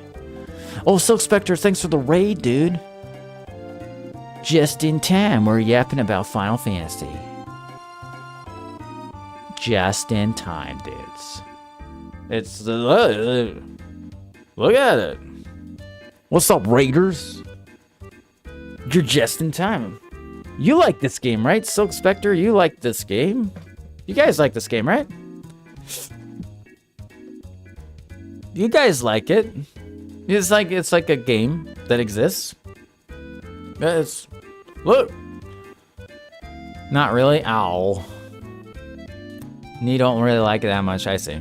You've never played. I bet you never play. You play you play Call of Duty, right?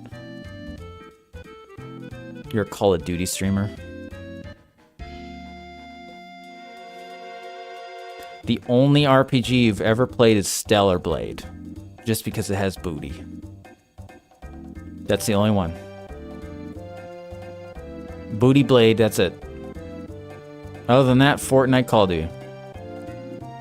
Okay, that's what I thought. This is Northern Crater, by the way. You have a Moogle emote? Yeah, dude. Yeah, oh, me? Yes. Nip Moogle. Yeah, dude. I got a Moogle emote. Yeah. Oh, Silk Spectre does too. Yeah. This scene is beating beautiful, yes. Yeah, this is the Northern Crater.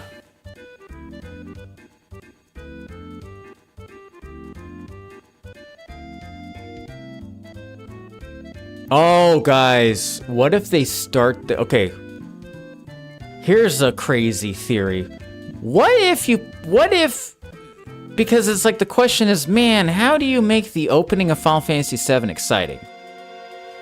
What if the opening of the video game is literally Cloud going insane on the way to the Northern Crater? And it's just this big dramatic moment, and then it hard cuts to the flashback at the beginning. So like the opening is him, they're like them going up to like the wall, like the live stream wall, whatever, on the way to the Northern Crater, and that's the opening. And then it becomes a flashback of them going to Wutai, and then going to Rocket Town, and then going to the Northern Crater. That could be cool. Because I'm like, what kind of big cinematic thing could they start with? They have to start with something. And so the only things I can think of is like, okay, you do that, you just start at Rocket Town and have like some scene take place there. But that's kind of like, I don't know if that'd be a good opening. You know, or maybe the opening is them in Rocket Town, and then they, you know, they crash land at Wutai. But I kind of feel like something else needs to be the opening. That's something like epic. This is the final game. So I feel like the final Final Fantasy VII game needs to have some like insane opening, rather than like Rocket Town. So maybe it's like, yeah, it's like this is the opening. And then it goes back like 2 weeks before. Or it's what people are hypothesizing is that the flashback is some Sephiroth thing. It's like Sephiroth gameplay. Like you play as Sephiroth in the opening for some reason. Could also be that. But maybe that's what they should do, or maybe something in they cooked, or maybe they cooked up some epic opening at Rocket Town, and that's the opening. Like they're at Rocket Town. I don't know.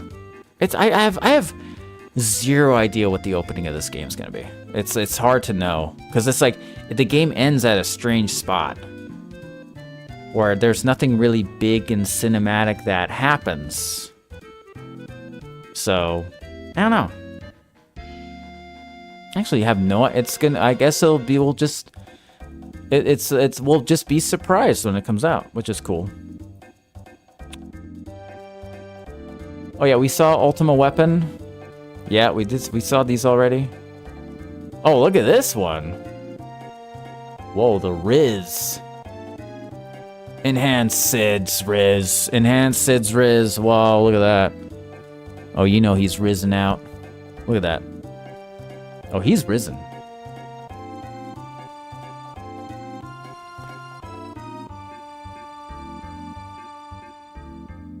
Yeah, I think I am personally okay with the characterization update of Cid. It's like, I don't know. It's really hard to remake the original character one-to-one and make him relatable at the same time.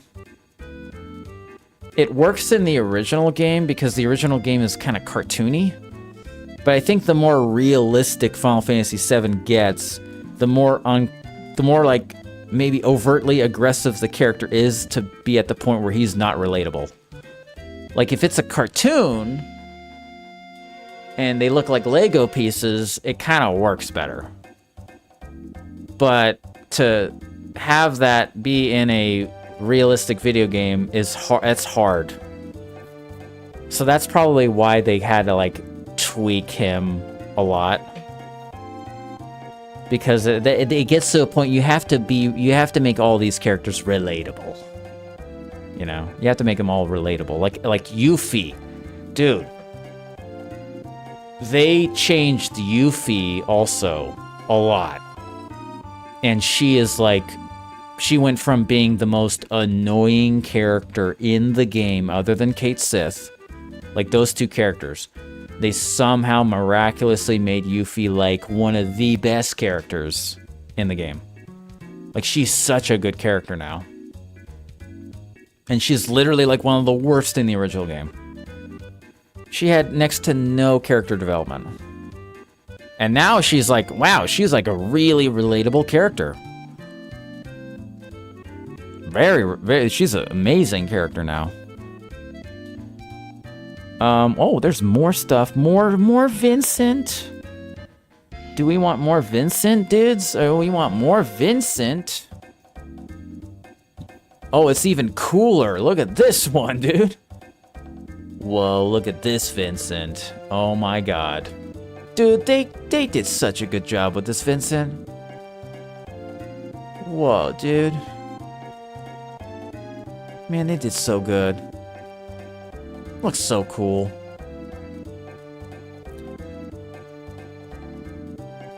So my prediction is we are technically going to get a Dirge of Cerberus remake in Revelation. And where that is going to be in the game is in Midgar. So when you parachute into Midgar at the end, that's where the Dirge remake is going to happen. Because there's the Deep Dark. They introduced the Deep Dark in the DLC of like the Intergrade. So there's literally Deep Dark that they have to take care of.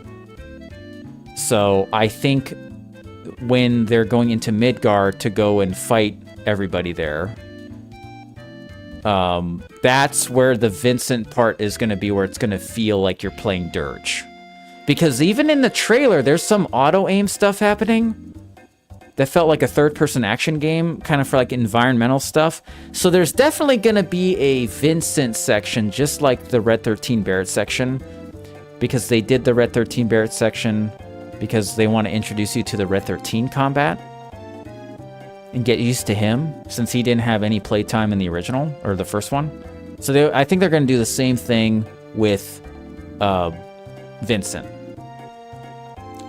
So each character is going to have their own section. So he's going to have his Dirge section in Midgar, my prediction. And then Sid somewhere is going to have... Maybe it's going to be Sid and Vincent are going to be down there. Possibly. So maybe they're going to handle Deep Dark while the rest of the party is going to handle things. So maybe that's... Oh, I know how we can figure this out. Oh. There's that scene where the Turks are with Cloud. Is Vincent in the party in that part? Do they have that? Oh, I have to watch the trailer. There's a cutscene where a Turk is, and I think that's underneath Midgar. I guess I'll have to see if Vincent is in that scene. That will be the indication. Because I think that scene takes place in the sewer on the way to them going to the cannon.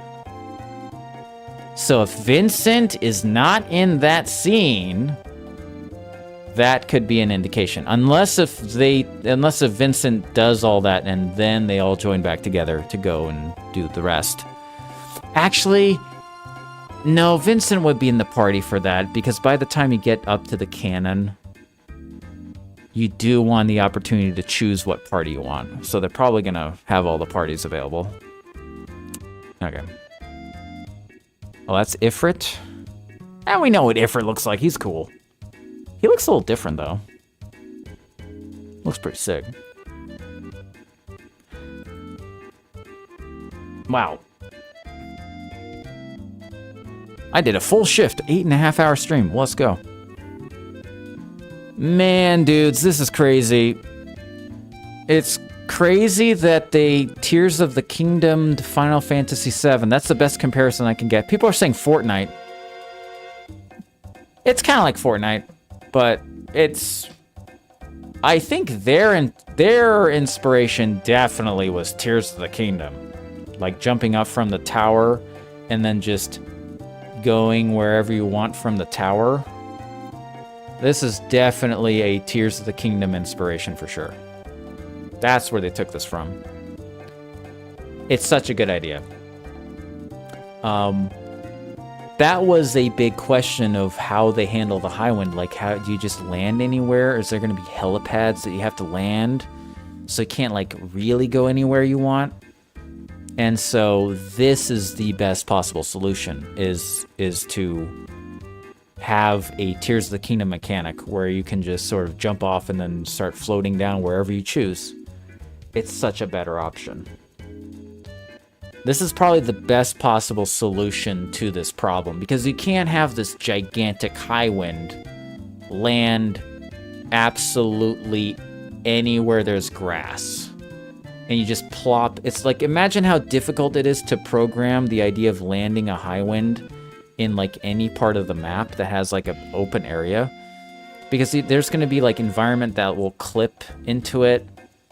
You know, it doesn't really make sense in like a big 3D world to have like a huge ass airship land anywhere. So this solution is, this is a solution to that. So it's really cool. Very, very ingenious idea. Yep, parachuting. It's such a good idea. So they knew in... Wait a minute. That's actually a good question. Tears of the Kingdom came out in 2023. You parachute into... You use the parachute in Remake, but it's a cutscene.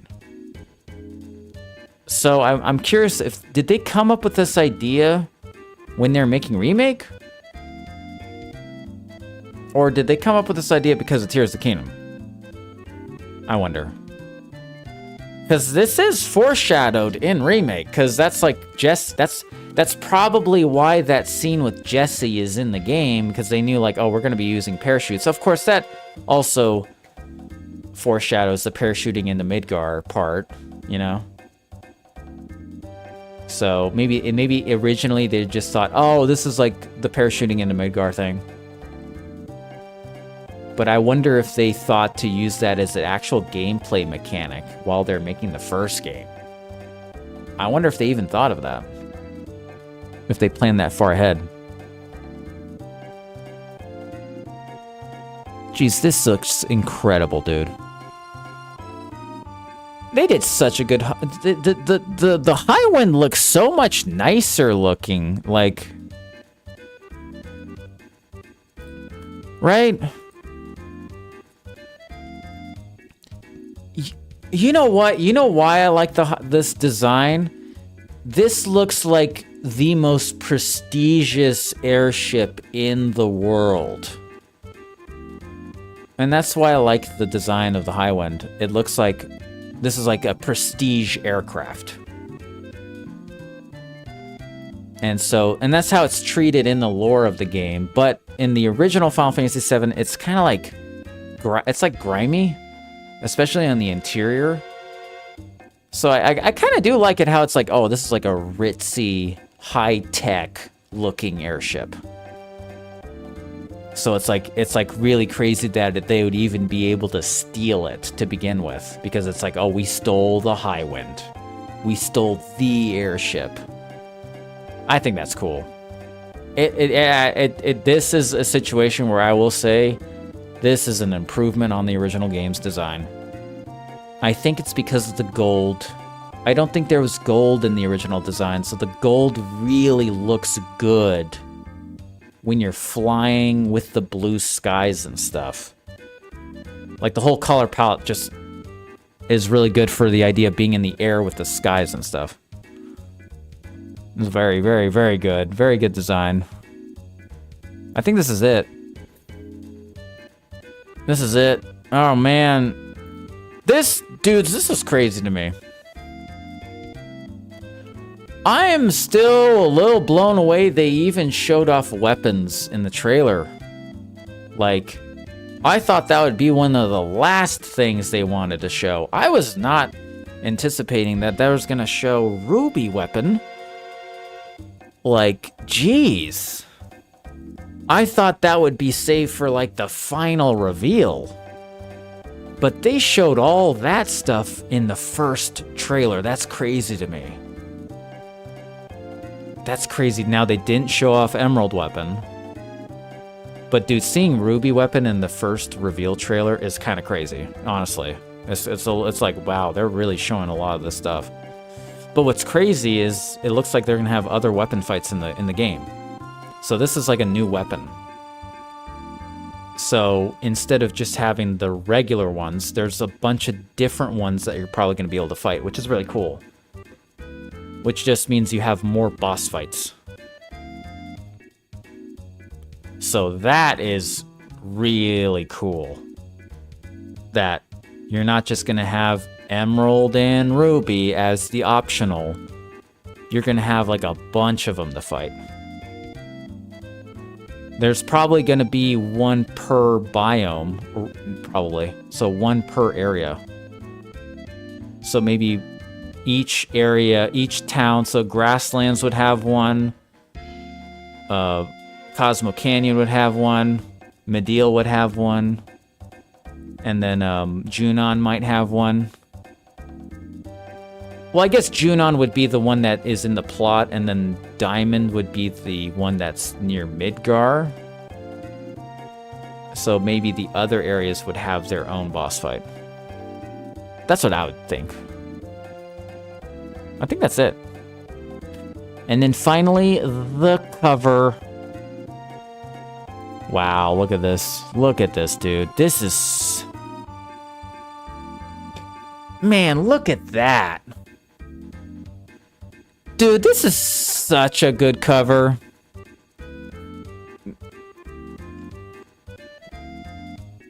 Man, look at that. I hope this is the cover of the game. I hope this is the box art. Because it looks so... Dude, I hope this is the box art. This is like the best Final Fantasy cover since... Man. This is like the best Final Fantasy cover since like 10. This Final Fantasy X's cover art with Tidus is incredible. This might be the best one since 10, dude. This cover's crazy. This might be one of the best Final Fantasy covers, period, since like the original 7. It's so cool. So we got Aerith and Zack back to back, fitting. Sephiroth's wing is turning into dust and or a whisper. And his wing that's being like turned into a whisper is Death Stranding tethered to Cloud, as you notice. It's sort of like a Death Stranding tether, which alludes to Cloud being his puppet. So his wing is sort of becoming like a tether to Cloud. And I think that's what they're going for.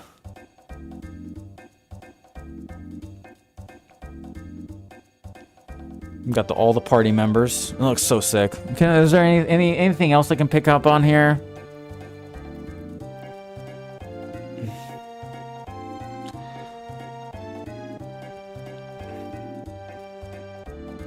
Wait. So Aerith is on the side where Sephiroth. So Aerith is on the side where Sephiroth's wing is. Does that mean that the Zack section represents the white light? Oddly enough, is that what they're going for? I don't really know. Is Aerith being... Does it represent that Aerith is being imprisoned in a way? Like, is being blocked by this sort of, like, whispery looking thing, because it looks like kind of like a mix of his wing and a whisper. And you know, the whispers have been messing with Aerith for like remake and rebirth, right? They've been messing with her. And so Zack is seemingly the only character in the game that has free will. There's nothing that is blocking his way. So perhaps that's why Zack there's like nothing in front of him. He has no... He is probably the only character in the game that actually has a free will and the choice to do whatever he wants. Everyone else is tethered to Sephiroth's will, essentially. And Zack is the only character in the game that actually has any control on any choices. He is untethered, pretty much. So that's my interpretation of this. This is such a good cover, dude. I think this is one of the greatest Final Fantasy covers I've ever seen. I think this is up there with OG7 and Final Fantasy VI. Like, I think, like, yeah, OG6 is incredible. OG7, and then this is like... And I would put, you know what, I would put the Final Fantasy X. I love Final Fantasy X's cover. Oh, what's up, Magical Am? Yes, we're still streaming. It's late.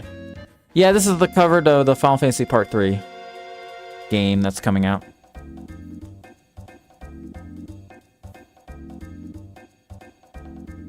Yeah, that's yeah, I think that's the interpretation. I think it's, yeah, Sephiroth is controlling Cloud through a tether through the whispers. Aerith is being impeded, and Zack is free. Yeah, because Zack has more light, because you can also see Zack has more light shining on him, too. So he's kind of in control of his destiny even more than everyone else.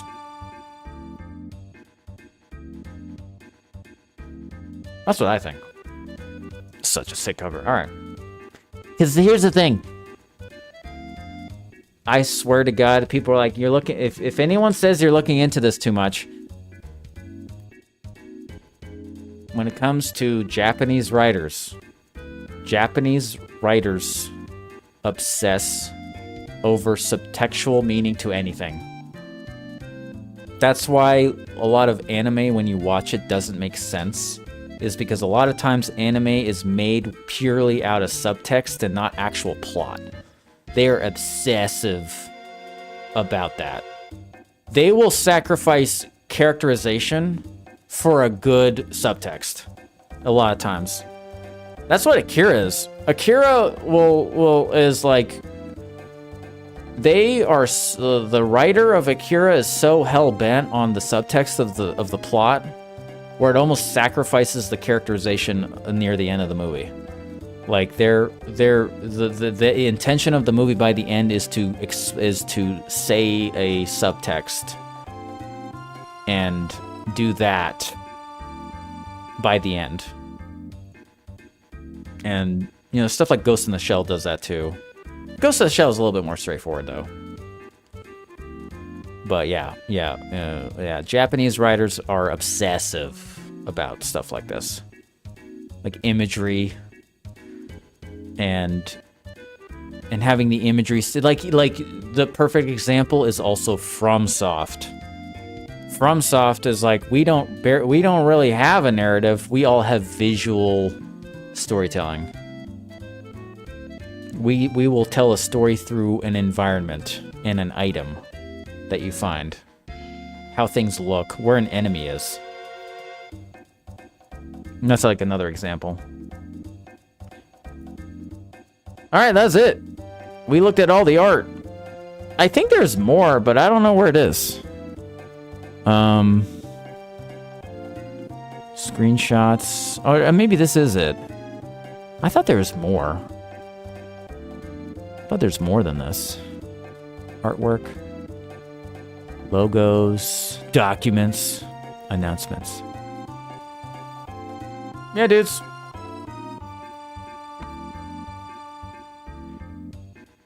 Man. What a game, dude. I'm getting more excited. Oh, Bayfa, thanks for following. Appreciate it.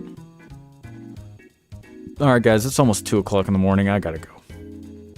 It's time for me to bounce.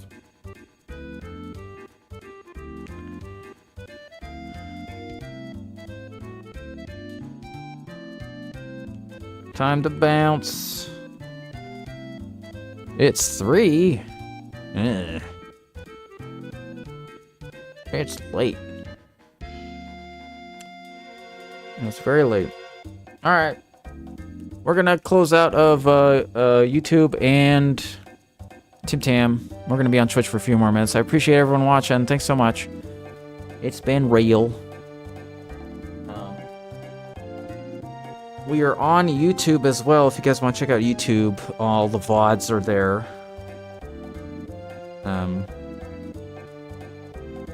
VODs are on YouTube. Please check them out. I'll be posting a lot of Final Fantasy yaps in the future. I'm gonna do it. It's gonna be sick. Alright. Peace out, dudes. We're gonna be on Twitch for a few more minutes, dudes. Alright. Everyone have a good night. Thanks so much. Peace out. Alright. Did it. I'm lit pooped. I need to cook.